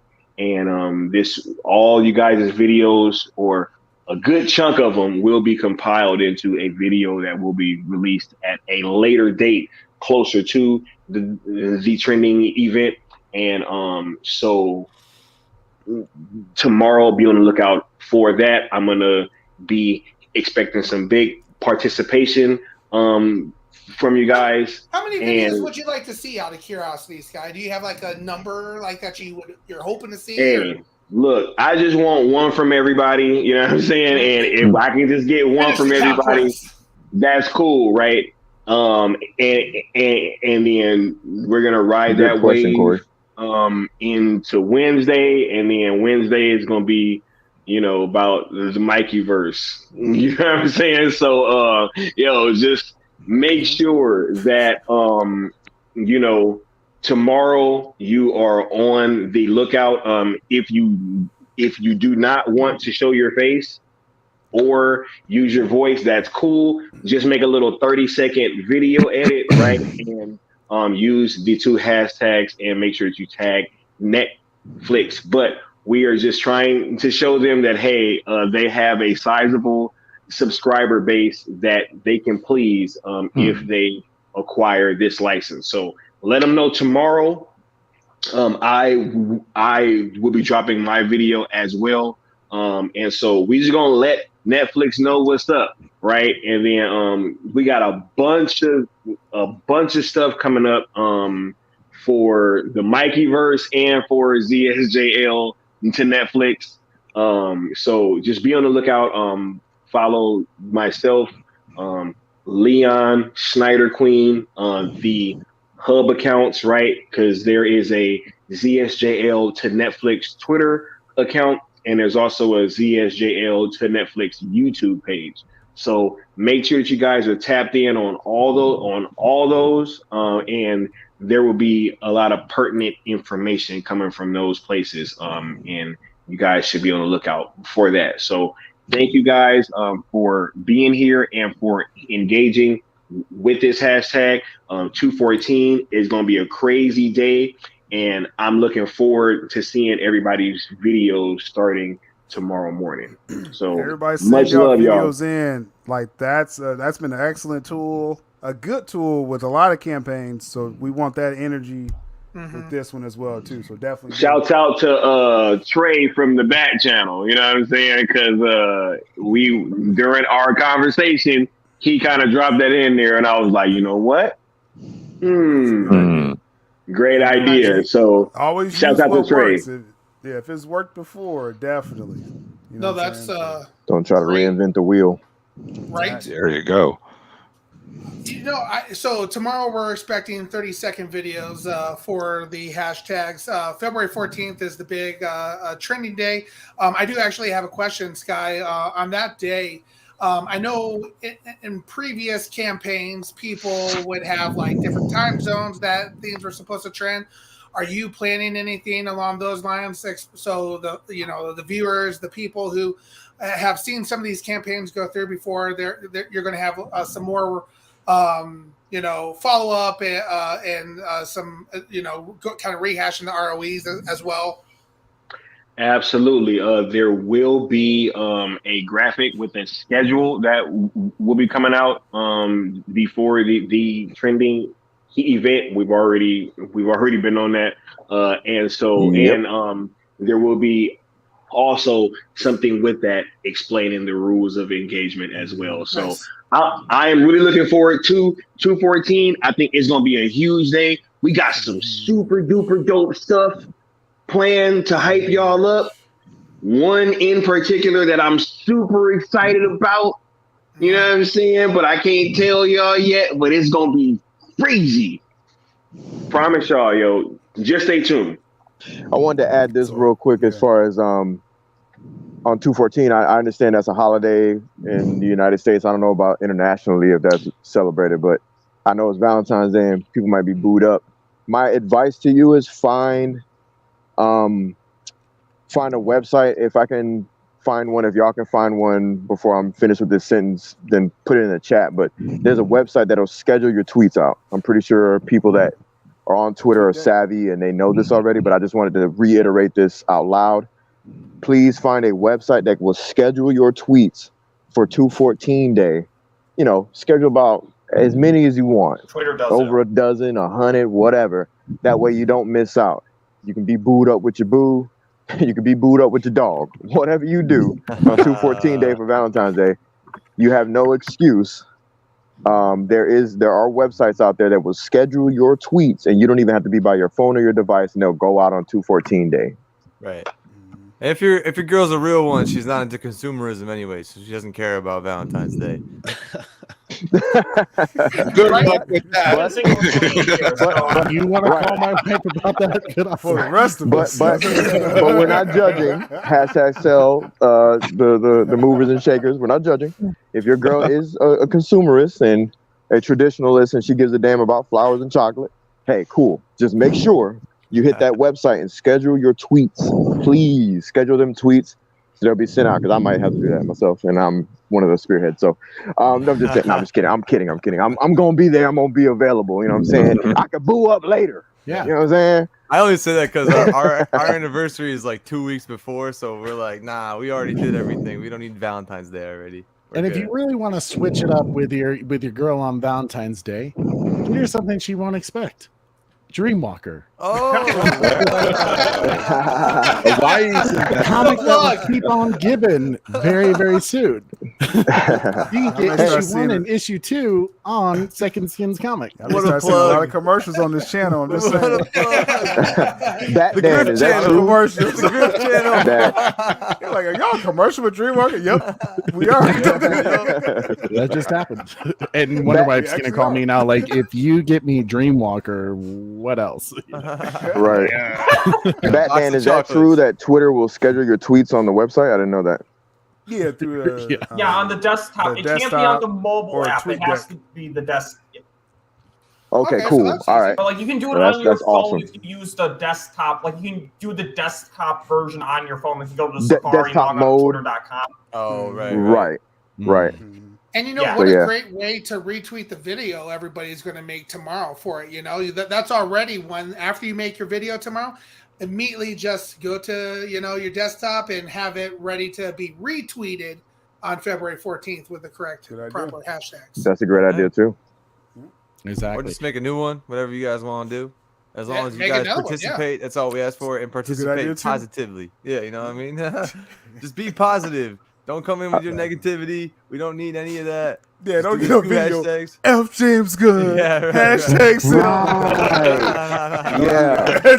I would hope that that's clear, but I'm glad you said that. I would hope that that's clear. We don't want any negativity. And like Scott said, you don't even have to get on camera. You could just be creative and I don't know, just 30 seconds or less, say what you have to say in a positive manner to Netflix. We're talking to Netflix, everybody. These videos are 30 seconds or less. We are not talking to anyone but Netflix. And we're all smiles for Netflix because Netflix is the home of Zack Snyder. You know what I'm saying? He's the home of the boss. Or they're the home of the boss. So we have no ill will towards Netflix.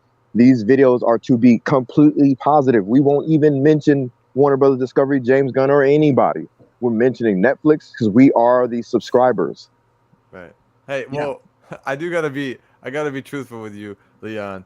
I have a little bit of a negativity with Netflix, but That's between me and you, the whole Cowboy Bebop show. But we're not gonna get into that. Listen, we'll forgive them. We'll forgive them for that. For the time being, Netflix. That's gonna be one person. You know, that's gonna be one person. I gotta do it. I gotta do it. We'll forgive them for this. Oh my God. I'm just playing. No one in your already. We forgot no, about it. I really did. No one in your videos mentioned Cowboy Bebop. We're good. Like let me and Austin do that on a later date. We got we'll it. do that on a later date. We got it handled. Don't worry about it, guys. All positivity, no negativity. Oh my gosh. Well, guys, it's been an absolute blast for our live show number 100. Holy hell. It's good to be back. I've missed you guys, missed the community. And don't forget, seriously, this hashtag is where it's at. Because when you think about it, this option, it's honestly better. Because when you think about it, WBD was going to hold Zack back anyways. They were going to try to probably make him do a 2-hour film because, hey, more showings in the theater means, more money for them, right? That's usually what that translates to. Here at Netflix, go apeshit, Zack. Do your R-rated film. Do your 3-hour film. Hell, you got a Rebel Moon. Do part 1. Do part 2. This is the greatest solution. And like I've said earlier, the stars are aligning with it. It's a perfect time. There's big things coming for Zack with Rebel Moon later this year. And Stone Quarry with his production team. And with Warner Brothers Discovery being in debt, they need money. Who has a lot of money? Netflix. Netflix has plenty of it. Lots of money. So, guys, make sure to subscribe to everyone on the panel. This is a fire panel. Corey is just being crazy right now. Corey, he said, "Yay, twins." Let's growth in them. Let me tell you about a hashtag that you want to hear. Hashtag sell ZSJ on Netflix. That's the new Yin Yang twins. When you see my hashtag, we gonna get the SnyderVerse back. Straight up. Off the rails. Happy Lunar New Year for everybody that celebrates. License the SnyderVerse out. Hey, license the SnyderVerse out. You okay there, Corey? Hey, I'm doing fine. I'm hyped up, man. This has been a fun stream tonight, bro. Oh, it's been a damn good show. Don't forget your 100. 30-second videos tomorrow. And Sky, do you want them to also send it to you, tag you, so that way you can at some point do extra stuff with all the videos? Or they can tag me, you know what I'm saying? Just make sure that or better yet, tag the I was about to say that. I was about to say the hub account. I was about to say DM the hub account. You can tag the hub account, like tweet it out, tag it out, whatever you got to do, but also send the raw video if you can. Just send it through to the hub account. Because they'll be retweeting all day probably. Absolutely. So tweet it out, do what you got to do, right? And it's in whatever form you have, and then send it also into the hub account if you can, please. I'm pretty sure the hub account can collect all those videos from the DMs. That would be great as as it's just a collected form. So tweet it out and send it in the DMs. Yeah. This is going to be super, super dope. I cannot wait to see all those videos tomorrow. I'm going to drop mine in the morning, and we're going to set this thing off proper like. Hell yeah, man! Tomorrow's gonna be a big day, along with February 14th. Get your tweets scheduled so you don't make Boo mad, or if you do make her mad, you could buy Dreamwalker issues 1 and 2. And just she'll be happy. He get a multiverse coming up. Oh my God! Support stuff. Hey, when she realizes how much it'll be worth, she'll love you for that shit. Hey, especially real talk. If y'all got them variant covers, oh my goodness, that issue 1 variant cover, it's already. Oh man, don't remind me. Yeah, it's sold out. I'm pissed about that. I missed out too. Oh yes. Well, Super Bro, do you have anything you would like to finish up on? No, man, I think we're good there. We had a great stream tonight. Can't thank you all enough for coming in through stream number 100. Thank you, Sky, the Cool Table, for rocking this new trending event. Marcus, thank you so much for coming in. Bat Dan, thank you for coming in. Sil, brother, it's always great seeing you on the channel. So no, I'm just so happy everybody's here. This has been a freaking fantastic show tonight, and yeah, I've just been having fun, man. That's what good to be and that's what's so exciting too, man. Like, still probably see me like in his chat. Like I would like. There were so many red tomatoes being thrown, and like every time he mentioned gun, we were just tossing them. The energy's good though, yeah. Bro, you were F gun all day. You were F gun this, F gun that. Oh yeah, I was going after his ass, bro. Corey was downright toxic. I love it. I was toxic. I was going torture Earth on this motherfucker. I was like, we're burning it down. He was spamming, yeah. Corey was spamming. I was like, Maz, don't clap him. Don't clap him. Hey, the mods were joining. Mods were in agreement. They're like, Sil, your chat is so toxic. I was like, hey. No, just Super Pro Corey. My hands are tied. My hands are tied. First time ever Super Pro Corey goes toxic again. It's fucking a nightmare for everybody. It's like, oh god, The best part, Corey's like, "Are you worried about us getting canceled?" I was like, "No." I was like, "Sweet then." Okay. I was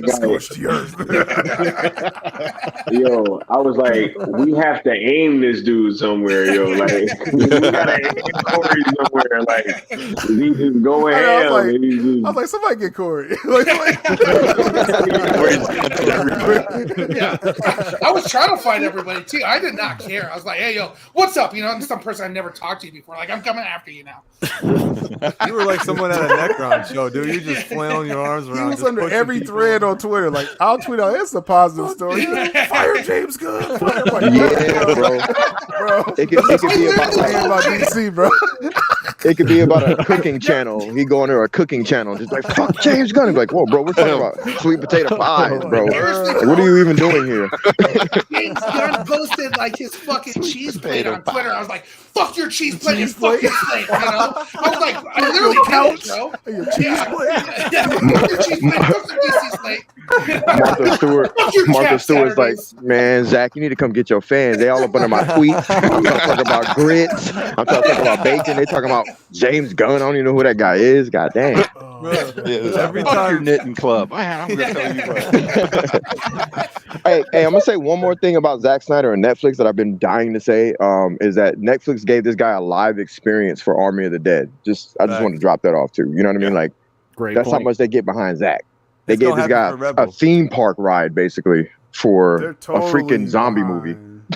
They're totally behind Zack Snyder, his vision. They already said they want to do more Rebel Moon. Basically, they want to work with Zack Snyder. So this hashtag is perfect to sell the ZSJL to Netflix. It's perfect.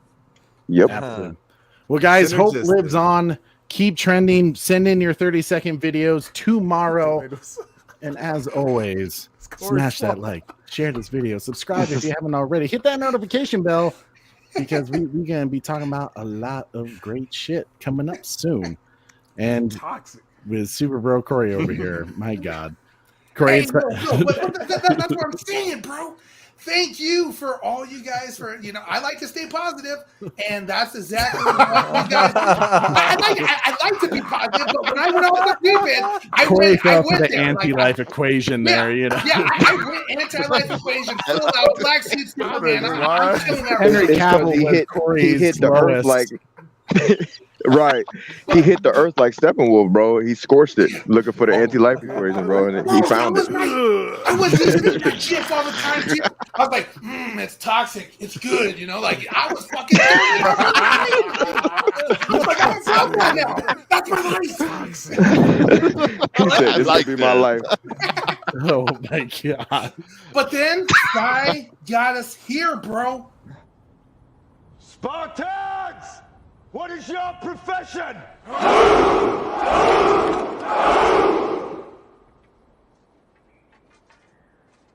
See, old friend, I brought more soldiers than you did. Straight up, bro. Straight up, bro. Straight up, bro. Straight up. Let's go. Yep. Somebody save me, right, Corey? Oh no. Oh my God. No. Not after that one, bro. And on that note, thank you so much for watching. Smash a like, share the space, subscribe, and Miss Super Bro Corey. Don't forget to tune in weekly. Same bad time. Same that channel. Have a good night, See you later, everybody. guys. Peace.